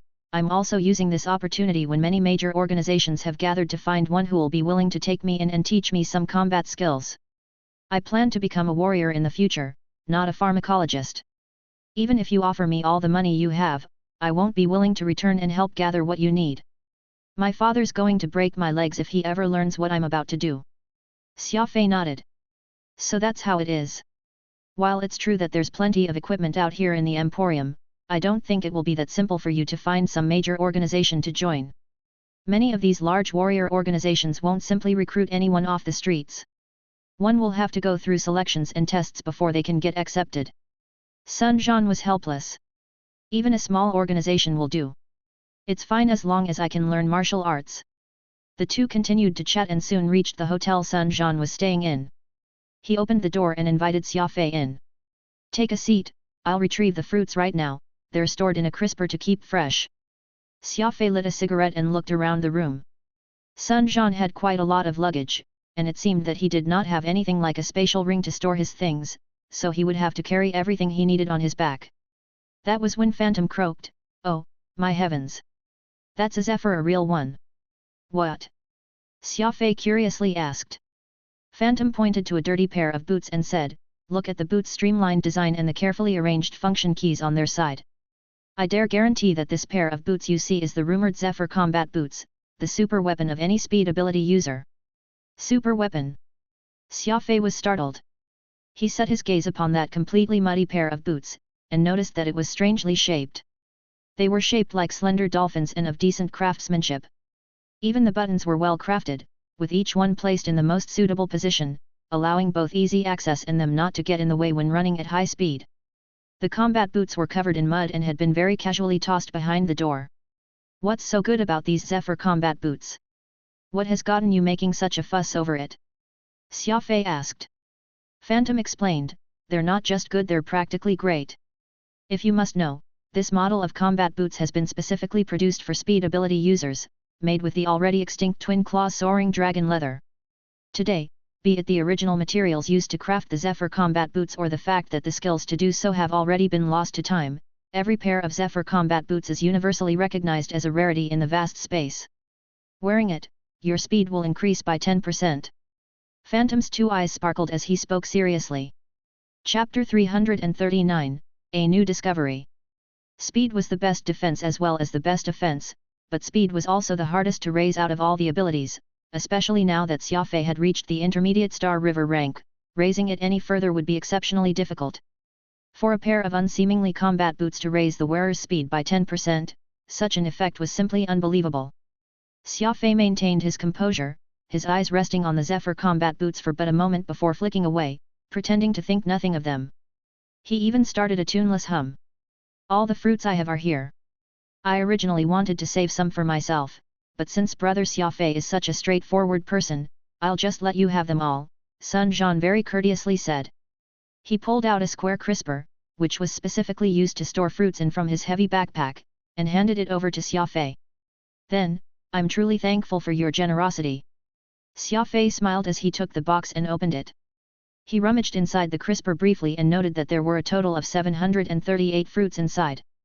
They were mostly white dews and snake-eye berries, with even a small potion of 100-year grapes, agarwood juniper berries, and other such fruits. All of these fruits were wild-grown, each one glistening with freshness and of varying price, but the true market value of each was most definitely above 300,000 star coins. There was nobody out there who would complain even if these perfectly stored fruits were twice their present price.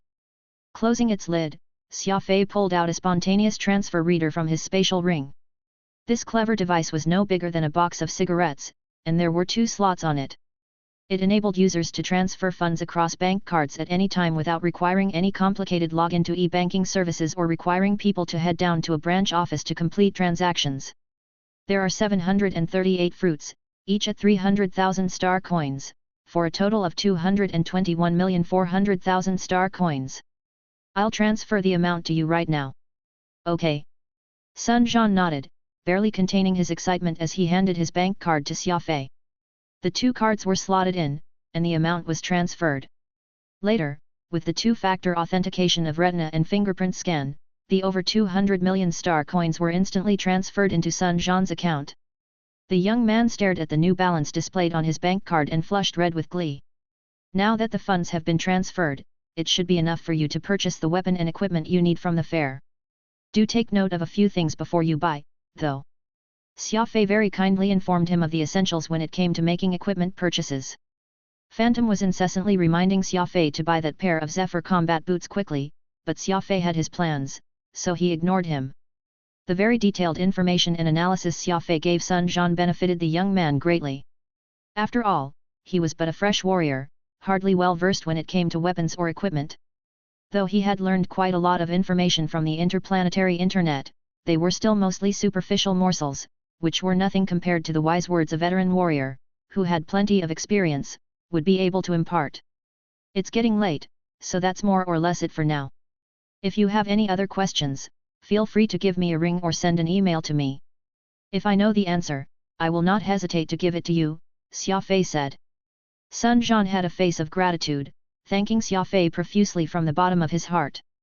Xia Fei stood up and made his way out to the door, when he suddenly heard a crack. The sole of the canvas sneakers Xia Fei was wearing had fallen off. Xia Fei sat down in a chair and frowned. He examined his exposed soles and sighed.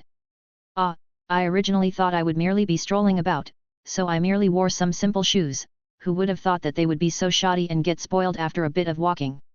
Sun Jian laughed. Brother Xia Fei, wait here for a bit. I'll head out and buy you a sturdier pair, though I have no idea what your size is. Xia Fei waved his hand dismissively. He looked around the room casually, and his eyes stopped at the muddy Zephyr combat boots. No need to go through all that trouble. That pair you've got there seems tough enough, so I'll just wear it back, instead. Sun Jian was slightly taken aback, but he soon chuckled. Sure. Though they look dirty, they're actually brand new. I'll just give them a quick wipe down first. Brand new. Xia Fei found it hard to believe. Then, why did they get so muddy? Sun quickly awkwardly answered, I was afraid that my father would pursue me when I made my escape, so I wore one on my foot and had another on my arm, making 2 different sets of tracks in the mud. I was rushing to Thousand Island immediately after, so I didn't have any time to give them a good clean.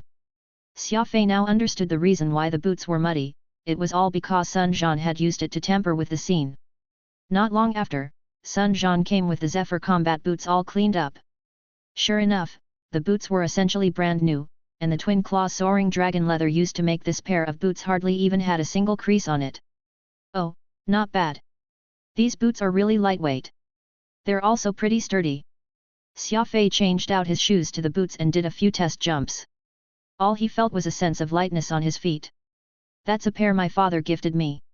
He said that I can use it when I grow up to gather herbs and the like at Cloud Valley, but now that I've decided to become a proper warrior, I naturally have no need for these boots, Sun Jian said somewhat wistfully. Xia Fei replied, you're not wrong. As a fire-type ability user, it's only natural for you to wear some combat boots that are more heat-resistant, but these boots suit me very well, so how much for them?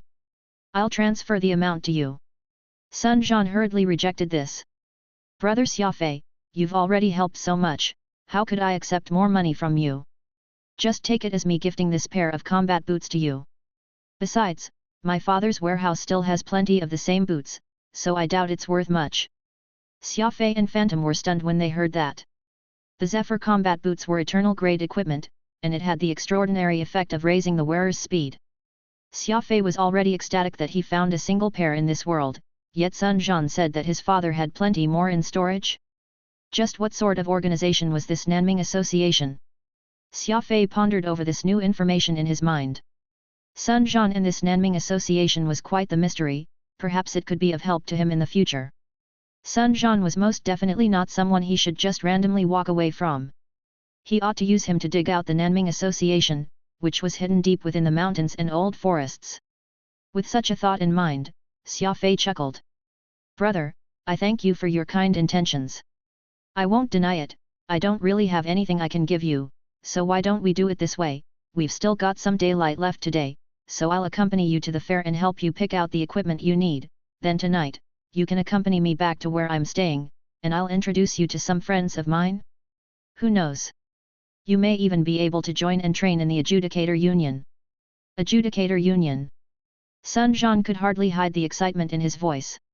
There was no one in the alliance that did not know just how powerful the Adjudicator Union was. Anyone who wished to join it would have an extremely tough time, but now that Xia Fei had offered to help introduce him, this was practically a gift from heaven.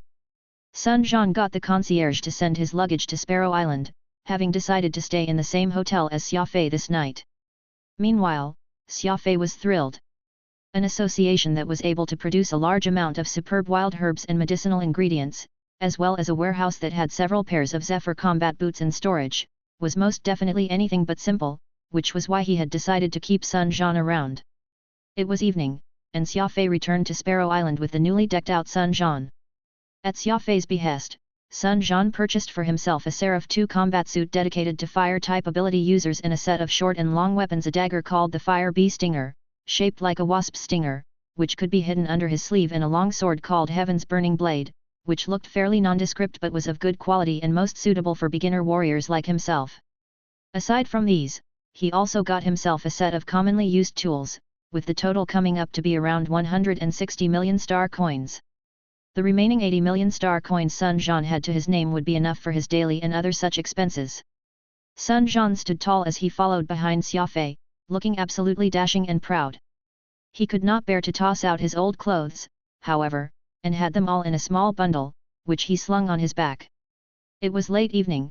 Bean and his gang had just returned to Sparrow Island, each of them happily displaying the new toys that they had bought for themselves from the trip.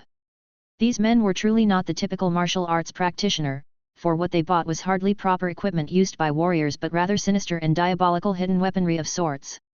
Mosquito had bought himself a secret manual about how to concoct antidotes, and that was considered the most useful out of the lot. Came night time, the lot gathered in the restaurant for a big meal. Xia Fei introduced Sun Jian to these lads. While they all had quite eccentric and willful personalities, these young teens all valued brotherhood greatly, welcoming Sun Jian with open arms. As the topic changed, Xia Fei sighed and began telling Sun Jian's story. Brothers, I'm not sure if you're aware, but little brother Sun Jian is in quite the pickle. The honest and simple Hammer furrowed his brows. What do you mean? Sun Jian is born from a family that refines drugs and medicines, but he has his heart set on practicing martial arts. This time, he ran away from home and joined the Brotherhood Carnival. Due to his family's strong opposition toward practicing martial arts, I'm afraid that he will be severely punished by his family if he doesn't return with some results to show for. Xia Fei had exaggerated Sun Jian's circumstances greatly, describing Sun Jian's father as an old traditionalist who despised the warrior profession, while making Sun Jian out to be a progressive young man who had his heart set on becoming a warrior. These hooligans were all the most famous warriors in the Adjudicator Union, so they of course highly respected the profession of a warrior. They detested people who spoke poorly of warriors, which was why Sun Jian's actions brought up rousing support from these gangsters. Brother Sun Jian, what plans do you have for your future? Hammer asked. Sun Jian sighed. I'll have to take things one step at a time. Ultimately, I came here without any kin or relation to speak of, so of course there's no way for these large organizations to take me in. All I can hope for is some small organization taking me in. I don't really care as long as I can become a warrior. That's no good. Bean waved his hand, pretending to be some knowledgeable veteran. Small warrior organizations don't have money or power to speak of, you'd only be crippling your future if you were to join them. Everyone sounded off in agreement, only to have Sun Jian asking, pale-faced. But I don't know anyone here. How could it be so easy for me to join a large organization? Everyone turned to Monkey, who was in the middle of polishing off a chicken wing. Monkey was abruptly shocked, but he soon sighed. You guys are so scary. Fine. I'll go give my old man a call. Monkey's father served as the department head of training of the Adjudicator Union, specifically in charge of picking out young talents. Unable to reject Monkey's smiling face, Sun Jian was instantly given the qualifications to join the Capital Ring's Adjudicator Union's training camp. Sun Jian was of course greatly indebted and felt even more grateful to Xia Fei for helping him make the introductions in the first place. The feast was over, and Sun Jian followed Xia Fei back to retire for the night. Along the way, Sun Jian quietly slipped something into Xia Fei's hands, thanking him loudly before leaving without turning his head back. What have you got there? Phantom crooked his head curiously and asked. Chapter 340, Surfacing from the Water. Xia Fei took the thing in his hand out and closely examined it. He saw that it was a rare white fruit, its body filled with rugged lines like brush strokes on a landscape painting. It looked like a porcelain craft, giving a very unreal feeling to anyone who laid eyes on it. The Emperor Camel Dragon Fruit. Phantom gasped. This is a priceless Emperor Camel Dragon Fruit. Emperor Camel Dragon Fruit, you say? Is it worth a lot? Phantom was speechless. You already have a net worth in the hundreds of millions, so why do you still keep defaulting toward money? This is a treasured exotic fruit that has long gone extinct, eating it will have the effect of reviving the dead, so how can it be bought with money?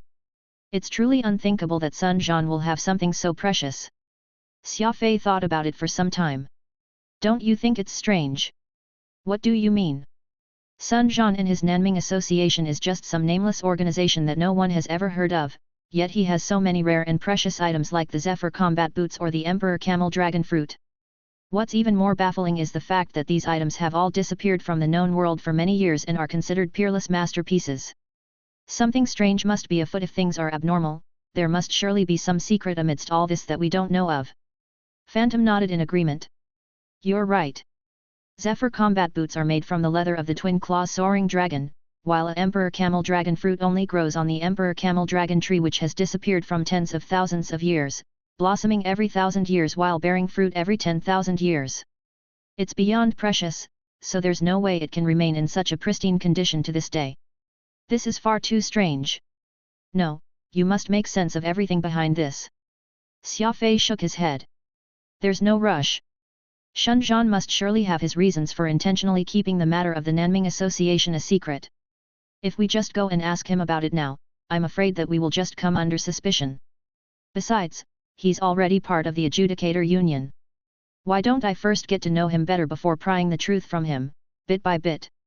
You're really patient. Phantom shrugged. Xia Fei laughed. An anxious heart will never be able to eat hot tofu, this is an unchanging truth. The next few days of the carnival were relatively peaceful. Xia Fei had managed to obtain plenty of decent items, but they were still far from what he hoped to obtain. Xia Fei learned from asking around that the real climax of the carnival would be the final 7 days. There was a series of auctions occurring in those 7 days, which would have the really good stuff that was hard to put a price tag on, and that was why such goods would be auctioned to be won by the highest bidder. This had always been the rule of the carnival. The first 7 days would be the run-of-the-mill items, while the final 7 would witness a bloody monetary massacre, a fierce competition over rare treasures, with the last day reserved for the climax of the climax. The organizers of this carnival would select the most valuable, precious, and luxurious item among all the lots put for auction on the 15th day, while also picking out the king bidder for this carnival. Though Xia Fei was not normally the sort to be extravagant and wasteful, he was more than willing to compete at all cost if he came across equipment which could be very useful to him. Furball had been sleeping in Xia Fei's bosom this whole time. After learning from his lesson the last time, Xia Fei had decided to reduce its intake of the purple heart of spirit, letting it absorb the clone energy ball he made every few days or so. He had no wish of letting Furball become some cunning and treacherous exotic beast. If that was the case, what use would the beast be even if it was high grade? Every day, Xia Fei would spend his morning taking a trip around the 13 Pearl Islands, hoping to find what he needed, making his way back to his hotel when afternoon arrived and training until dawn. Of course, he still called Avril every day, chatting and emotionally connecting with her. The new house had already been completely decorated, and Avril was very confident with her taste, promising Xia Fei that he would definitely be satisfied. Xia Fei said, "With you by my side, I'd be satisfied even if we were to live in a shack. I'd suffer from insomnia even if I were staying in the most luxurious castle without you." Avril blushed red, lowering her head, not saying a word. In the blink of an eye, it was the 5th day of the carnival, and it was getting closer and closer to the auction. After dinner, Xia Fei went out by himself to train. The location for his meteor ball training had already changed from the mountainside to the forest. With countless trees serving as natural barriers, Xia Fei's training got even harder. In 5 days, Xia Fei completed the first stage of the meteor ball primary training mode, with the size of the meteors reducing some more, making them even harder to catch. Limbering up his body, Xia Fei prepared to first carry out a round of crafty approach before he started on his meteor ball. He then cultivated his beast spirit codex. Completing the round from the beginning to the closing action at one go, Phantom could not help but cheer heartily. Training with the meteor balls is truly wonderful. I'm afraid that no one in the assassin sect will have the physical agility that you possess now. Xia Fei nodded. Speaking of the assassin sect, there's yet to be anything from them. They have me as their envoy, yet they haven't assigned me any work. Is that normal? Phantom responded, there's nothing strange about that. Besides, Grand Elder Shadowless only wanted you to take up the position in name.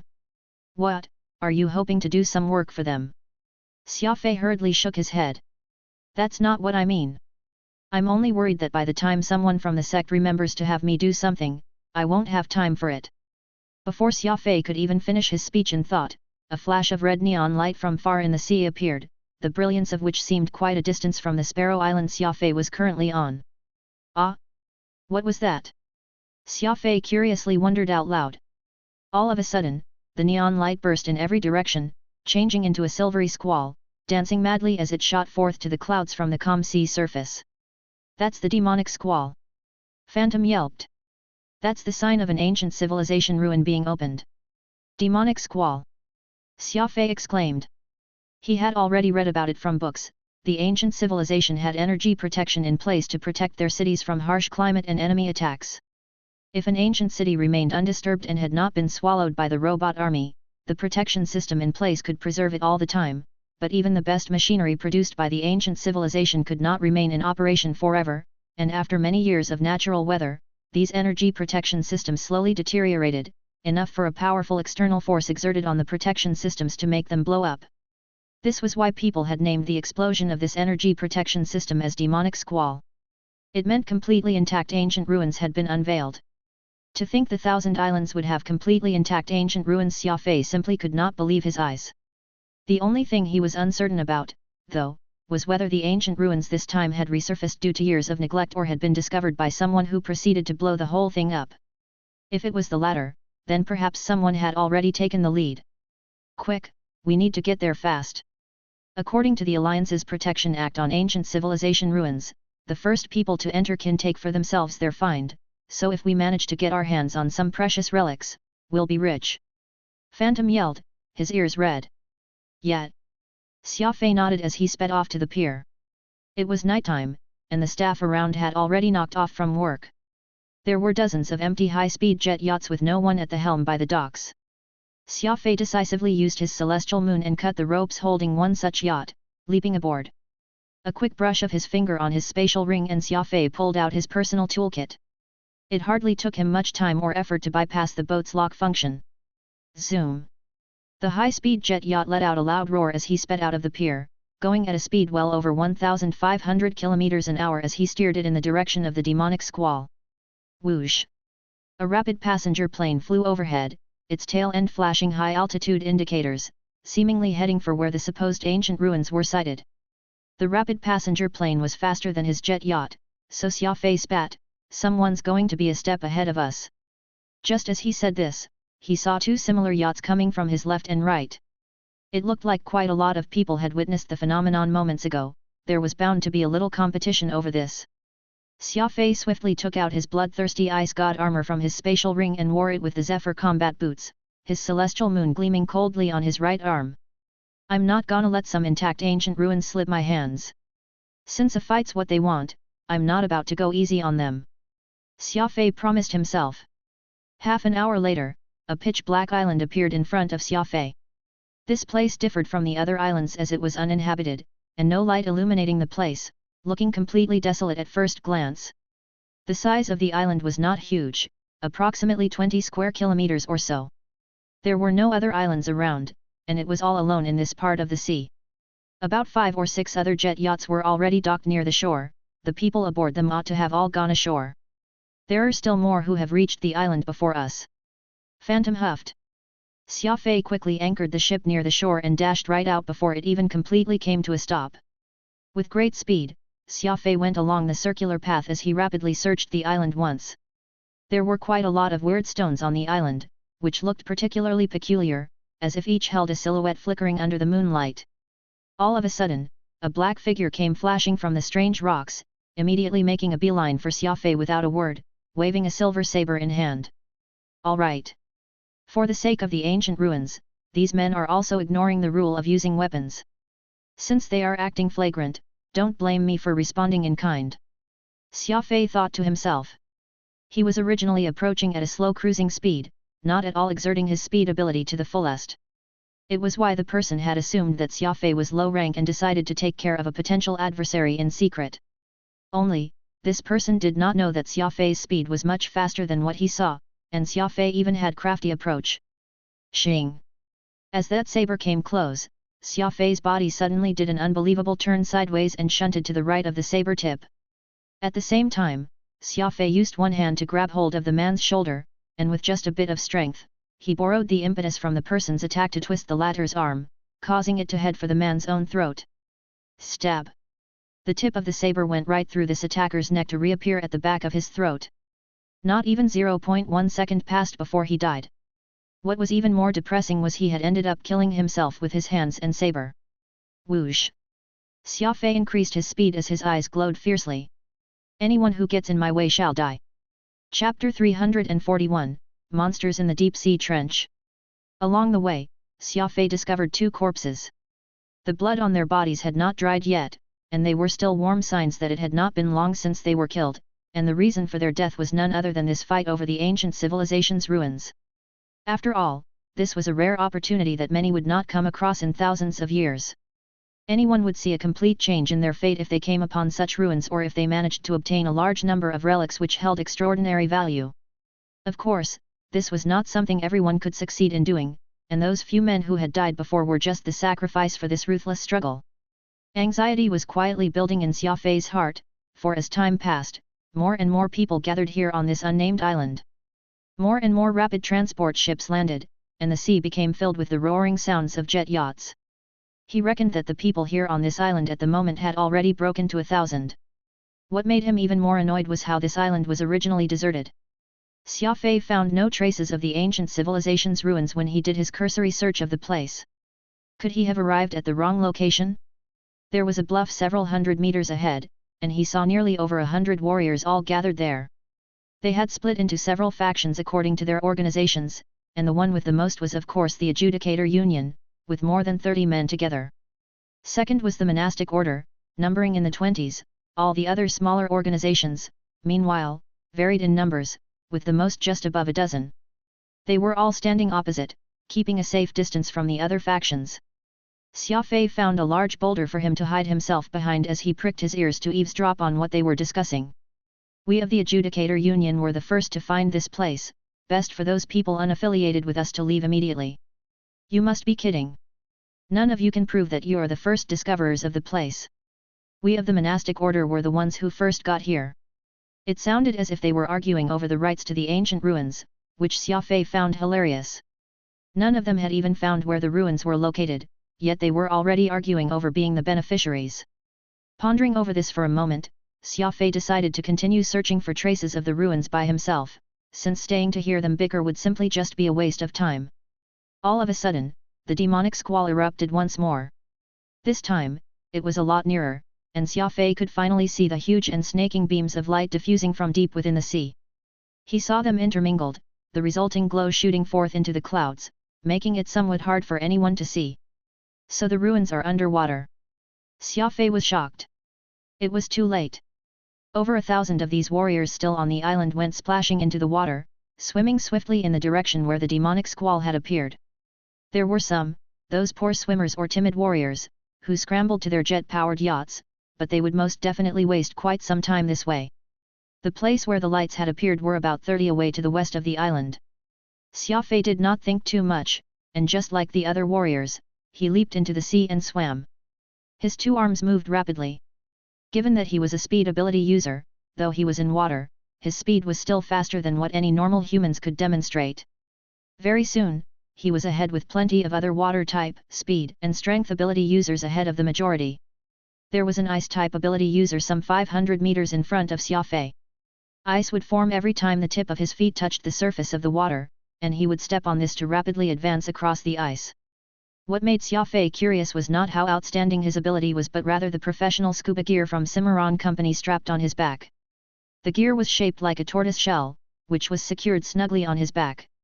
It had 2 water jet engines to provide the user with propulsion, and 4 pressurized oxygen tanks enough for the user to remain underwater for 6 to 9 hours, allowing for extended periods of diving.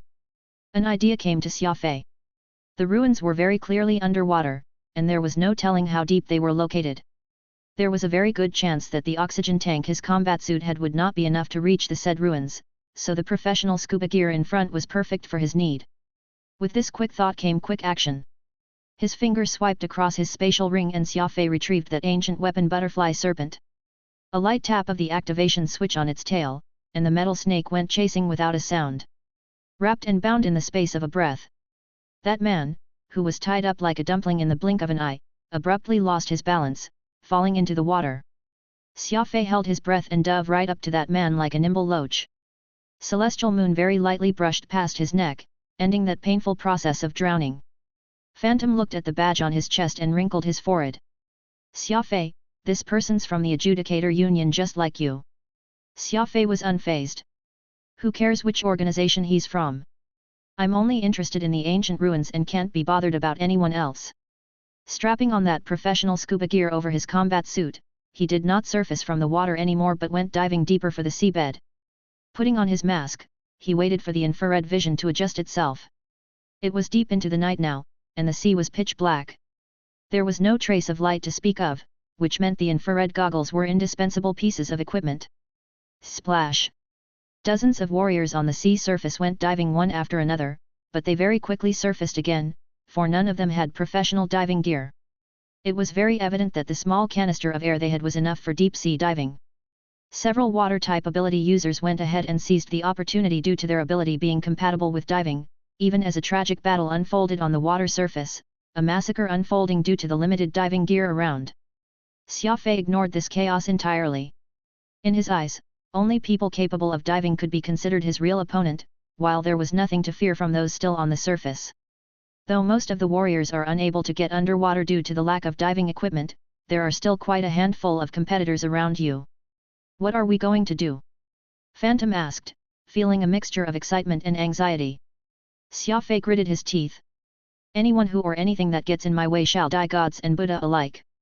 Xia Fei could finally make out the outline of the seabed, and it looked like there was a slope ahead, about 3,000 meters below sea level. Sand and rocks filled the seabed, with plenty of unknown fishes swimming about. Xia Fei held onto Butterfly Serpent, relying on the cover from the seaweeds and coral to close in on a water-type ability user. He created a huge air bubble in the water and controlled this bubble as he rapidly made his way forward. Just like before, he first released Butterfly Serpent and trapped the target before using Celestial Moon to finish him off without a hint of hesitation. Faced against the temptation of the ancient ruins, Xia Fei finally began killing indiscriminately, no longer having any reservations. Very soon, the sea was enveloped in thick blood. Many bloodthirsty sharks came swimming over from afar, baring their rows of razor-sharp teeth as they came surging toward the people in a frenzy. Swoosh! A large spotted shark, like a small bulldozer that was going at great speed and force, came charging at Xia Fei from the side. Celestial Moon swiped past as it left a trail of air bubbles, accurately slicing the shark's brain, rendering it into two pieces from the middle. A lot of blood spurted forth as the surface of the sea turned into a bloody slaughter. It was impossible to differentiate the blood that came from humans and sharks. Xia Fei was mad from the killing. As long as there was anyone or anything within the range of attack, man or shark, they would all be unable to escape his hands. Men and sharks alike were being slain left and right. After the short frenzy passed, the warriors who were still on the surface also managed to get their hands on plenty of diving gear. All of them dove down and followed right behind Xia Fei's trail. Unfortunately, the vast amount of blood spilled had attracted even more sharks, and as the humans around were also ready to kill one another, the area of the massacre slowly expanded, even as the color of the sea water gradually turned redder. There were bits of flesh and body parts floating about, looking like purgatory in the mortal realm. By the time the butchering behind him got busy, Xia Fei had already managed to kill his way down to a deep-sea trench. This deep-sea trench cut across the continental shelf. It was dozens of kilometers wide, while its depth and length trench was impossible to measure. Phantom poked his head out and took a glimpse at that trench which he could not make the bottom of and spat, "Oh, my God! Just how deep does this go?" Xia Fei shook his head, a solemn expression etched on his face. Such a seemingly bottomless trench meant that it would be extremely difficult for him to dive and explore it on his own. Besides, there was no way he was certain that the ancient ruins would be in that trench. Bloodthirsty Ice God armor was a decent combat suit, able to help Xia Fei withstand the underwater pressure, but the pressure resistance it provided had limits, too. He would not have any problem if this deep-sea trench had depths of 10,000 meters, but what if it was 100,000 or even a million? Xia Fei could vaguely make out a feeble light coming from deep within the trench, looking to be a searchlight from a set of diving gear. It seemed that there were people who had ventured into the depths a step ahead of Xia Fei. "There's no time to waste contemplating this further, let's just go down," Xia Fei said with a determined look. Before Xia Fei could even finish his thought, a strong beam of light suddenly shot forth from deep within the trench. "The demonic squall is really from inside that deep-sea trench," Phantom excitedly declared. That burst of light was accompanied by a huge current. It was as if a high-pressure faucet had blasted from the depths of the earth, rushing right to the surface. Xia Fei buried both his feet deep into the muddy sand on the seabed to prevent himself from being carried off by the strong current. A glaring light even brighter than a midday sun shone, as the huge current tore the rocks all around Xia Fei. He crossed both his arms in front of him, doing his best to endure the deluge. After a moment, when the light faded slightly, Xia Fei tried to look down at the trench before all the light dissipated, and what he laid his eyes on frightened him to the core. Deep in that seemingly bottomless trench were monsters which had been growing for who knew how long. They had a soft body like water snakes and teeth even sharper than sharks. They populated the two walls of that deep-sea trench, where they had dug themselves round caves and made this part of the sea their home. Swoosh! The warrior who had dived ahead of Xia Fei got eaten alive by such monsters, fresh blood instantly diffusing out and about. These monsters, which had swallowed the warrior, immediately shrank back into their cave after the meal, leaving just their heads poking out, their pairs of golden eyes gleaming viciously. Perhaps one such monster would not be considered much of a threat, but in fact, there was one such monster every few meters on both sides of this abyss, so many that they were innumerable. Chapter 342, Inconspicuous Ruins. Every few meters was one such monster on both sides of this abyss-like trench, so many that their numbers were uncountable. With still an army of men behind him, more and more warriors managed to kill their way out of the shark's encirclement and hurried to where Xia Fei was at. Gritting his teeth, Xia Fei directed himself down toward the trench. He was floating downward, and it was due to the heavy bloodthirsty ice god that Xia Fei could sink down the trench faster. Xia Fei, this could be a mutant variant of eels. Look at the yellow diamond patterns on their bodies, even their fins resemble that of the eels. It's just that their heads are really too big, probably over 20 meters long. The underwater environment is their territory. What do you plan to do? Phantom asked. Xia Fei remarked, what else can I do? Charge at them, of course. With that, Xia Fei exercised breath control as he made his approach. The technique was able to suppress his presence on land, and in doing so, beasts and humans alike would be unable to detect him, though he was quite uncertain if it would still work while underwater. When he was about to reach the edge of this school of eels, Xia Fei sped up, with Celestial Moon gripped tightly in his right hand, ready to attack if the situation called for it. These extra-large eels did not seem to react to Xia Fei's appearance. Their heads were tucked in their respective caves, ready to shoot out and chomp on their prey. All they sensed from Xia Fei was a flowing water current, which was not at all tempting to these eels, so not one of them glanced over at him even once as he slipped right past them. Xia Fei could not help but feel his heart beat in trepidation. After all, willingly entering this nest of eels, which numbered in the tens of thousands, was hardly a laughing matter. The agility and speed that these eels demonstrated deep underwater was by no means something Xia Fei could beat even if he completely unleashed his speed ability. There really was no telling that he would be able to escape if they gave pursuit. The warriors who were closing in behind Xia Fei were not as fortunate. The moment they entered the abyss-like trench, they were turned into eel food. It would often be a single man who was torn apart by over 100 of these eels in the blink of an eye, leaving not even his bones behind. Several of the powerful warriors did their best to put up a fight, managing to kill hundreds of the eels, but that was still far from enough, for there did not seem to be an end to the large eels which were all around them. It was as if they had all formed into large schools which tore away at their prey with great fervor. Phantom could feel his heart shuddering as he watched the sea water above them slowly be dyed in red. It's a good thing that breath control could shield your aura and presence from them, otherwise you might very well end up just like them. Xia Fei nodded, speeding up his descent to the bottom of this water abyss. Over time, the warriors, who had gathered above the trench, realized just how terrifying the school of eels was, and those who were a bit bolder buoyed by the trench as they discussed potential solutions to get past the monsters, while the more timid ones slowly backed up to the surface of the sea. Time was money. Xia Fei began to use his quickest speed possible the moment he got away from the densest concentration of eels, fanning out his celestial moon to create a protective cordon around him.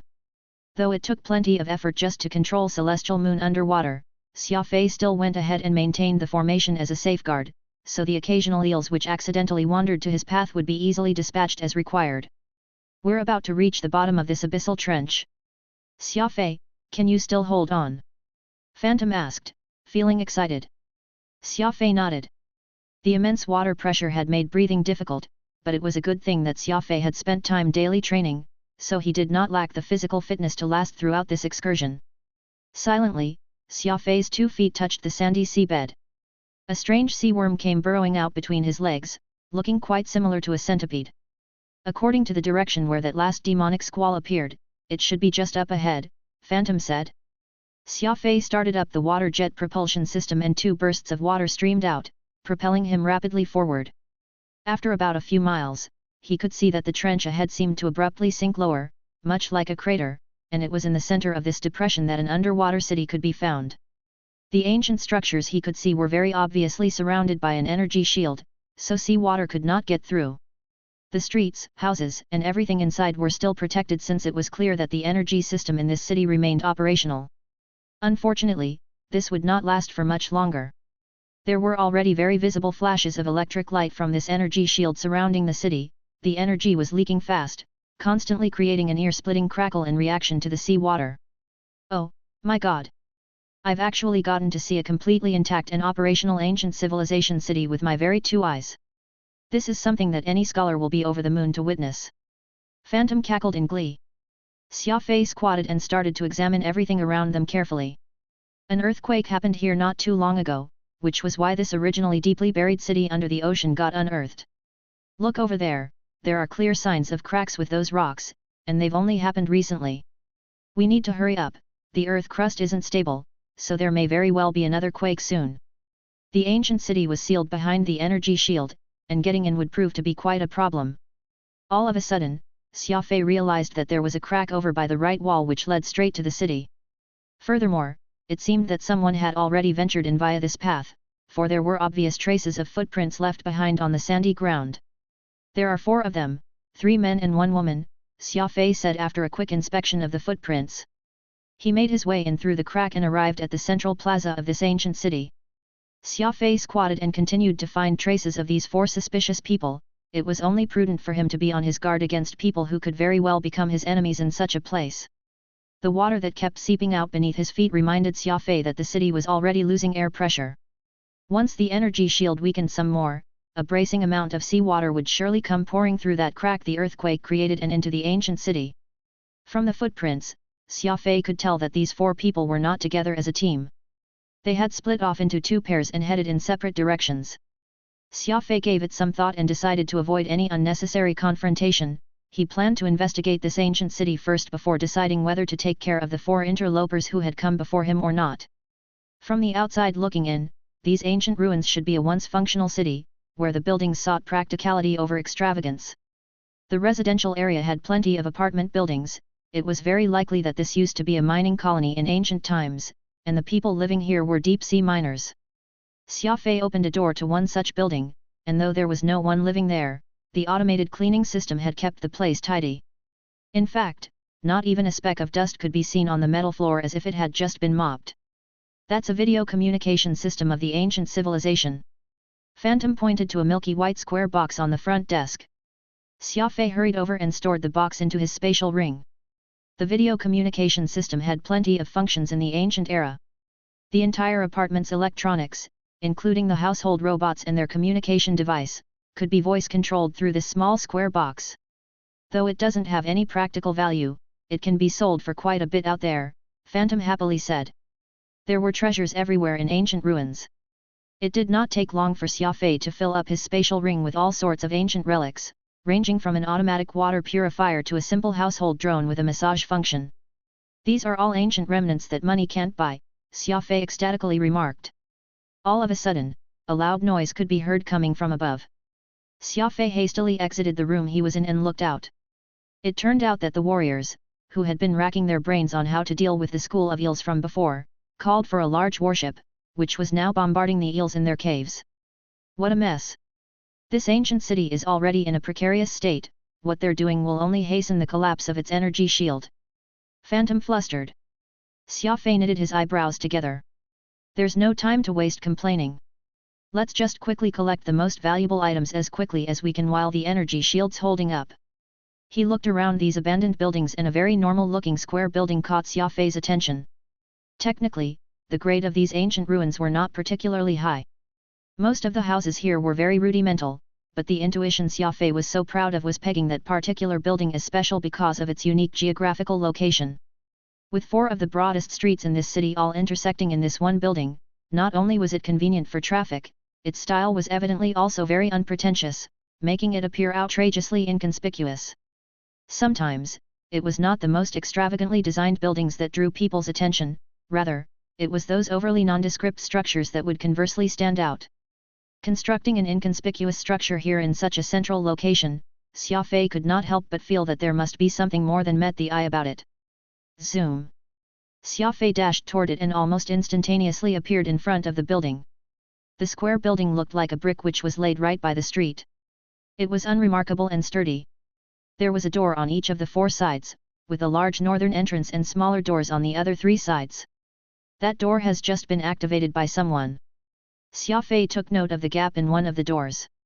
Could it be that someone arrived here before us? That's most likely the case. What's strange is how it seems that they intentionally came running here. There are plenty of perfectly intact buildings, which have remained damaged, along the way, but only this building was secretly activated by them. Plus, it seems that they wanted to cover their tracks. If not for the fact that I've got plenty of knowledge regarding the anti-intrusion metal doors of the ancient civilization, I'd most likely be fooled by them as well. Then, what are we waiting for? Let's get inside and see what's up, Phantom said. Xia Fei pulled out a toolkit from his spatial ring and tried to open this door. The person who had broken in through this door previously was extremely clumsy, breaking in by directly destroying the sensors, which inadvertently increased the difficulty of Xia Fei's attempt. It was a good thing that Xia Fei had studied a lot about ancient civilization facilities, so this bit of complication was not enough to stump him. In a minute's time, Xia Fei softly whispered, "Open."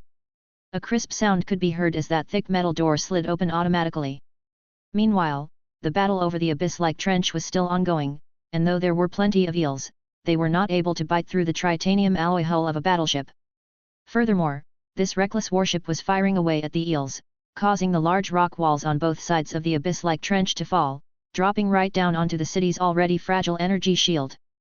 Xia Fei darted into the building, and just as the metal door shut, a boulder weighing over 100 tons came crashing down on the energy shield. A loud crash rang out, then the energy shield finally gave way and exploded. This one explosion triggered a series of chain reactions in the abyss-like trench as innumerable rocks fell from either side, burying the yet-to-be-discovered ancient ruins under the rubble. Chapter 343, Robots. Everything shook violently as countless numbers of rocks, along with seawater, came pouring in, instantly submerging this newly unearthed city. Xia Fei held the wall with one hand for support as he stared at the now sealed door, which would determine his fate. Though the seawater alone was not enough to make Xia Fei yield, Xia Fei would be helpless against the deluge of sands and rocks which would come pouring in if it gave way. Fortunately, the metal door made by the ancient civilization was very sturdy. This inconspicuous square building was as sturdy as an actual fortress. It merely shook along with the waves of seawater that had rushed in after the energy shield gave way, but the building soon returned to tranquility. That was close. Phantom heaved a sigh as he clutched his heart.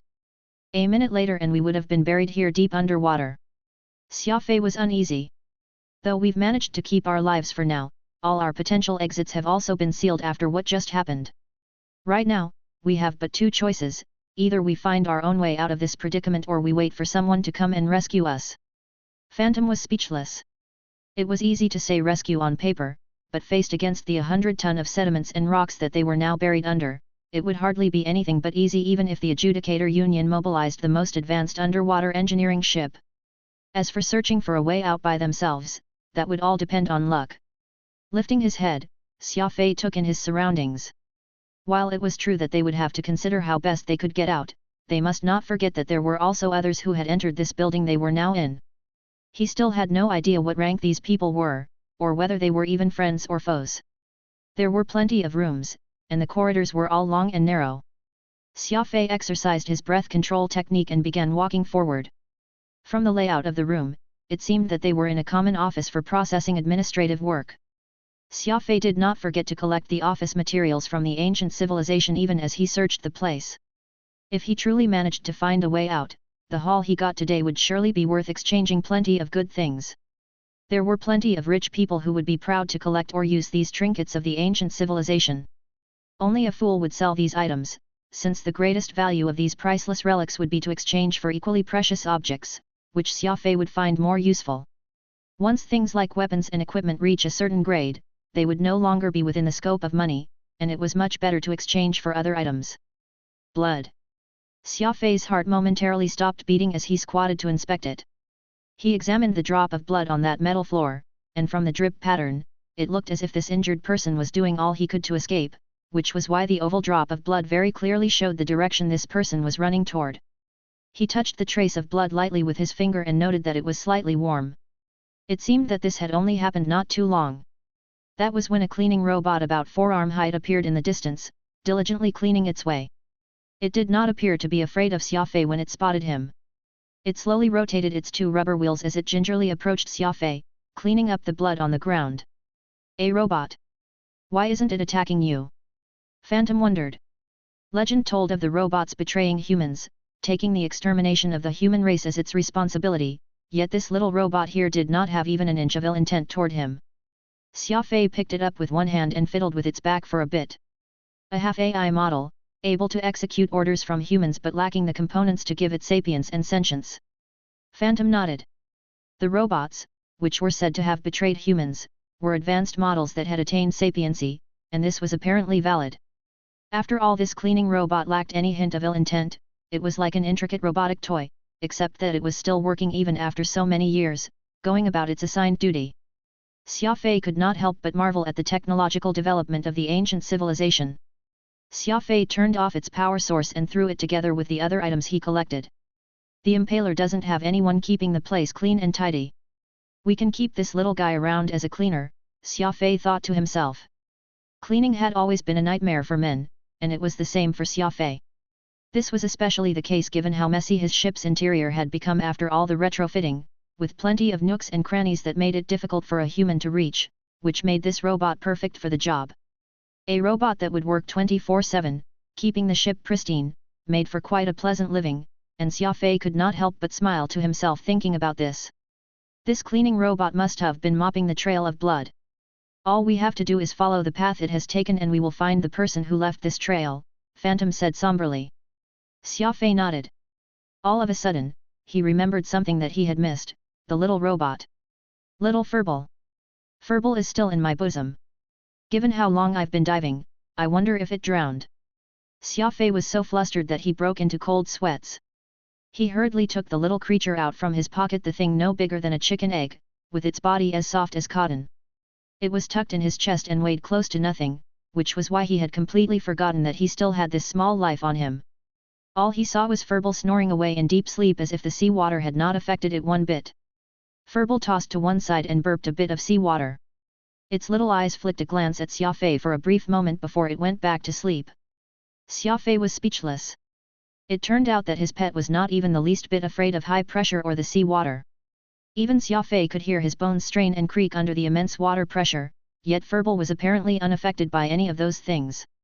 He truly had no idea where it had learned its ability. Placing Furball back into his bosom, Xia Fei carefully followed along the corridor as he made his way forward, using his surroundings to hide himself. A series of screams and cries could be heard some distance away in front of him as if there were people in the middle of a fight. What? Could there have been more than 4 intruders? Xia Fei quickly took 2 steps forward and leaned in, taking a peek of the next room from behind a door. Shock. Extreme shock. Xia Fei could not have imagined that he would actually come across robots that had betrayed humanity. From their appearance, these robots that surrounded the humans were all AI security warbots. Their 2 arms were sharpened like scalpels. Perhaps not even the sturdiest combat suit would be strong enough to stop these sharp weapons from penetrating through if he were to be struck by these weapons. The 4 humans who were attacked by these warbots were trapped in a corner, their backs against one another. There was even a familiar face among the 4, Clean Knife. He was clutching onto that silver butterfly knife of his in a reverse grip, while holding onto an alloy steel plate, which was in the shape of a shield, in the other. There were many cut marks on that steel plate, which were probably the result of blocking the attacks from the enemy robots. The other 3 people trapped with him were a pretty lady in her 30s, as well as 2 strong men with bronze-colored skin.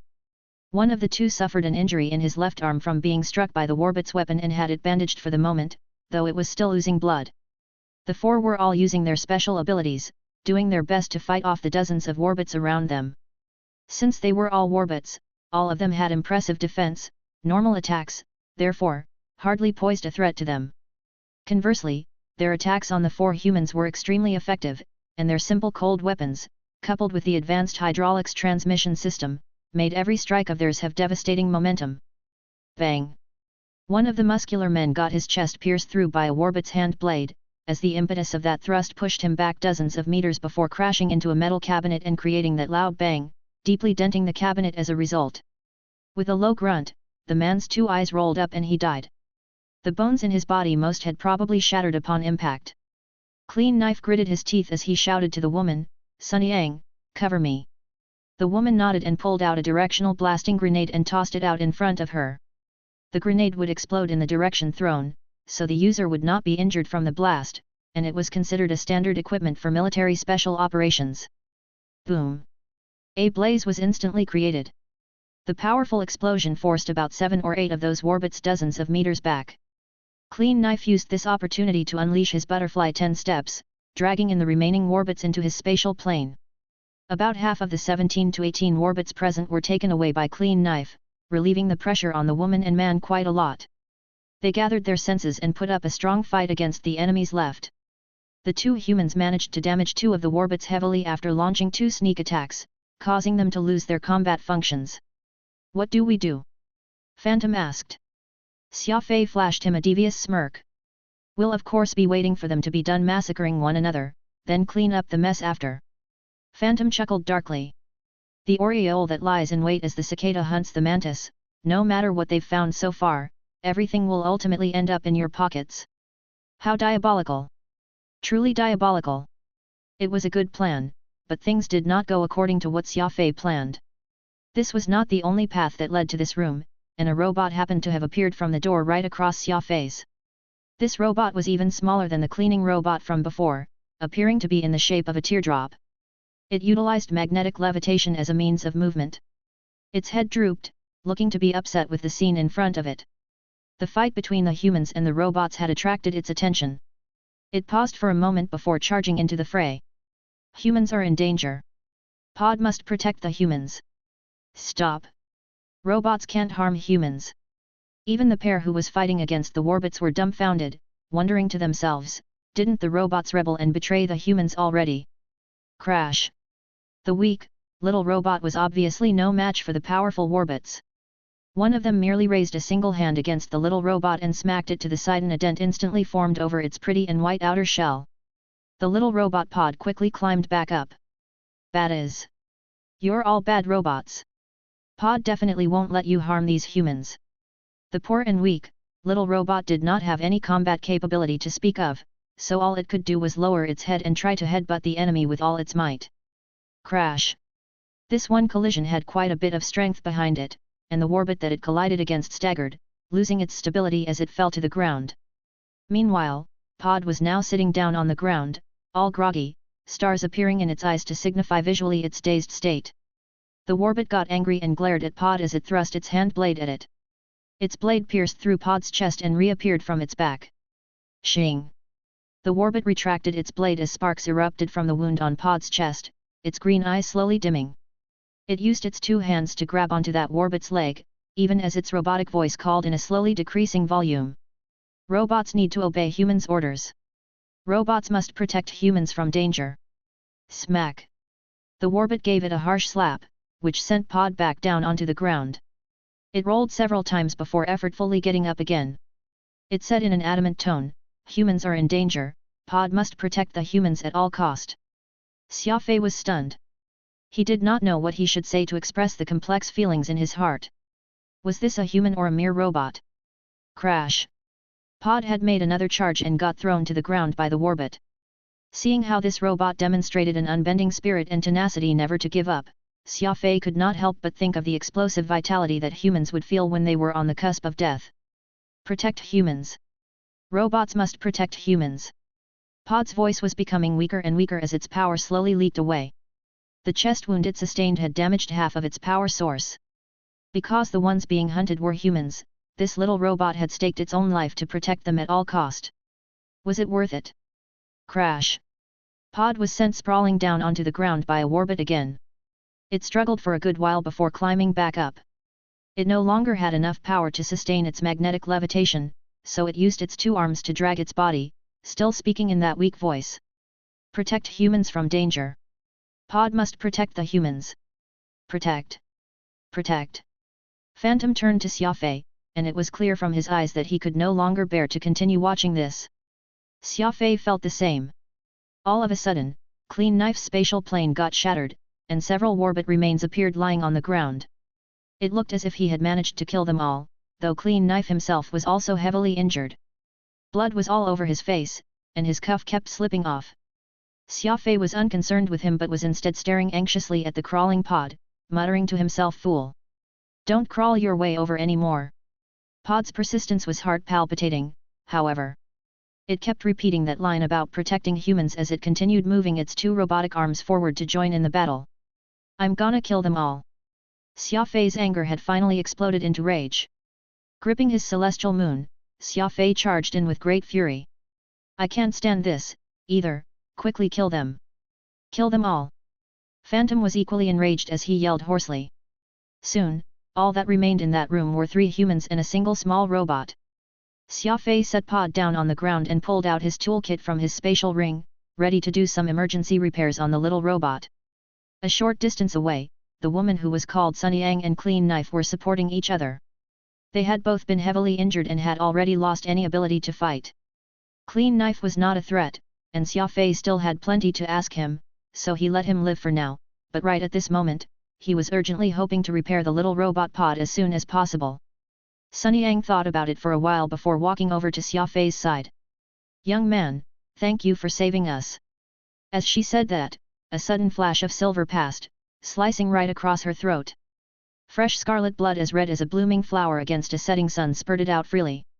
"You won't have to thank me anymore," Xia Fei coldly remarked. Chapter 344, Energy Crystal. Clean Knife was shocked. He was somewhat upset over Sun Yang's death, but when he saw Xia Fei's stony eyes, he gave up on the thought he had. That was the look of a killer. As a killer himself, Clean Knife was more than certain what that look meant. He was also curious.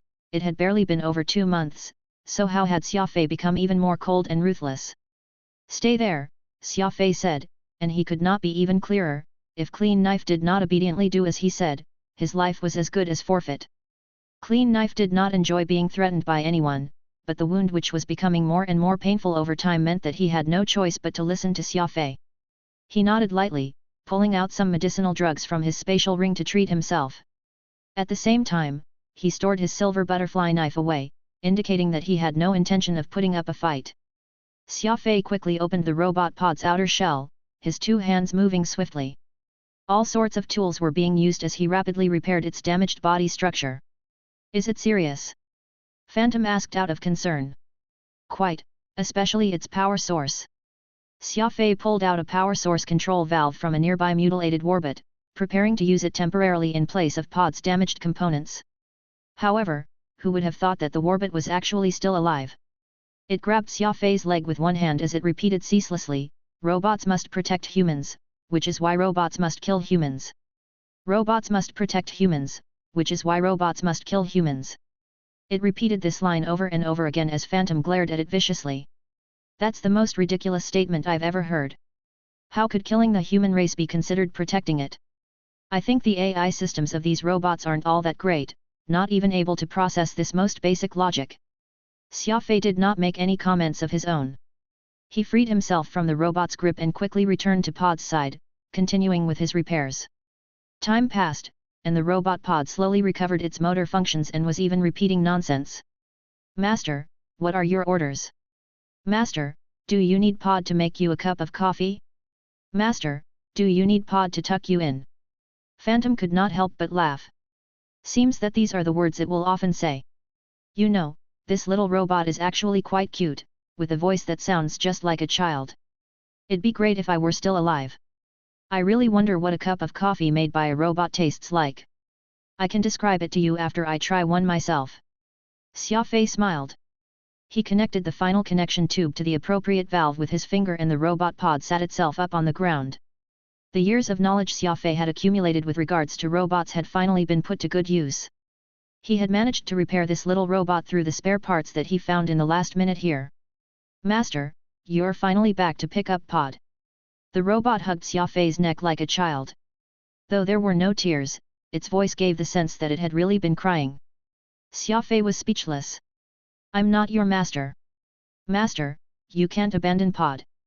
Unexpectedly, its crying noise only became louder. "Forget it, perhaps its systems are messed up. Just agree to the robot, Phantom advised. Xia Fei nodded and tried to give a command. Pod, can you tell me where we are? Pod immediately nodded.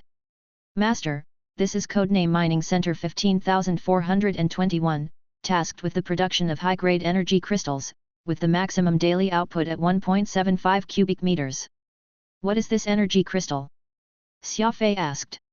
Pod dashed out of the room as it reiterated, energy crystal. Master needs energy crystals, Pod will now go and retrieve it. Xia Fei and Phantom were laughing.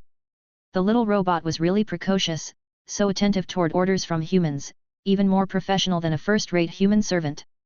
At the very least, its loyalty was not in doubt, given how hard it tried to protect humans before.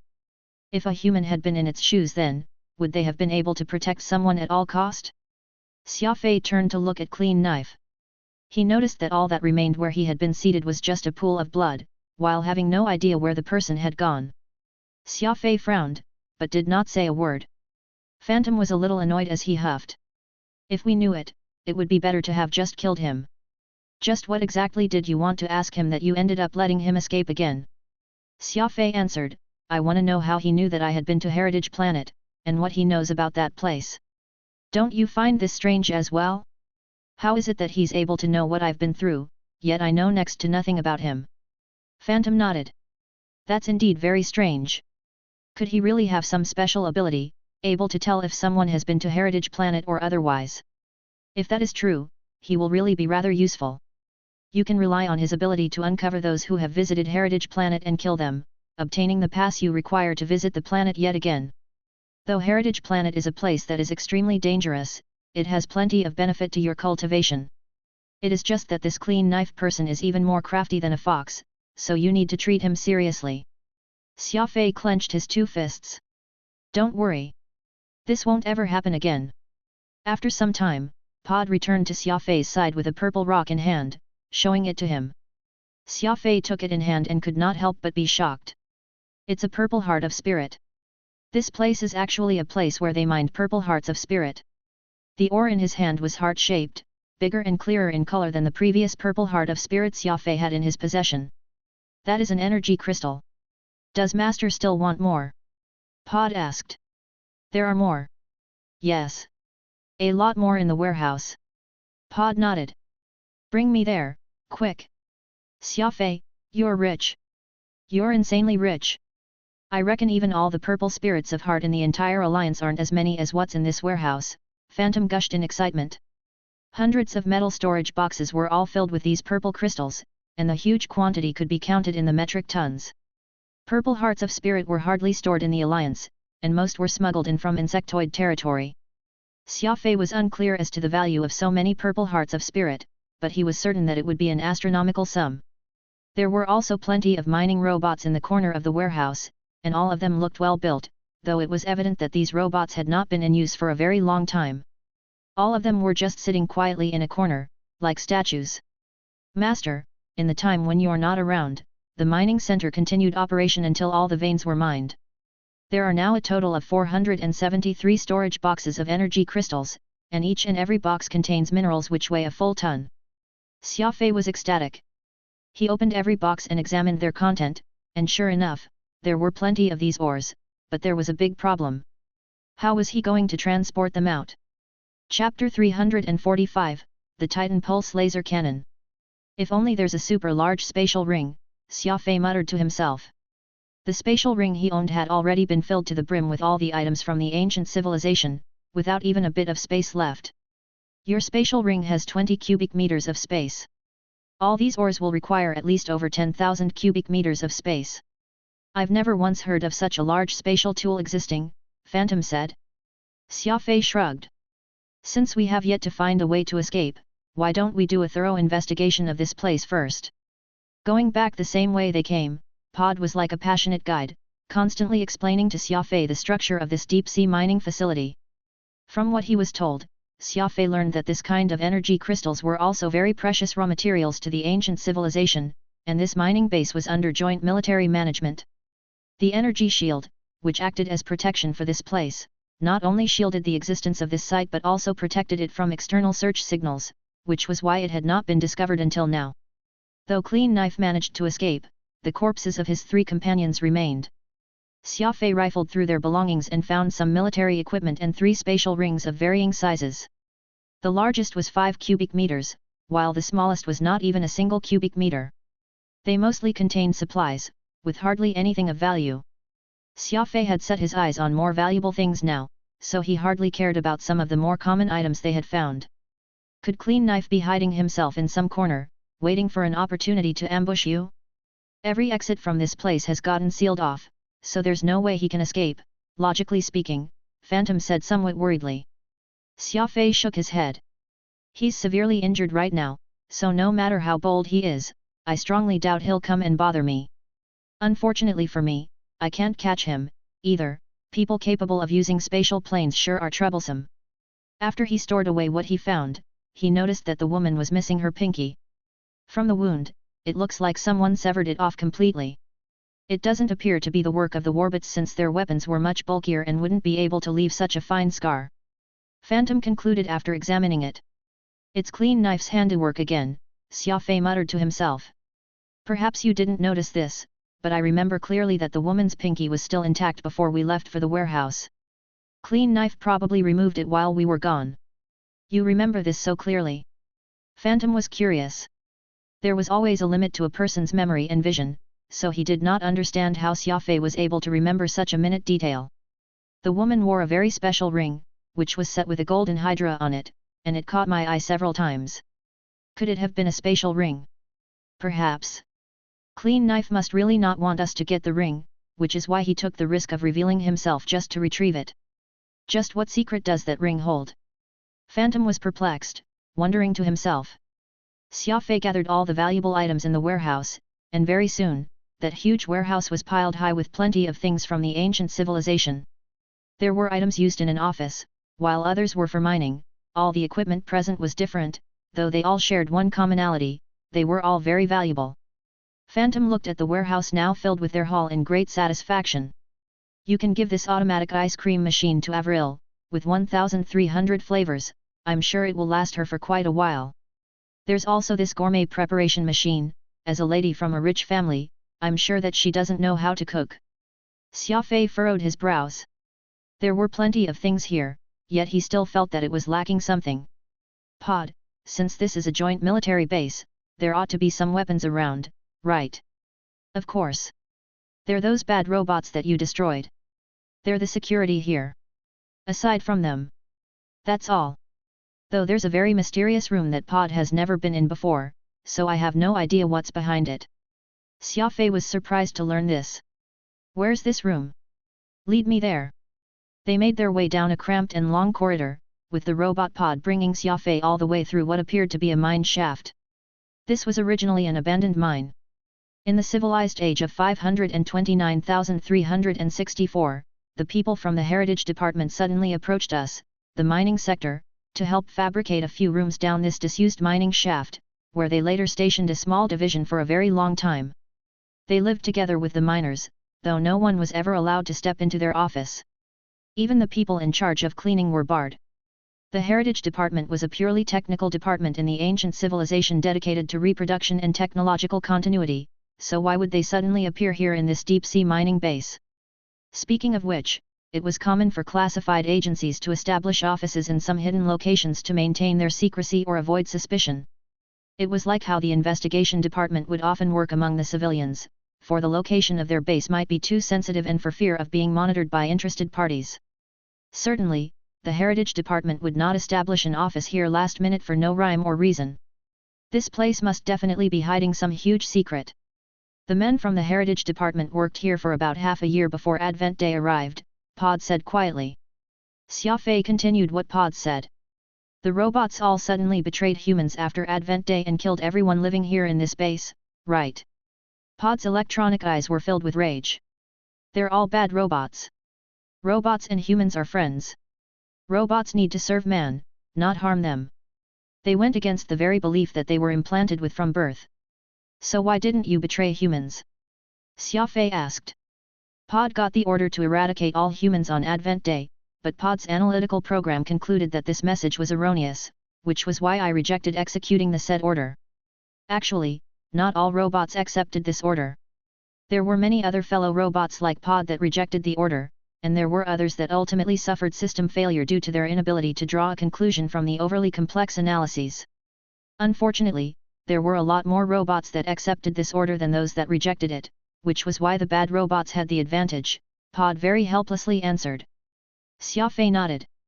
So who sent you this order to eradicate all humans? Pod answered, it's the Sentinel Goddess. The Sentinel Goddess. She's not a human, but the mainframe of all the robots back then. With the capability to do exceptionally complex calculations that surpassed all, it's her responsibility to monitor the operational status of all the robots and issue them orders accordingly. Xia Fei found the mystery behind the demise of the ancient civilization utterly incomprehensible. Because humanity created the ultimate AI computer, which had eventually given the order to eradicate all human beings, it could be understood that the one who betrayed humanity was just the Sentinel Goddess, while the other robots were merely faithfully executing her orders. This was akin to a queen giving orders to her guards. Perhaps the biggest mistake that the ancient humans had made was letting robots supervise themselves. Why didn't the cleaning robots or mining robots betray humans? Xia Fei asked. Because they're only half-intelligent models, unable to connect to the Sentinel Goddess directly, which was why her orders didn't affect any of them. It looked like in order to unravel the mystery behind the ancient civilization's demise fully, he must make sense why the Sentinel Goddess had betrayed mankind first. In addition, it was unknown if this mainframe with supercomputational capabilities still existed. Xia Fei only had a superficial understanding of what had happened years back when humanity was practically annihilated. He did not ask too specifically, since it was something that had happened a very long time ago, and the human civilization of today was very different from that of yesteryear. Humans no longer relied on robots, and the robot army, which was powerful enough to eradicate everything during the ancient era, had also gone missing ever since. The truth of this history was left for some historians to research, and Xia Fei was more concerned with his present predicament. He continued down the mine shaft for dozens of minutes before a heavily encrypted metal alloy door blocked his advancement. This is the Heritage Department's office, Pod said. You'll need a secret passcode to get past this door. Xia Fei nodded and took out his tools to crack open the outer casing of the keypad. This was not the first Xia Fei had to crack a multi-encryption lock of the ancient civilization, so he was well versed at getting past the layers upon layers of protections. Clank! The metal door slowly opened as dozens of fluorescent lights from inside the room came on. Xia Fei made his way inside and saw that the room was filled with design blueprints of varying sizes, almost as if they were in the process of studying all these plans. Xia Fei curiously stared at the blueprint pinned on the wall. An energy acceleration system? This is a curve speed analysis chart. Hold on. These blueprints look like structural components, but I wonder what can they all combine with? Xia Fei was muttering to himself as he screwed his eyebrows together. There was an even smaller room inside. Xia Fei opened the door and stepped in, only to find that the office tools inside were of an even higher grade, almost as if this was where the project supervisor used to work. The only structural blueprint pinned on the wall answered Xia Fei's question. After examining its outer appearance and reading the description underneath, Xia Fei subconsciously sucked in a cold breath. Just what blueprint is this? Phantom asked, curious. Do you still remember that gargantuan ship we saw in the Death Tri region, the Titan-class super warship? Of course, I do. I even see that super warship in my dreams from time to time. Laying my eyes on it has undoubtedly given me the greatest shock, Phantom said, a hint of exhilaration in his voice. The fact was that it would be impossible for anyone to forget that gargantuan warship if they were to have laid eyes on it, all because it was an existence that was well beyond the limits of human imagination. This is a giant pulse laser cannon. It's the main weapon of the Titan. Xia Fei revealed with gravitas. Phantom was stunned. Is this really the blueprint for the Titan's main gun? I am positive that it is. Phantom was silent for a good while before saying, you've obtained Titan's radar system in the Death Tri region, Qin Mang gave you the blueprints for the Titan's structural hull, and if we include this blueprint for the main weapon, you're now a step closer to gathering all the blueprints necessary. Chapter 346, The Cicada Shedding Its Carapace. Common items, 426 mining robots, 51 cleaning robots, 25 semi-intelligent service robots, 12 mineral survey robots, 107 multifunctional integrated communication hubs, 2 Omni-flavor automated ice cream machines, 1 gourmet food processor unit, 9 semi-intelligent office integration hubs, 1 human multi-resonance scanner, 3 low-capacity spatial rings, 1 routine supply drop, 4 weapons of the Star River rank or below, 3,105 miscellaneous items used in the daily life of the ancient civilization. High-value or rare items, 1 small artificial AI robot, 1 Titan-class super pulse laser cannon blueprint, 473 tons of purple hearts of spirit. These were the whole of Xia Fei's loot. Their total value was naturally uncountable. If Xia Fei wanted, he could trade these for a large number of items which would be useful to him, but the main problem Xia Fei was facing was how to leave with this giant warehouse's worth of goods. It clearly was not plausible to wait for reinforcements to arrive. Putting aside how long it would take for the reinforcements to get here, these rather valuable items, if discovered, would undoubtedly draw the desire of others. Xia Fei understood the principle that the rich did not flaunt their wealth. The only other option was to find a path leading to the outside world and then sneak out when no one was watching, pretending that he had never been here before. Pod helped Xia Fei obtain an architectural floor plan for the mining control center, and Xia Fei quickly looked it over. "How is it? Did you find a way out?" Phantom asked. Xia Fei shook his head. "This control center has a few tunnels linking it to the city, but these are all dead ends now. After all, this place is a semi-militarized closed-off base. None of the passages can directly lead outside. What do we do then? Guard this mountain of gold but unable to move it away? Can we only just worry helplessly?" Phantom asked in frustration. Xia Fei glanced at those orderly ranks of mining robots and suddenly had an idea.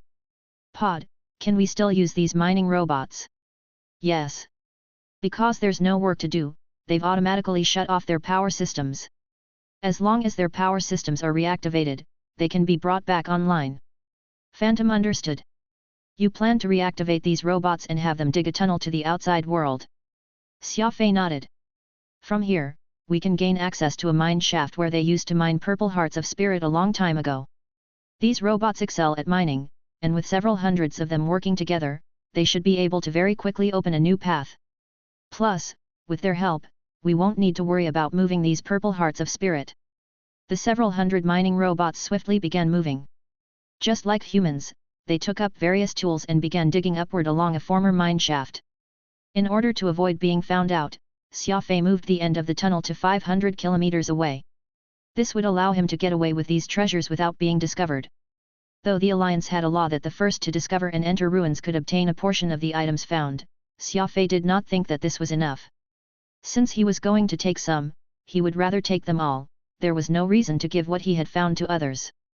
Moreover, Xia Fei had no desire to let the entire world know that he had a large amount of purple hearts of spirit. This would only make people envious and attract trouble. He did not need the tunnel to be very wide, so the mining robots worked very quickly.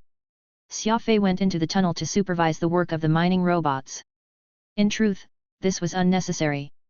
These robots were top-class miners built by the ancient civilization, and the quality of their tunnels was much better than what humans could create.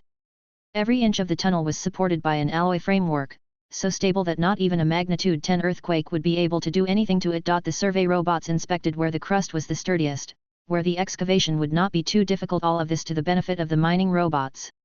Xia Fei was very satisfied with their performance. In the future, once he obtained that ore-rich territory in the Death Tri region, he could use them as miners that would excavate the crust for precious ore. Of course, these high-level robots did not need to be used as solely miners. If they were made safety instructors or technical instructors in a mining company, they would be able to exhibit their advantages to an even greater extent. Several work robots of various types were several hundred of the most responsible foremen, engineers, and safety specialists. Without spending a cent, Xia Fei had essentially hired the cream of the crop of the mining industry. With such extravagant staff, it was completely possible to set up a large mining company. After all, the robots had the right experience, attitude, and technology. It was not even possible to hire such high-level specialists. These robots are truly efficient. It's truly a great loss that the Alliance has placed a complete ban on robot technology, Phantom sighed. Xia Fei nodded. Implanting the experience and technology humanity has accumulated over numerous years into the robots with their metallic shells and ability to work without rest is naturally better than having a human learn everything anew. The Alliance's decisions aren't something we can influence. They're worried that the robots will rebel again, but I'm not frightened. Unfortunately, once the people of the Alliance discover these robots, they'll definitely take them for dismantling, Phantom dejectedly said. Pod almost broke into tears upon hearing this. Pod isn't a bad robot. Pod protects humans, loves humans. Don't dismantle Pod. Xia Fei smiled. Relax. I'm here. No one can even think about harming a hair on your head. After 36 hours, a tunnel from the underwater mining base to the outside was finally completed. How much farther until the seabed? Xia Fei asked. Around 15 meters, a survey robot answered. Once the tunnel was opened, large amounts of seawater would pour in, so Xia Fei had to get ready beforehand. The power system maintaining the base was still operational. Xia Fei found several military grenades and planted them at critical parts of the power system, and then he installed a remote operation device. The mining robots dug another tunnel diagonally, making a large room beneath the water. Once Xia Fei had moved all the items into this room, he began his cicada shedding its carapace plan. Seawater rushed inside. Xia Fei had specialized scuba gear, so he did not need to worry about suffocating. Once the water pressure had equalized, Xia Fei rushed out of the tunnel and arrived on the sea surface more than 700 kilometers from the ancient ruins. As it had been necessary to avoid fragile parts of the crust while digging out the tunnel, he emerged from the water more than 200 kilometers from where he initially planned, but the farther from the ruins he was, the less likely he was to be found out and the safer it was. This could not be considered a bad thing. The robots and the items did not come with Xia Fei. They hid in that underground room, which had been excavated, to await Xia Fei's return with the impaler. After all, boldly emerging out onto shore with a large number of robots was not a wise decision. The detonation of the energy shield system set off a chain of tectonic shifts after. Even from several hundred kilometers away, Xia Fei could still feel the vibrations.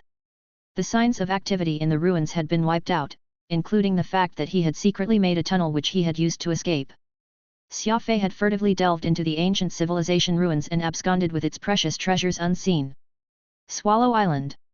Xia Fei found a deserted area to come ashore.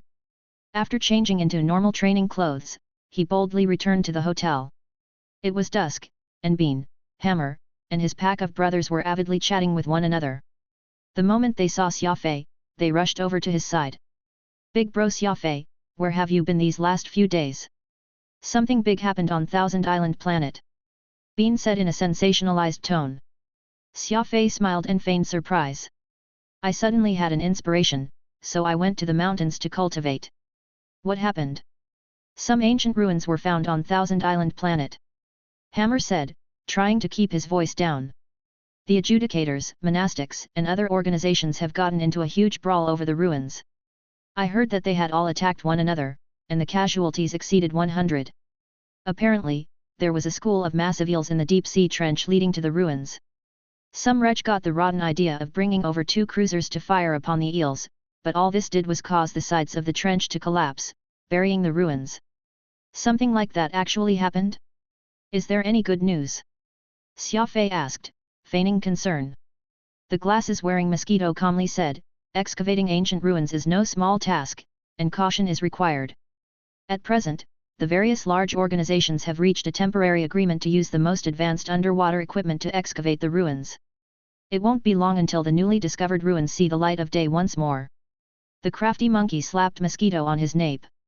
Utter nonsense. Big bro Xia Fei, let me tell you the most recent news. While those ruins might be buried, the energy reactor was still working, but around 2 hours ago, the reactor exploded, blowing the already damaged ruins to bits. There's little worth in excavating ruins like that. After all, the deeper the ruins, the more money has to be put into excavating them. If one finds nothing, they'll probably go bankrupt, and if they do find something good, they must surrender some of it to the alliance government. Thus, the large organizations have all lost hearts and withdrawn from the excavation work, leaving the ruins to the alliance government. Xia Fei very dejectedly shook his head. Ah, such good ruins were done for just like that? What a pity! Everyone agreed, cursing at that fellow who had impulsively used weapons and caused the destruction of the ruins. Xia Fei was secretly delighted. This is great. Nobody knows that everything good in the ruins has already become mine. While listening to these brothers speculate on the ruins and after having 3 rounds of drinks, Xia Fei changed the topic, asking, I recall that today was the first day of the super auction. I wonder if there's anything good. There was no wrong answer. Chapter 347, A mosquito. I recall that today was the first day of the super auction. I wonder if there's anything good? Xia Fei asked. Mosquito was just about to answer when he suddenly glanced warily at Monkey, worried that he might get another slap. In this group of young princelings, the pitiful Mosquito, who was the only one among them to have actually read a few books, and was always been this group's punching bag. He did not dare to resist. Big bro Xia Fei, you'll just need to see yesterday's catalogue of sold items to know. After all, it's only the first day of the auction, and the truly worthwhile items have yet to appear, Mosquito cautiously said. Nonsense. Monkey slapped Mosquito on the head. Big bro Xia Fei can look for himself if he wants. He doesn't need any of your advice. Everyone laughed, but Xia Fei was somewhat displeased. The way this group of rich good-for-nothings worked truly made one unhappy. Monkey, Mosquito is right, why did you hit him? Monkey casually shrugged. Do I need a reason to hit Mosquito? I just hit him whenever he starts buzzing around. Mosquito had a good temper and was not angered by these random slaps, constantly saying that he was fine. Xia Fei intentionally coughed. If this were an enemy, I wouldn't say anything. You have to beat those people to the ground and keep on punching, but Mosquito is a fellow brother. In that fight against the people from the monastic order the other day, Mosquito charged right in. Would anyone else do something like that? We're warriors, and in battle, only when our brothers have our backs can we be at ease. At those truly critical moments of life and death, the hypocritical people always putting on acts won't be reliable. You can only rely on your brothers to fight together with you. There's no telling how many enemies you'll make in a lifetime, but you'll only have a few brothers. It's best not to discourage them. Xia Fei spoke very earnestly, and everyone was rather moved by his words. Monkey nodded and extended a hand. Brother Mosquito, I won't hit you in the future. Xia Fei did not know if Monkey would continue to bully Mosquito for his amusement in the future, but it was fine as long as he did not bully the youth in front of him. These young princelings, who grew up like this, had long ago made a habit out of it. Not long after he returned to his room, he heard a knocking at his door. Mosquito stood awkwardly at the door. Big bro Xia Fei, didn't you want to know about the auction? I brought over today's information. Xia Fei invited Mosquito inside to sit. I was just about to ask a concierge for this.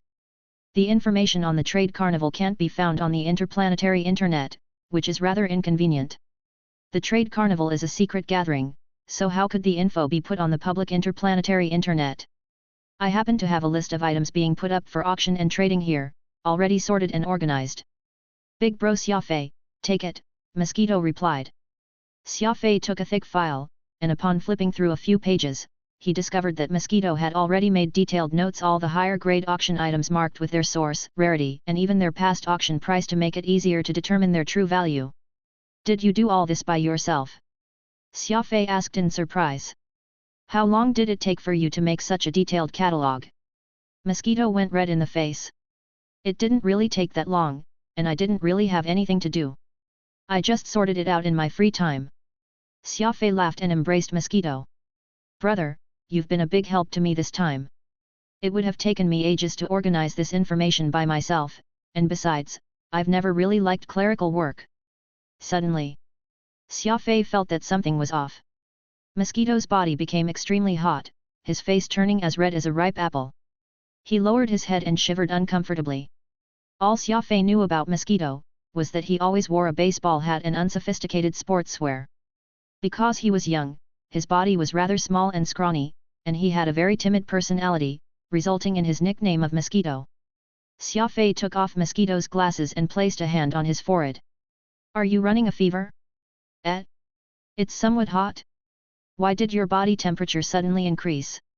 Glancing at Mosquito's face, he discovered that, behind those big black glasses, Mosquito actually had a rather delicate face, a small nose and mouth, and fair and tender skin. Mosquito let out a strange yelp and stammered, Fine. I'm fine. It's late. I should get back. Xia Fei stood up straight and smiled at him. Drink some water once you get back. I also have some understanding of medicine, so if you get a fever, come and find me. Mosquito nodded at Xia Fei, then hastily opened the door and ran out, his face still red. How strange. Why did his temperature suddenly rise? Does he have some unique illness? Xia Fei muttered to himself as he watched Mosquito leave. Idiot, Phantom inexplicably muttered from behind Xia Fei. Xia Fei was furious. Who are you calling an idiot? You, of course. You're so much smarter than everyone normally, but in the end, you're still an idiot, Phantom harshly said. Regardless, Mosquito's information was a huge help to Xia Fei. In this world where information networks were highly developed, Xia Fei was not familiar with this sort of trade fair, where everything was done traditionally. After all, modern people could no longer get away from the internet and were used to searching the interplanetary internet for everything. Xia Fei got up early in the morning and went to the auction consignment center on 13 Pearl Island. This was where participants could hand over items to be auctioned. If someone wanted to put up a possession for auction, they simply needed to present their pass and the item to be auctioned. Of course, for an auction of this level, one needed to present items of a proper level. The trade fair organizers would not accept everyday objects. Several young women stood in front of the counter, while some people, who were taking part in the auction, sat on the large sofas in the lobby. Each object needed to be appraised by a specialist, so there were also 3 appraisal rooms next door. Everyone had to take a number and wait here while the staff made the appraisal and auction arrangements. Good day, sir. May I ask how I can help you? A young woman with her hair tied in a ponytail went up to welcome Xia Fei, the words of greeting not having changed in thousands of years. Xia Fei flashed the pass that Yuji Dao had given him from his spatial ring. I have a few items I want to put up for auction in the trade fair. The woman took the pass with both hands and glanced at it, and then she carefully handed it back. Sir is an honored guest of the Brotherhood. Please come with me. Though Yuji Dao was a very unreliable person, he was still a man of some fame and status within the Brotherhood. With his admission pass, Xia Fei naturally received the appropriate treatment. He did not know what this black metal plate meant, but he accepted this special treatment sans a qualm. However, those people waiting to hand over their auction items softly sighed. Someone who had become an honored guest of the Brotherhood at such a young age inevitably drew the envy and admiration of others. The woman led Xia Fei down a corridor to a secluded and simple decorated room. She brought Xia Fei a cup of tea and a freshly printed catalogue. Please wait here a moment. Our head appraiser, Mr. Su, is currently seeing other guests. He will arrive soon. Xia Fei was not annoyed. He casually flipped through the catalogue. New items for auction would appear in the auction every day, so the catalogue also needed to be updated frequently. It was not long until an old man entered the room. He saw the young Xia Fei sitting there and froze, after which he unpleasantly asked, "Did you make a mistake?" "He's an honored guest." "Undoubtedly." "A black 3-star admission pass," the ponytailed woman nodded and answered. Though the question and answer were spoken softly, Xia Fei heard everything clearly. He mentally lamented in vexation, "Why is it that I always run into people who judge others by looks?" The old man had the woman close the door, and with a pocket-sized detector in hand, he sat across Xia Fei. "What items does this sir wish to auction?" "All items put up for auction at the Brotherhood's event must be of a certain grade in order not to degrade the organization's reputation." Without batting an eye, Xia Fei took out an integrated video system that he had found in the ancient ruins from his spatial ring and placed it on the table. "Oh! This is a multifunctional information control unit produced in ancient times. This item can be placed on the auction catalogue," the old man very breezily said. "You don't need to appraise it." "No need. Trust in my professional judgment," the old man confidently replied. Xia Fei once more reached into his ring. Xia Fei placed a fist-sized purple heart of spirit on the table. The old man was struck dumb. He hastily took out a glove and solemnly picked up this piece of ore so that he could examine it closely. A purple heart of spirit. A purple heart of spirit of this size and purity. There's no doubt that it's a high-grade item. No doubt, the old man cried in a slightly hoarse voice. Things did not end here, though. Xia Fei took out a second purple heart of spirit. This was more than half as large as the first, and its luster even purer. The old man was so astonished that his mouth dropped. Purple hearts of spirit were incredibly valuable, and the larger they were, the harder they were to find. For Xia Fei to take out 2 purple hearts of spirit so liberally left the old man shocked, and he began to regret looking down on Xia Fei. When the 3rd purple heart of spirit was placed on the table, the old man almost went insane. This was because this ore was almost the size of a soccer ball and devoid of the slightest impurity. It was so pure that it could be used as transparent glass. The old man swallowed and then said in excitement, "Heavens! A top-quality purple heart of spirit!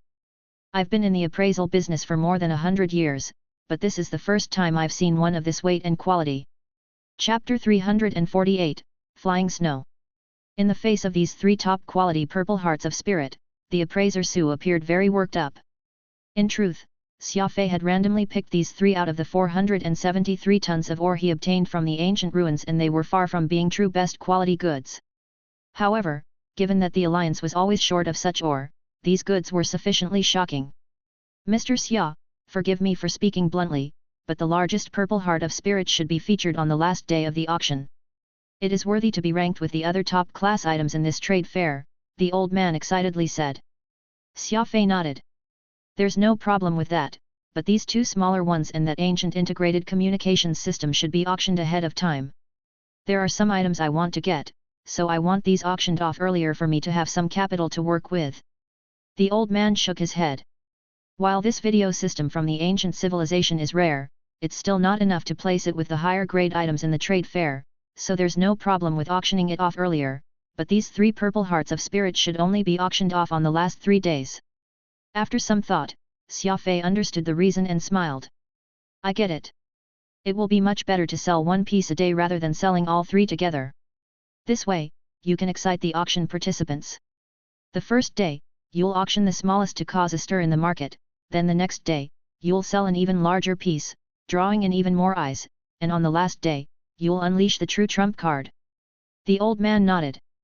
Mr. Xia truly has a penetrating insight. That's exactly what I meant.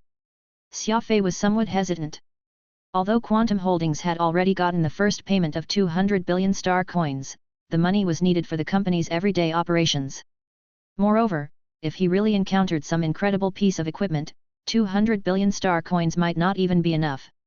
After all, such peerless top-class equipment could not be obtained with just money. One would have to pay an enormous price if one wanted to defeat countless opponents in one fell swoop.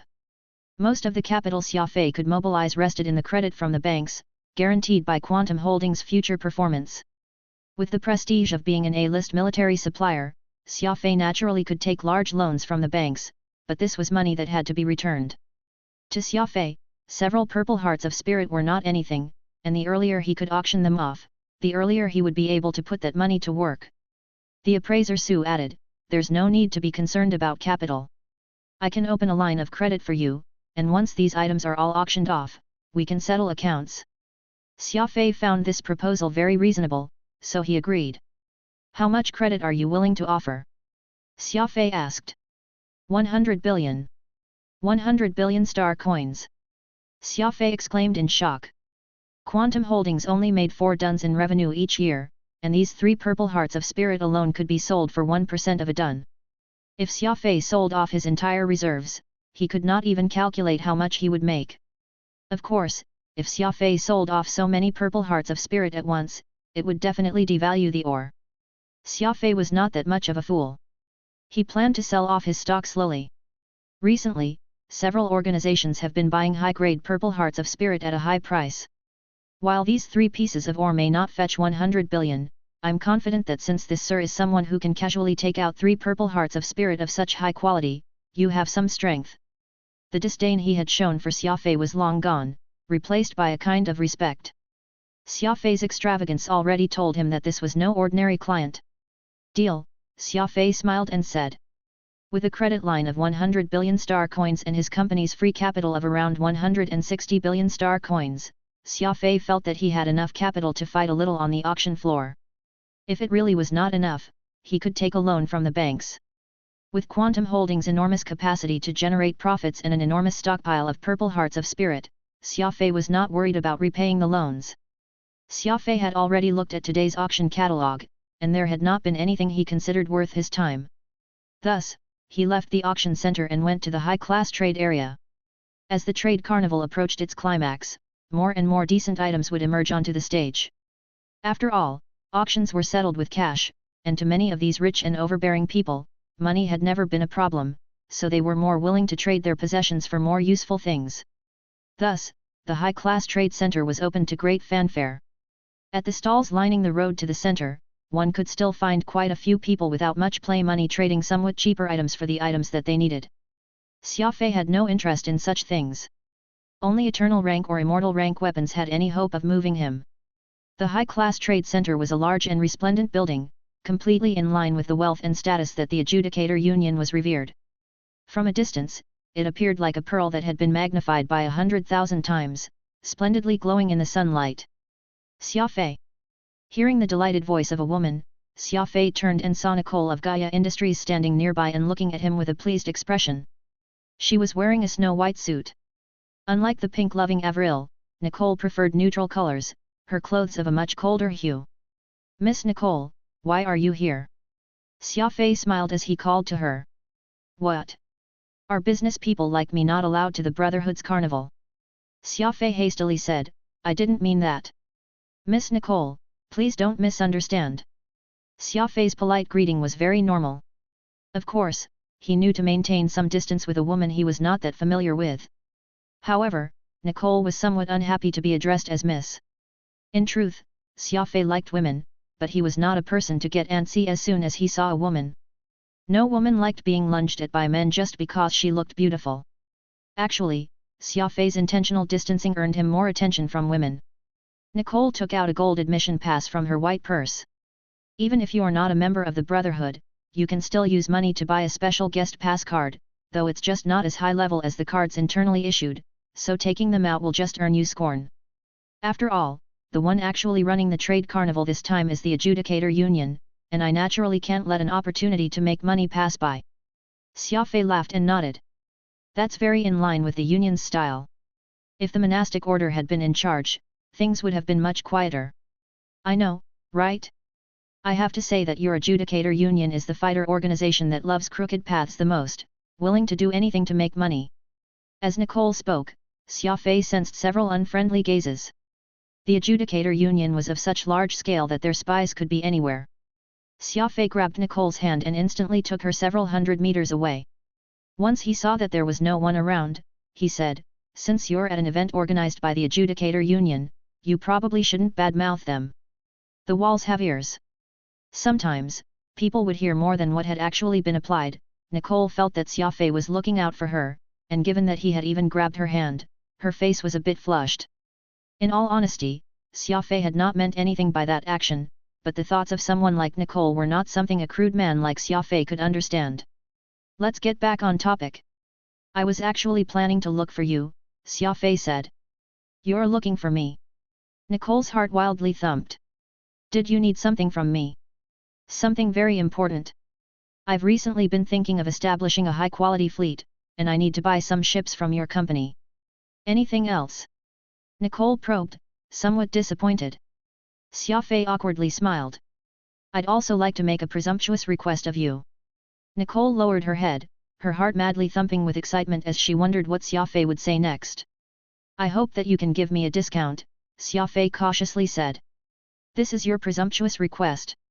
Nicole trembled. She had never imagined that Xia Fei would ask her for a discount. "You should have received the video I sent you, right? The Impaler was single-handedly able to take on an Armageddon-class battleship. This means that as long as it's outfitted correctly, a Deimos-class heavy assault cruiser isn't bad at all.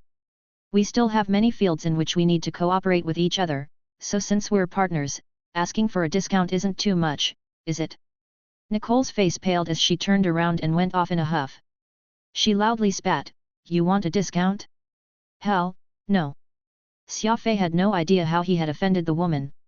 Frowning, he wondered to himself, is there any need to be so fierce about rejecting a discount? Before entering the high-class trade area, one needed to prove that they had sufficient trading capital. If anyone was let in, that would make the high-class items being traded seem of too little value. Moreover, this one building could not fit everyone inside it. Xia Fei magically took out 2 more purple hearts of spirit from his spatial ring, and the inspector at the door very quickly let him in. After all, even an idiot knew the value of these things. The building was divided into 3 floors. The first floor was where prices were clearly marked, and the displays had various top-class equipment within them. However, the owners were not present, and there were thin slips of paper indicating the items desired to be traded for. The people taking part in this trade fair mostly had special requirements. They wanted only what they needed and could not be bothered to negotiate a price. Thus, they had entrusted the trading entirely to the host of the trade fair. The advantage of this trade was it was a simple exchange of goods, but the flaw was a complete lack of space to negotiate. Unless one could provide the item required for the trade, it did not matter the value of the item one was trying to trade with. Xia Fei saw several equipment that he found tempting. Alas, he was unable to meet the demands asked by the other party, so he could only give up. After all, what Xia Fei had available for trading were the things produced by the ancient civilization and purple hearts of spirit, but he was not discouraged. He noted down all the items being asked for. If he ran into something that he could use purple hearts of spirit to trade for, he would come back later to finish the trade. While this was rather complicated, it could be considered a roundabout way of reaching his goal. After all, what can he do but comply if these people only wanted to trade what they had for strange and bizarre items? Suddenly, a snow-white dagger appeared in his vision. The thin blade was so transparent that it seemed to have truly been forged from ice, and it exuded a cold energy that could be felt even through the display window. Eternal Rank Dagger, Flying Snow. Xia Fei read out. Chapter 349, Accursed Blade. Xia Fei had 3 blades, Celestial Moon, Bloodthirsty Screech, and the dagger that the Adjudicator Union would give to its special forces. Xia Fei could not be sure about the levels of Celestial Moon and Bloodthirsty Screech. From their abilities, he estimated both to be around the legendary rank. As for the dagger given by the Adjudicator Union, it had no level. Xia Fei normally used it to peel apples, for he used to have the even higher level Life Seeker Tri-Dagger. However, Xia Fei had traded the Life Seeker Tri-Dagger for the Meteor Ball, so he no longer had a dagger ready at hand. From this flying snow's crystal in appearance, he knew that it was no ordinary dagger. It was already at the eternal rank, making it a perfect substitute for his Life Seeker Tri-Dagger. A warrior could not just make do with a single weapon. They required a complete set of offensive and defensive gear. In Xia Fei's current loadout, Celestial Moon was his primary weapon. It had many abilities and a power that could not be underestimated. Moreover, when Xia Fei used his psychokinesis, Celestial Moon's unique magnetic metal properties made it easier to control and the best candidate to be manipulated with psychokinesis. Bloodthirsty Screech was just as savage and violent as its name made it out to be. It was 1.5 meters long and weighed several hundred kilograms. This sort of giant weapon naturally could not be used frequently, only in special battles. For example, its use could be seen when one needed to crush an enemy utterly. On the defensive end, he had the legendary rank combat suit Bloodthirsty Ice God, and a pair of Zephyr combat boots specifically meant to be used by eternal rank speed ability users. These provided significant boosts to his defense or speed. Moreover, Xia Fei also had the immortal ranked concealed weapon that originated from the ancient civilization, the Butterfly Serpent. Be it in terms of level or abilities, Xia Fei's loadout was complete. If there was one shortcoming, it would be the need for a dagger. There was no questioning the quality of the daggers the Adjudicator Union provided to its special forces, but when it came to a warrior's equipment, good quality was not enough. Weapons also needed defining characteristics. As the saying went, an artisan needed the best tools to do a good job. Any warrior with a little savings would try to get the best equipment possible. The slightest disparity could be a fatal factor which could tip the scales.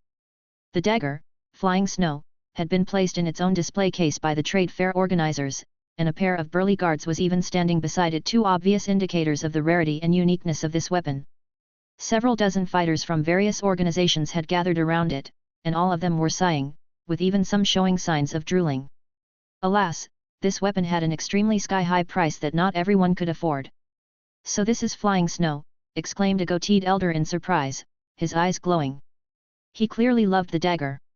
Legends have it that Flying Snow kills without leaving a mark, and that's because of its unique cold attribute, causing any wound created by the dagger to be sealed by the rime inherent to the weapon, freezing even the blood so that not even a drop would be spilled. That's right. I've also heard that someone once used this dagger to assassinate a tycoon, stabbing right in the kidney, yet the person being killed didn't even feel any pain. It was only several hours later, after the assassin had disappeared, that the target died from kidney failure. That's because Flying Snow's coldness froze that person's nervous system, causing them to lose sensation. It's only when the cold disperses that the body will realize what's going on, the brain finally registering the damage. That's why Flying Snow is known as a silent eliminator. Hearing the crowd's enthusiastic conversation, Xia Fei grew tempted. Was a mythical effect like this not exactly what he needed? Xia Fei could use his crafty approach to stop external bleeding, but the one being stabbed would still feel it, and the bleeding would not be stymied for long. If he combined Flying Snow's silent elimination ability with his crafty approach, he would indubitably be able to accomplish great things in the field of assassination. After all, assassination was all about silently killing a target. A dagger that could strike an enemy without them feeling anything or even bleeding. Such a divine weapon seemed almost built for his crafty approach. He looked at the item requested for trade. One purple heart of spirit weighing fewer than 200 grams with a pure and transparent luster. He stroked his spatial ring. He had enough purple hearts of spirit to trade for 100 flying snows. Xia Fei immediately felt the urge to trade for this eternal rank dagger. However, on second thought, Xia Fei found this rather strange. No matter how valuable purple hearts of spirit were, 200 grams should not have been enough to trade for an eternal rank dagger. Today was the second day that the high-class trade fair had been open, so why had no one taken this divine weapon yet? It had to be understood that trading 200 grams of purple heart of spirit for the eternal rank flying snow was not expensive at all. As expected, there were other people besides Xia Fei who were tempted. At this moment, a tall and thin man with sunglasses sighed. A pity. Truly a pity.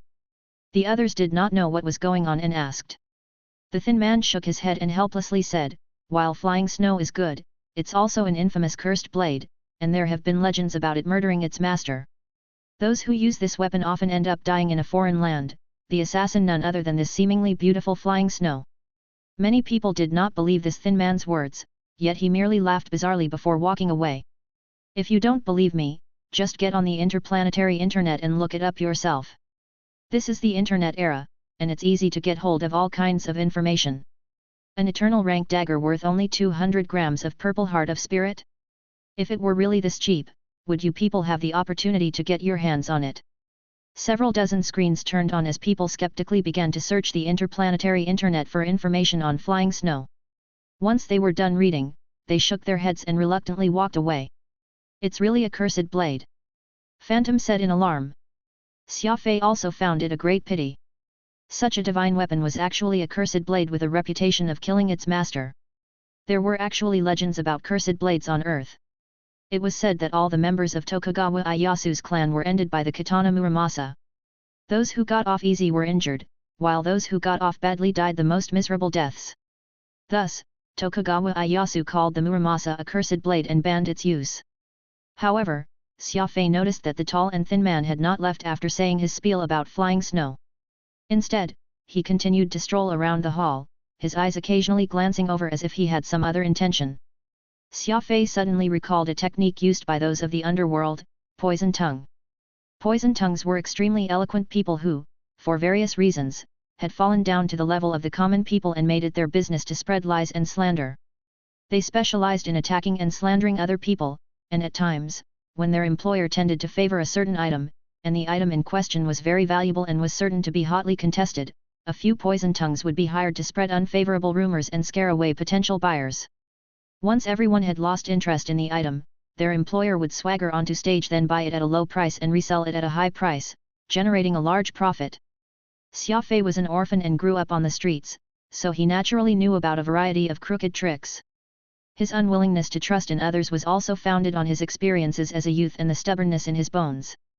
Without batting an eyelid, Xia Fei opened the interplanetary internet and searched for flying snow, cursed blade, legends, killing its master. He placed all kinds of key terms into an advanced AI search while filtering out rumors, only searching for reliable information. The power of the interplanetary internet was not solely in connectivity, allowing all people to enjoy the online world.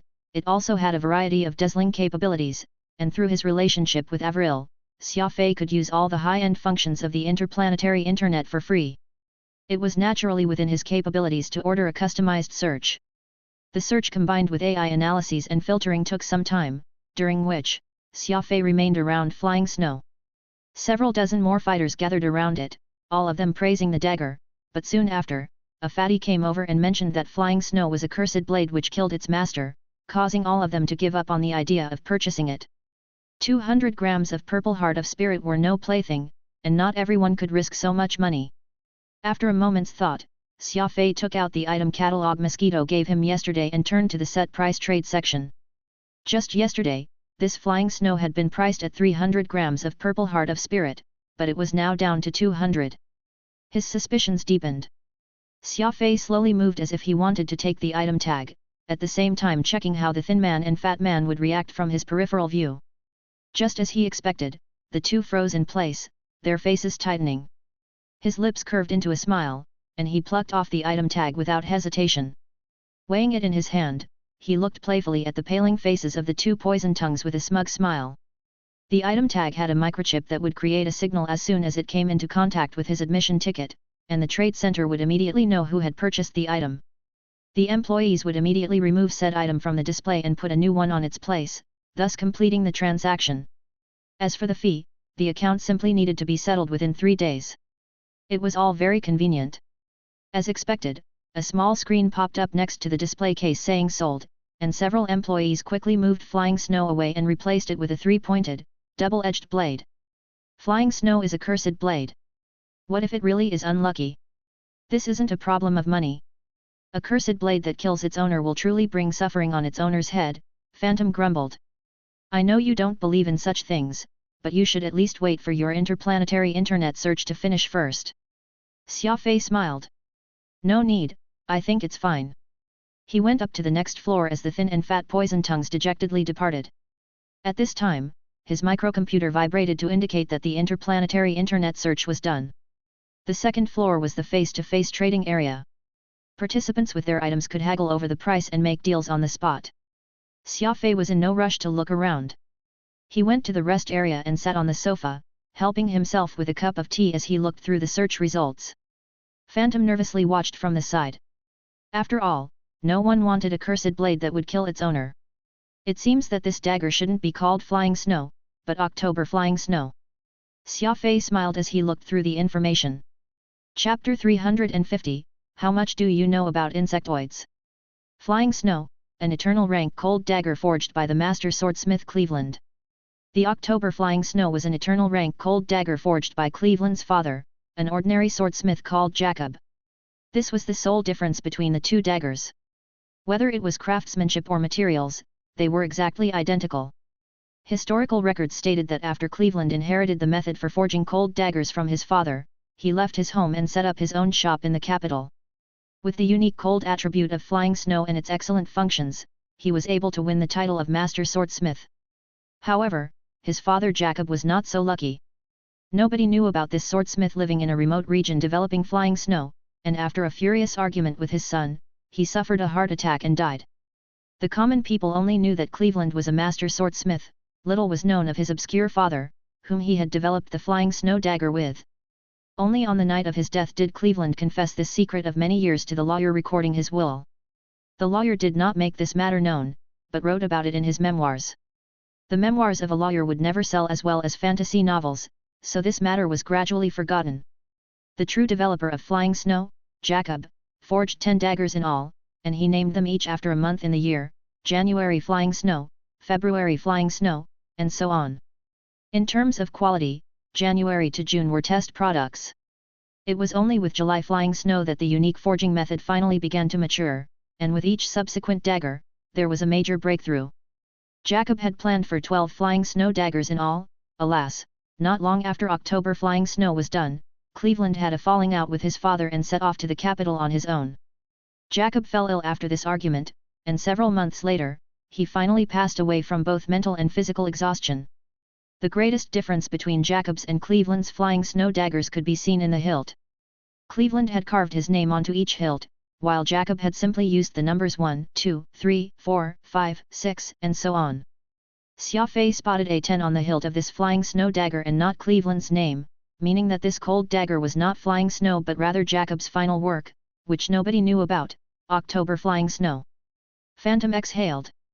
I had no idea that there would be such a twisting and turning story behind this, but why did Cleveland's dagger get the infamous reputation being a cursed blade?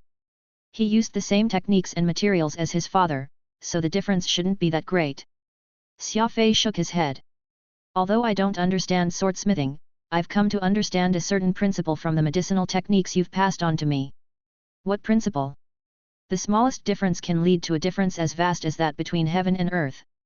I clearly recall that the prescriptions have very rigorous requirements for the purity of medicinal fluids, and at the time of mixing, the angle and speed at which the fluids are added must be just right, and even the mixing has to be done at a certain speed.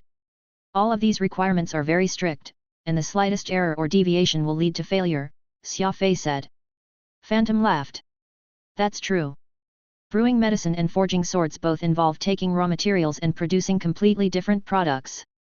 Perhaps it's really as you said, smithing swords is just as complicated as brewing medicine, and Cleveland didn't have a full grasp of the technique, resulting in his flying snows being known as cursed blades.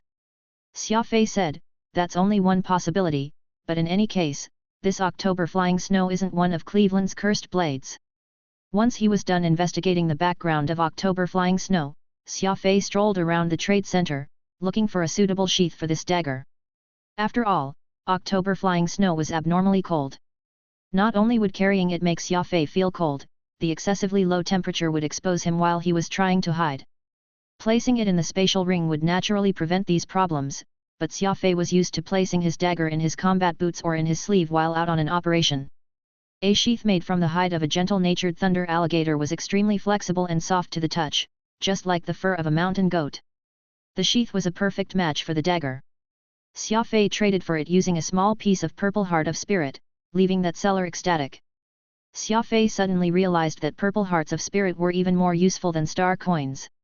Regardless of what it was being traded for, success was very likely. Meanwhile, star coins were mostly irrelevant to the highest echelons of the alliance.